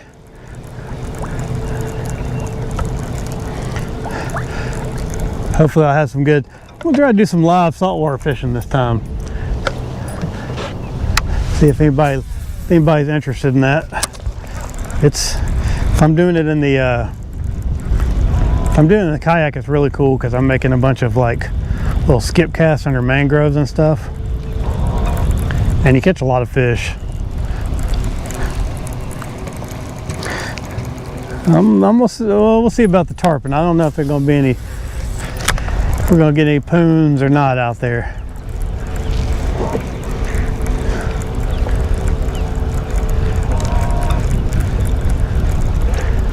I mean, I can see grass out here, but I'm not seeing, like, I can't focus on it like I was doing. Oh, I can see some back there. I'm trying to focus on the stuff I can see, so I don't have to make a real long cast and just cover water and just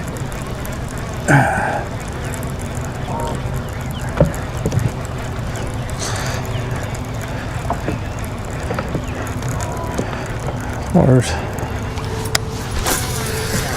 But probably might not catch a big tarpon, but we might catch some snook. Some of those big old monster snooks that are down there. Actually, I don't even know where I'm going yet. I don't have anything booked.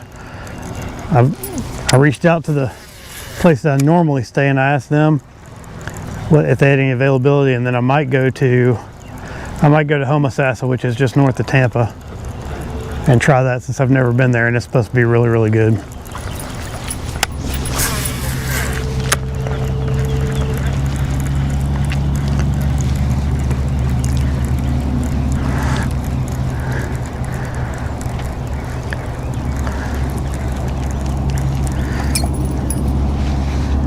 Yeah, you can get the drone camera. I'm not big balling enough for a drone cam, I don't think. I don't do the high production value stuff like some guys.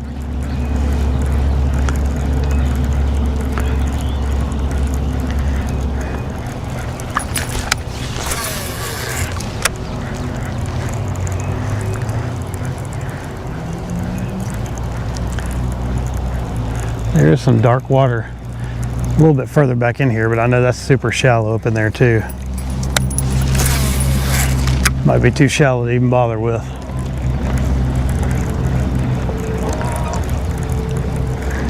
course, I'm in 3.5 right now. I can see a good little line of grass that I'm working down.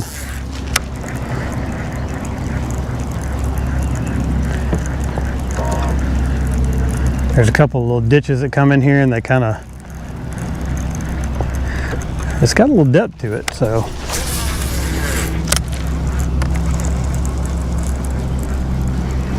Maybe that wind will have them all blown up in the back of this pocket somewhere. I can catch 2 or 3 good ones. Not seeing any of that carp action like I was seeing in that other pocket.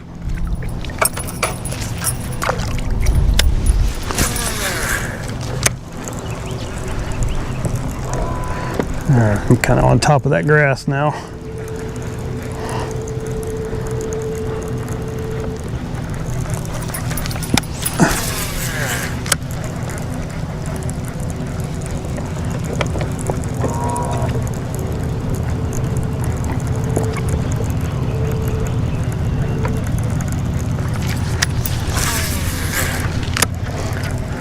Oh yeah,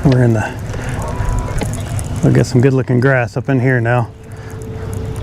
Now whether or not there's any fish to go with it's to be seen. This water's a little bit clearer than it is on that other side. I'm gonna stick with this double willow. See if anything wants to come up and take a bite.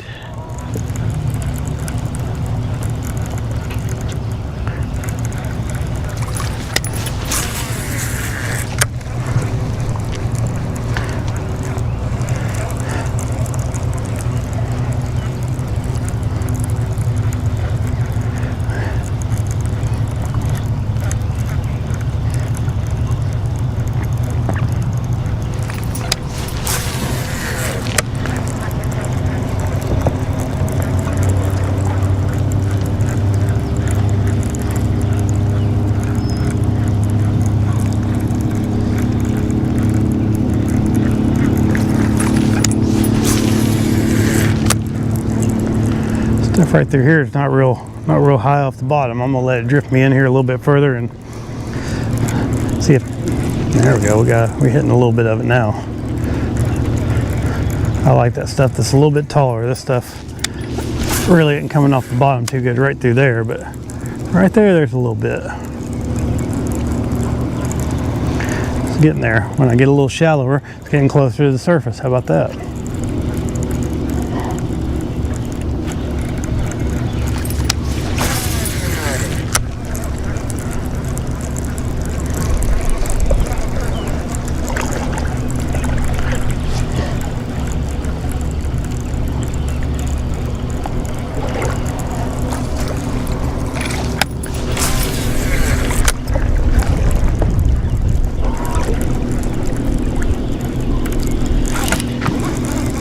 That felt like a fish.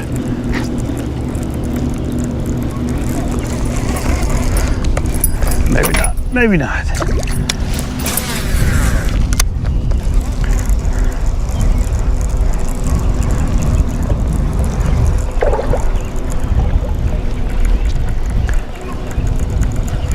So we got a little bit of a dirty water line here. I'm gonna just fish around it. I'm actually in the clear water, casting into the muddy, bringing it back into the clear, so I don't know how that'll work, but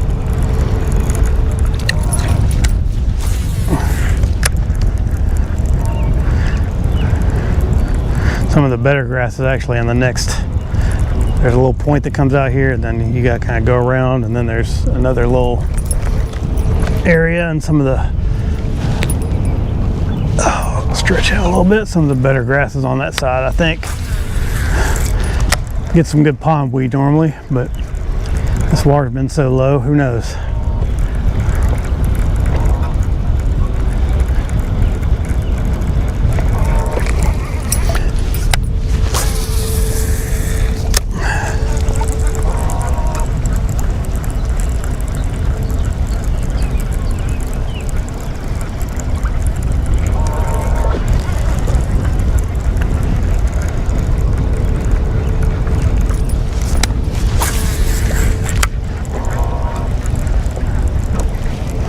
Still got some depth out here, so that's good. See a little bit of grass out there.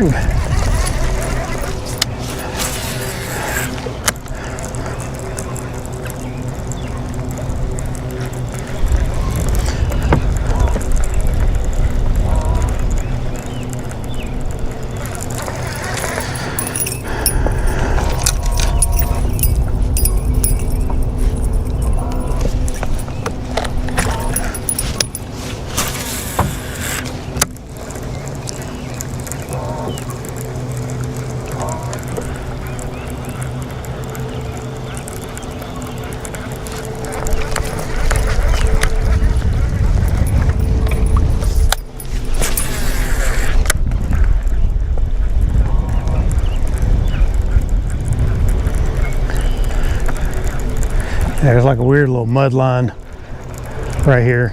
You'll probably be able to see it when I turn the boat. Can't tell if there's grass there on that mud line or if it's just the way that the wind's blowing it into the bank or what, but find out here in just a second.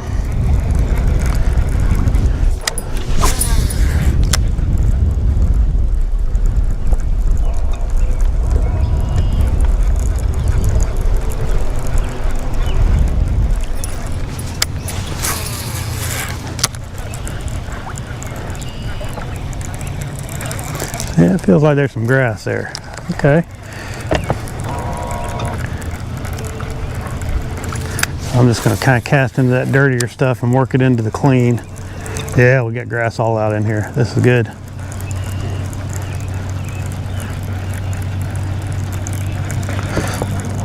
Keep my bait up in the zone.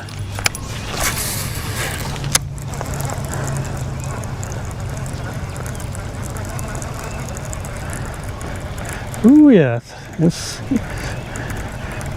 thick in here.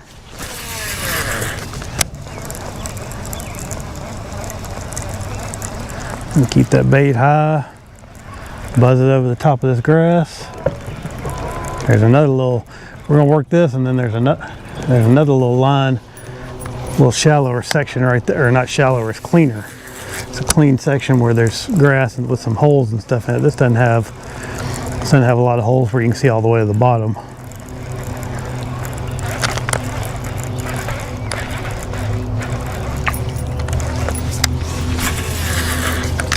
Ooh. Kind of buzzing it right. I mean, I'm keeping it right underneath the surface, otherwise you're down in the grass so much that you... Well, I'll make a couple casts of that stuff.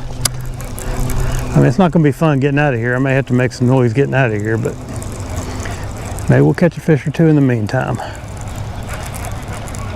Just buzzing that thing.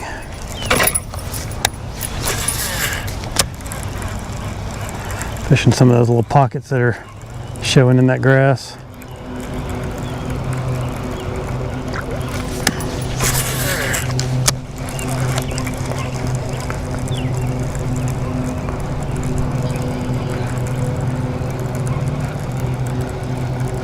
I mean, that stuff's coming right up to the surface, so it's, you gotta keep that spinnerbait up high.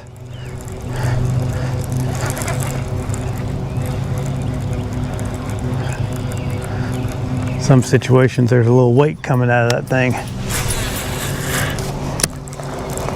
Yeah. A few brim in that little pocket, that little pothole.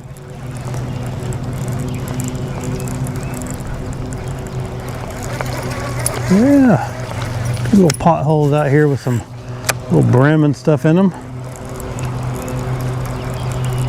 There'll be a bass or two come shoot out of that thing, out of one of those.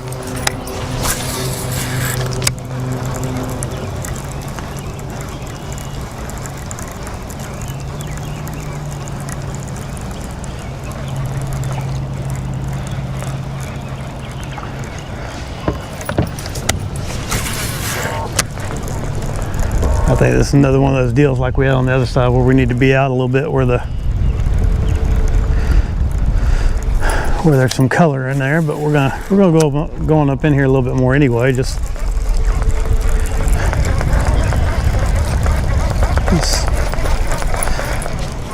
see if we can figure something else out.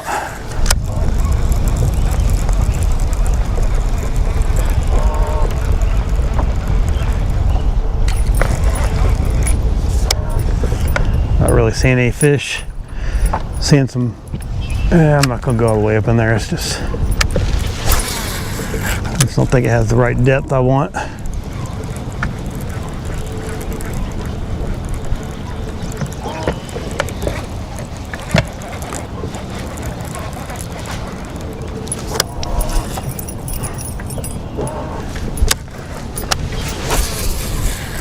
See if we get out here a little bit further where there's some, we can find a little bit of an edge with a little bit of that dirtier water blowing in here, and maybe there'll be some fish on it. That's kind of what we've been doing all along.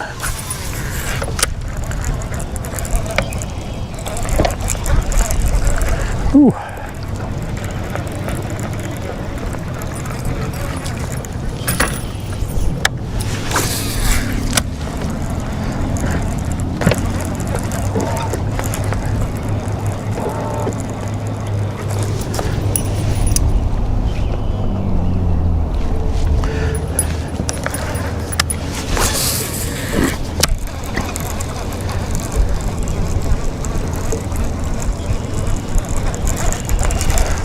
Alive. Some thick grass in here now.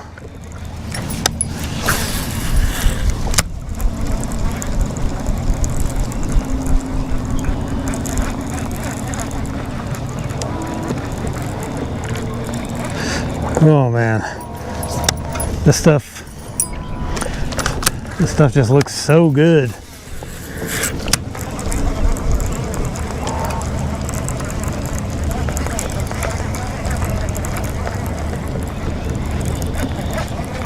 Big old stump right there.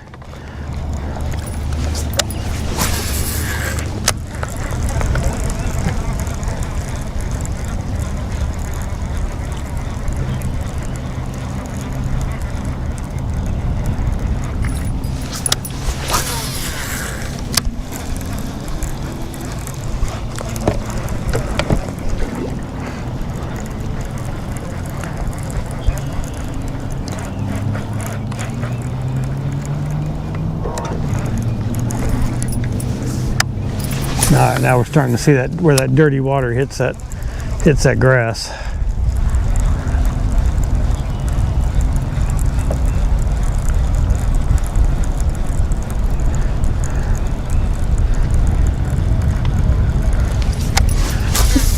Maybe we can get one to come out there and pop it.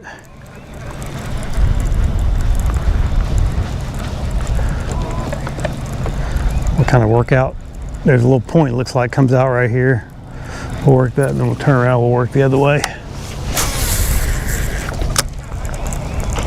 Ooh, that fish is after something.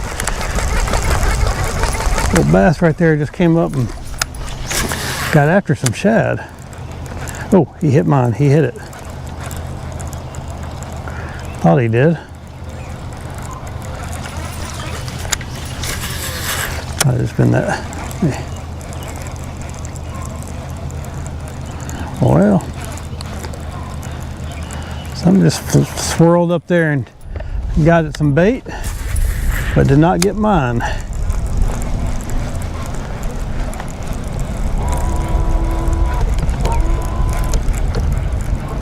There's some bait right here now.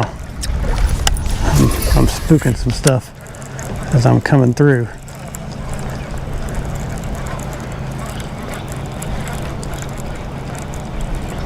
But no bass are coming up blasting my bait.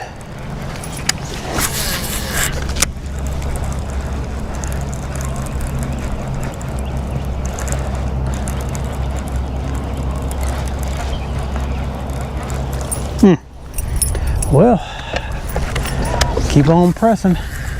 Never know when you're gonna get them.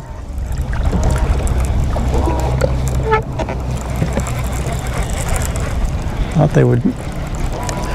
Just a second there, it looked like that's where they were going to be. Make a few casts along this dirty grass line.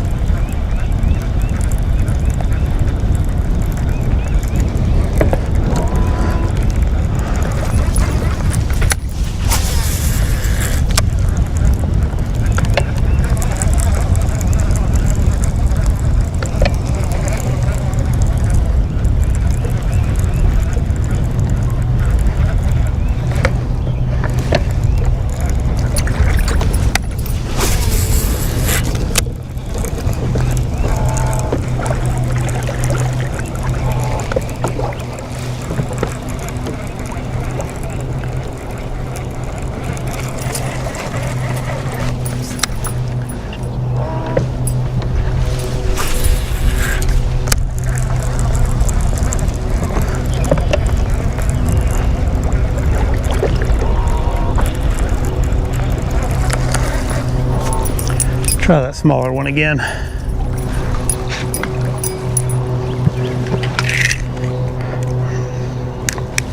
think the watercolor is better for this one, but it's a little bit off, so I'm gonna try this other one again.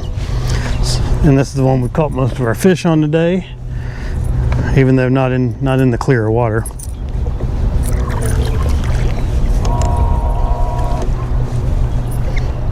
And it's a little bit easier to just keep up in the water column than that other one too.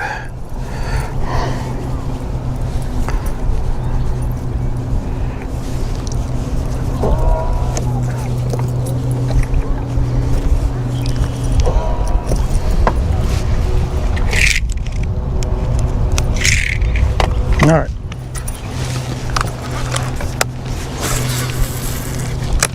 I just don't have to reel quite so fast, and I think that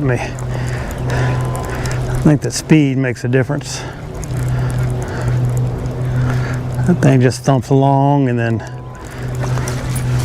puts out a pretty good vibration. And they say, "Oh, that's an easy meal."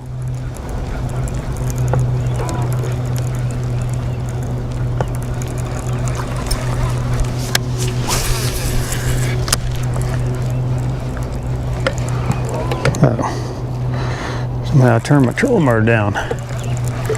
Didn't understand why I wasn't going anywhere.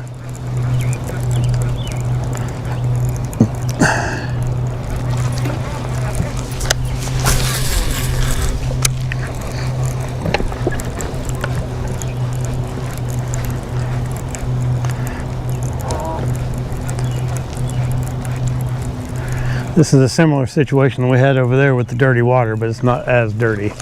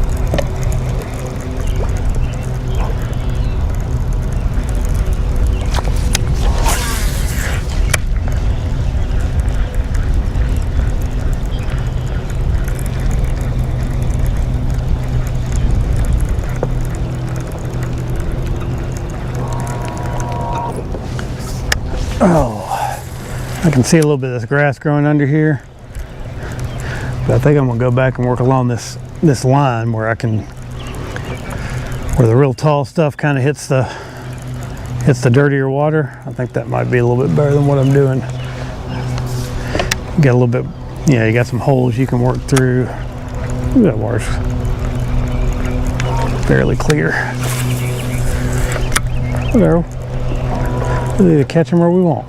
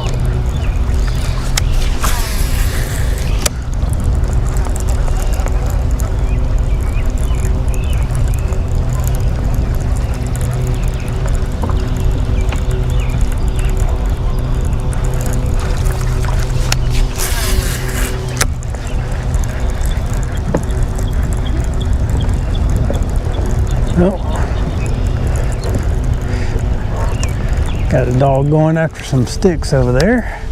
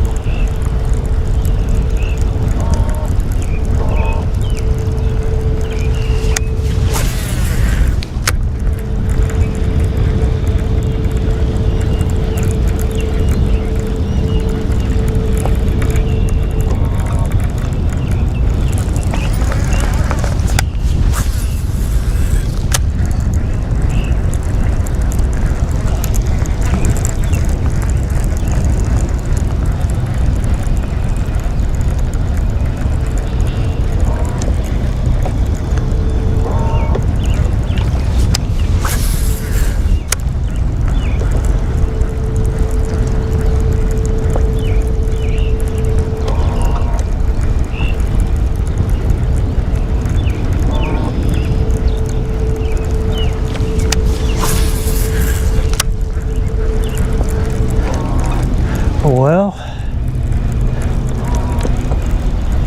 probably gonna make a little move here in just a second. I'll go out and fish a jerkbait for a minute, just give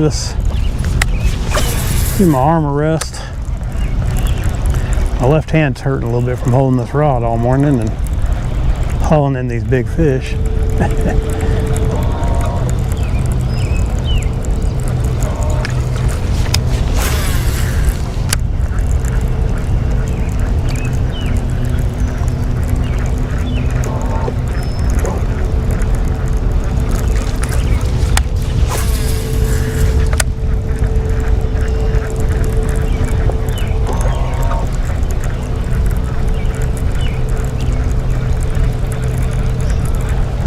Kind of fish around behind these guys. They're going one way, I'm going the other. I'm just going to keep working what I'm working and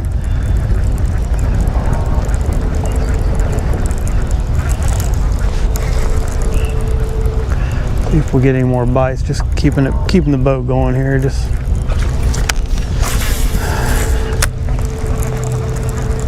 not a whole lot. Oh, there he is. Let's say there's not a whole lot going on over here, and then I get a bite.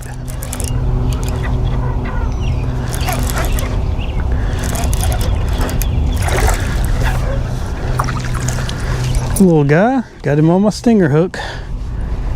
The second one today on the stinger hook.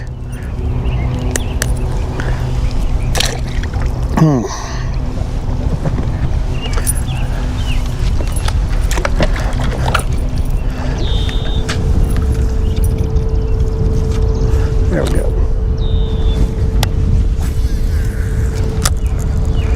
There in this little pocket. Buzzing a little spinnerbait through here.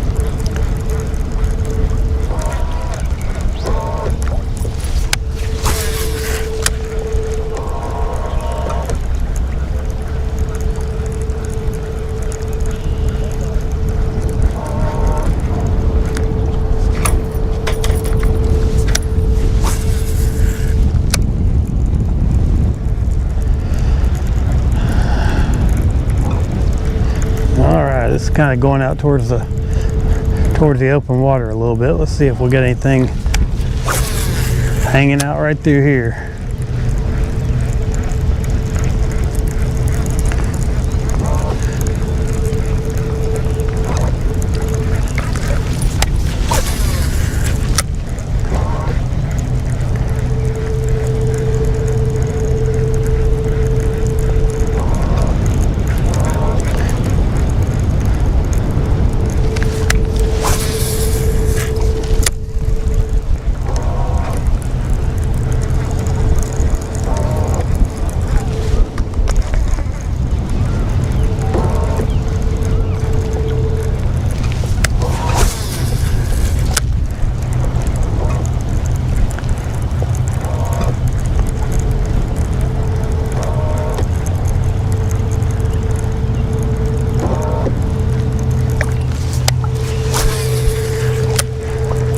Well, just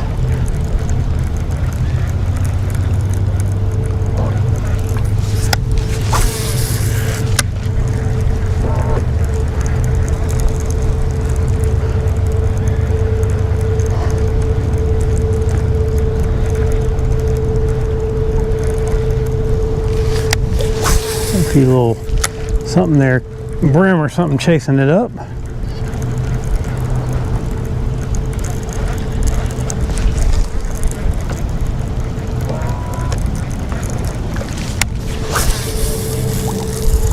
Ooh, a little professional overrun there.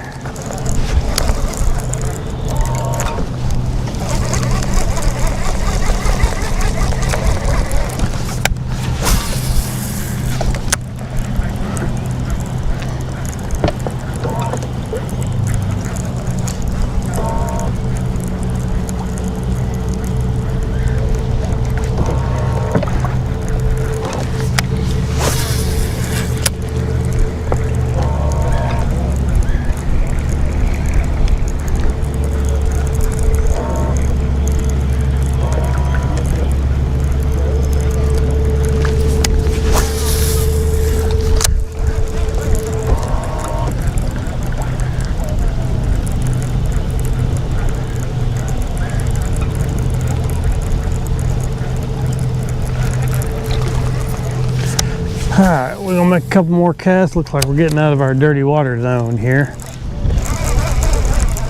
And then we're gonna scoot out to a little place a little hump out here and try jerkbait for a second, see if there's any grass on it. I know there's milfoil that gets on it. Or not milfoil, but gorilla snot algae.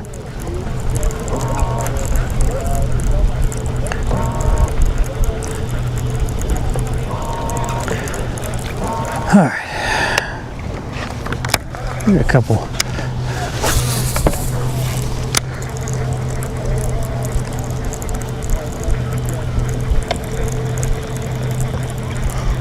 There's some grass down there.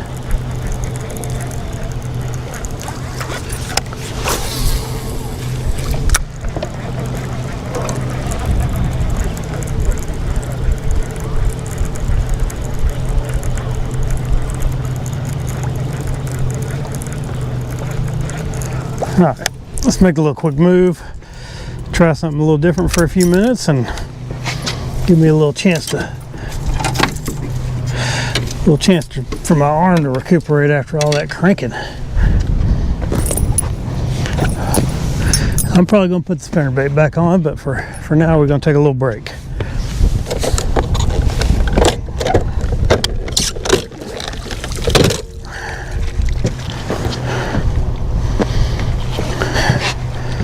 Whew, been a pretty good morning so far. Can't ever complain when you catch a 6-pounder.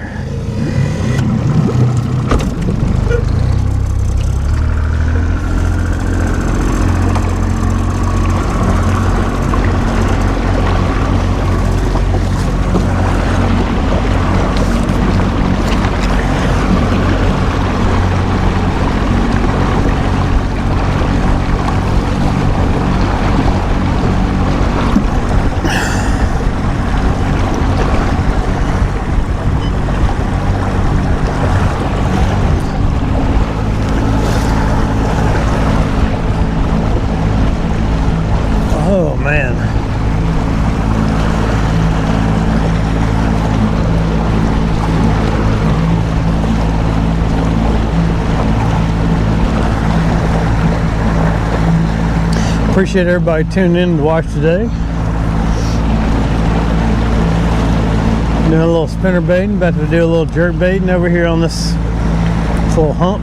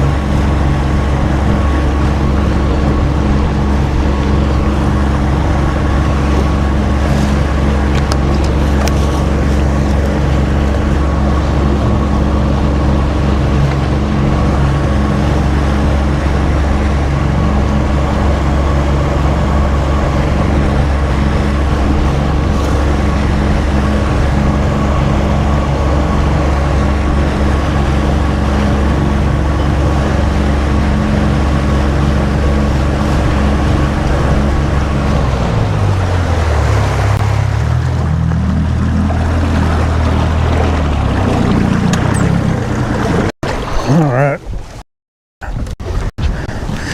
plug up here so I don't lose my battery.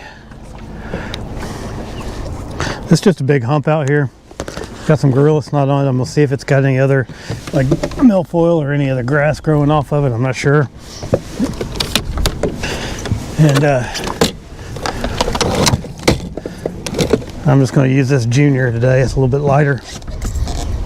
A little bit lighter weight, a little easier to work. Gets more bites. I've been using that full size one. If you've been watching the last couple of times I've been out here.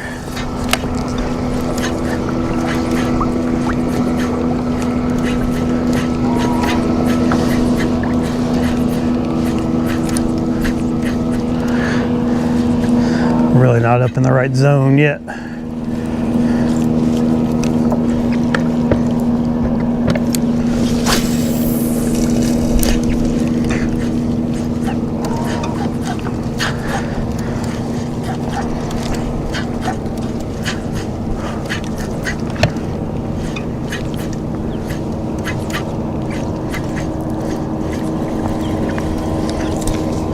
I use jerk baits on 8-pound line.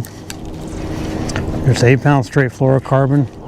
This is just a this is a Mega Bass Arachi rod, pretty high dollar rod, and it's awesome for this.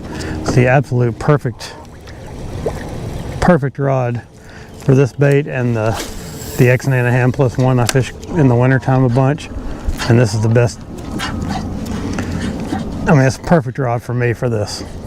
It's a light action, but I've never caught a fish. I've caught some big, like catfish and stuff like that on it.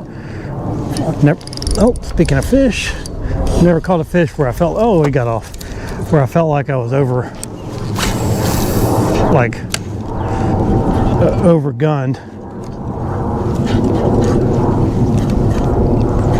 So we got a little bite on the jerk bait, that's good.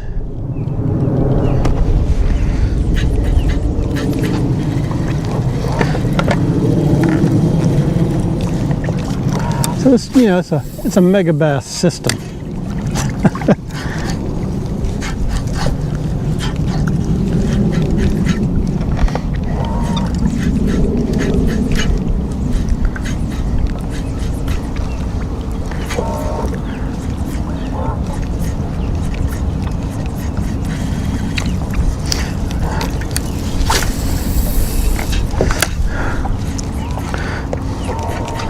But I've really enjoyed this rod.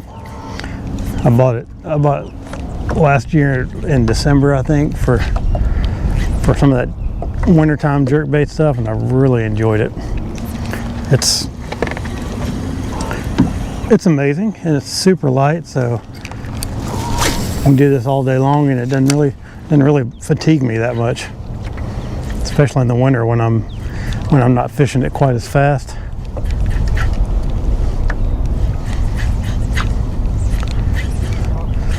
Right now I'm fishing it quite a bit faster, so it'll wear you out a little bit, but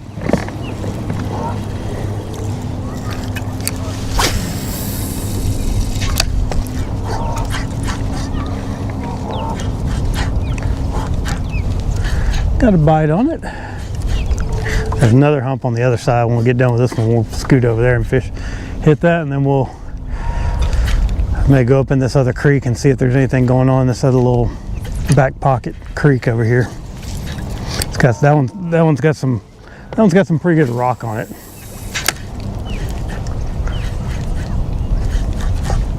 And it may have oh, there's one. What have we got? Decent fish.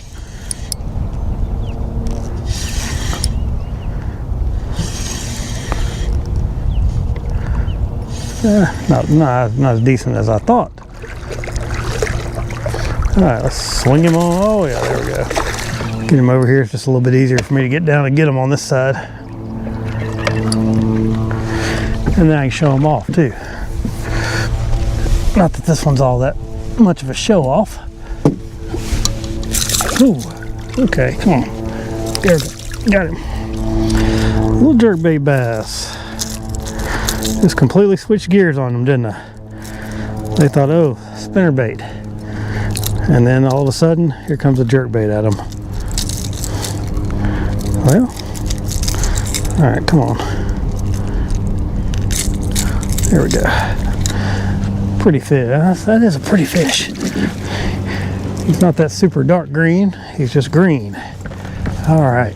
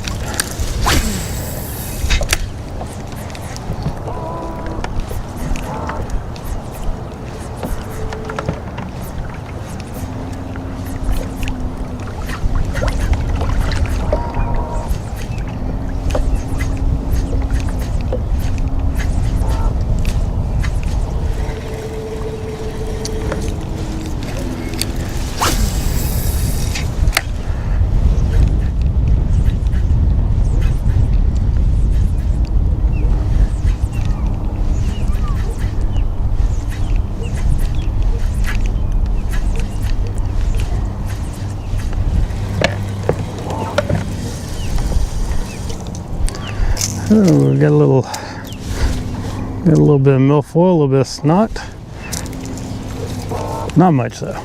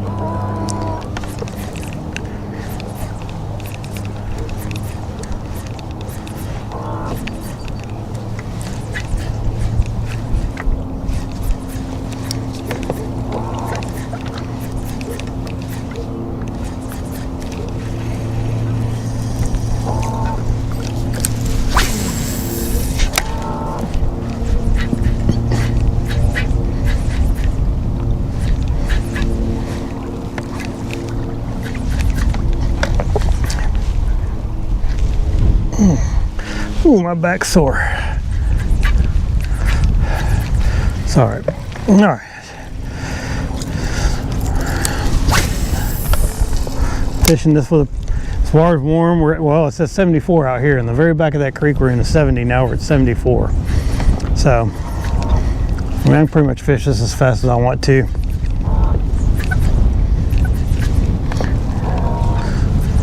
And they'll come up and hit it.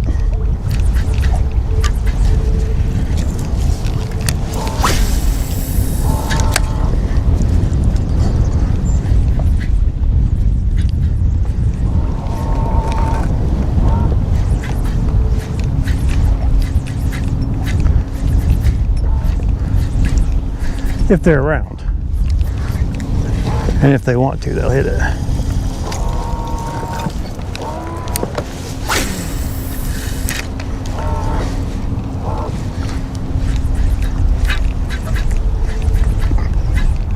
I might need to be up just a little bit more, but there's all that gorilla snot on there. I'm just kind of trying to see if we can get a bite or two off these edges before I get in super close.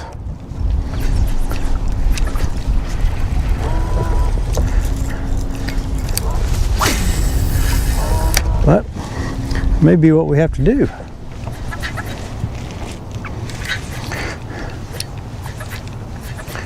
Just to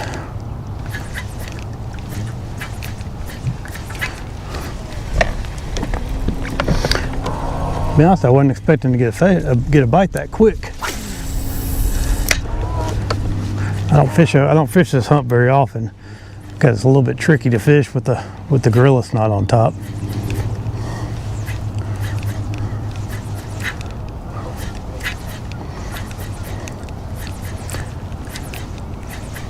It's pretty big, so it takes some time to work too.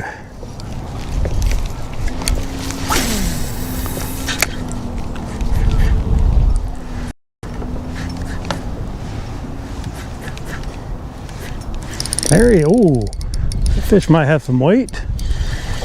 Oh yeah, good fish.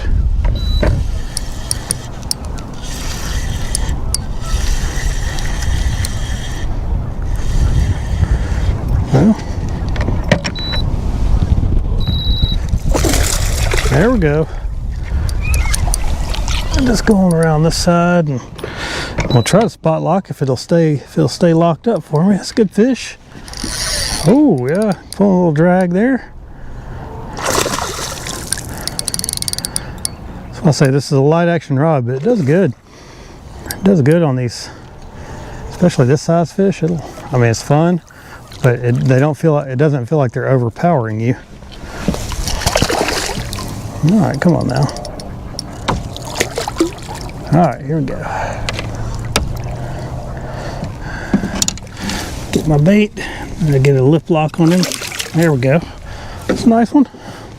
It's not a monster, but it's a good quality fish. Seen lots of times I'd like to have one. That's some pliers at. Yeah, nice pretty fish, man. They got good color on them in here.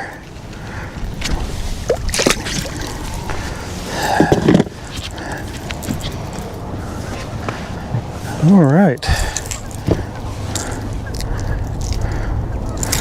Somehow I let myself drift up here in about 3 feet of water.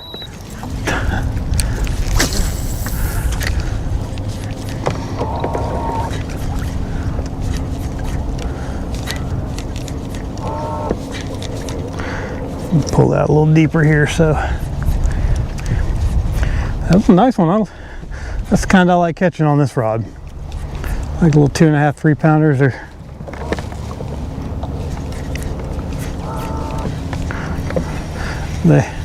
They're fun, but they don't stress you out too much. I don't mind the ones that stress me out too much. I don't want to catch those little 12-inchers those are the ones that put the hooks in your hand.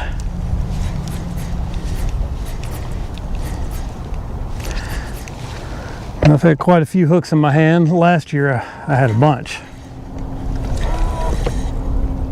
I think I got some bottom there. Yeah, gorilla snot time.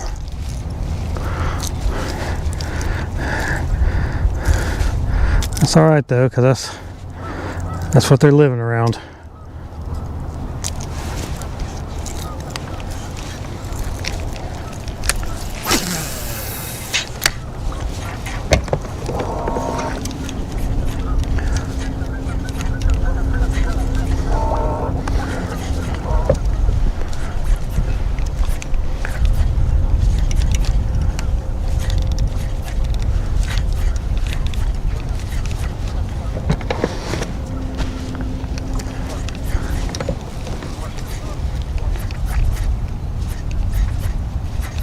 Oh, there he is.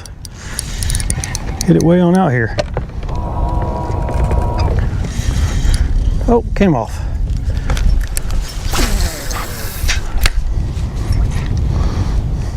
When I say way on out here, I'm in 6 feet of water. And I'm not making that long of a cast, but getting a few bites, good deal. Get some bites on the jerk.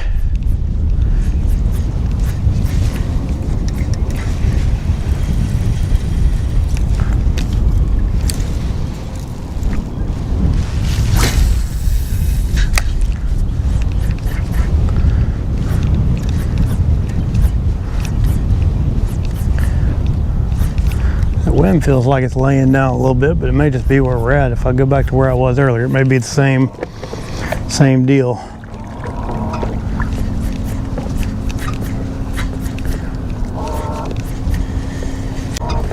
I got some snot.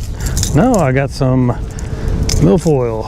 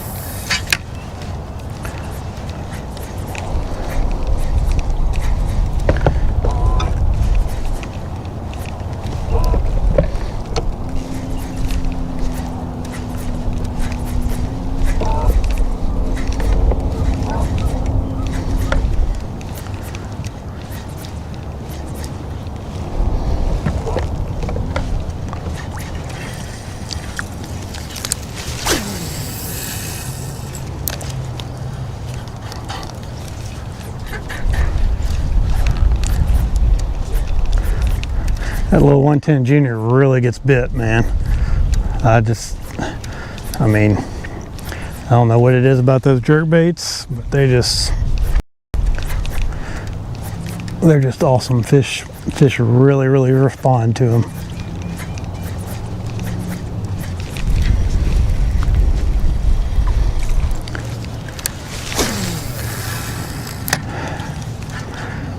It's just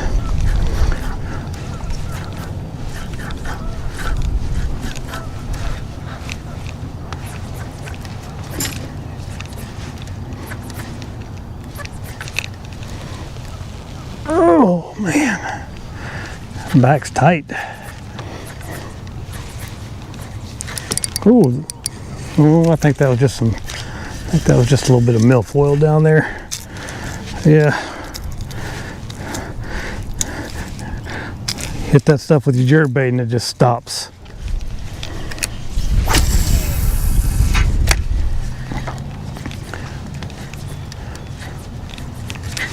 Of course, you hit a big bass with your jerk bait and it just stops too, so.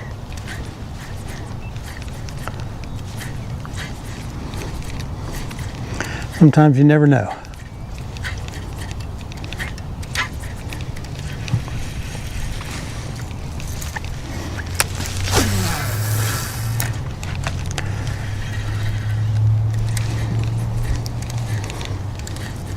kind of letting the wind blow me now. I'm sitting at about 5.5 foot according to the fish finder.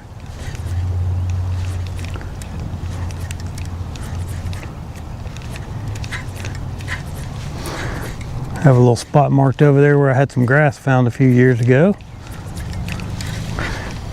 Not seeing any evidence that it's still there.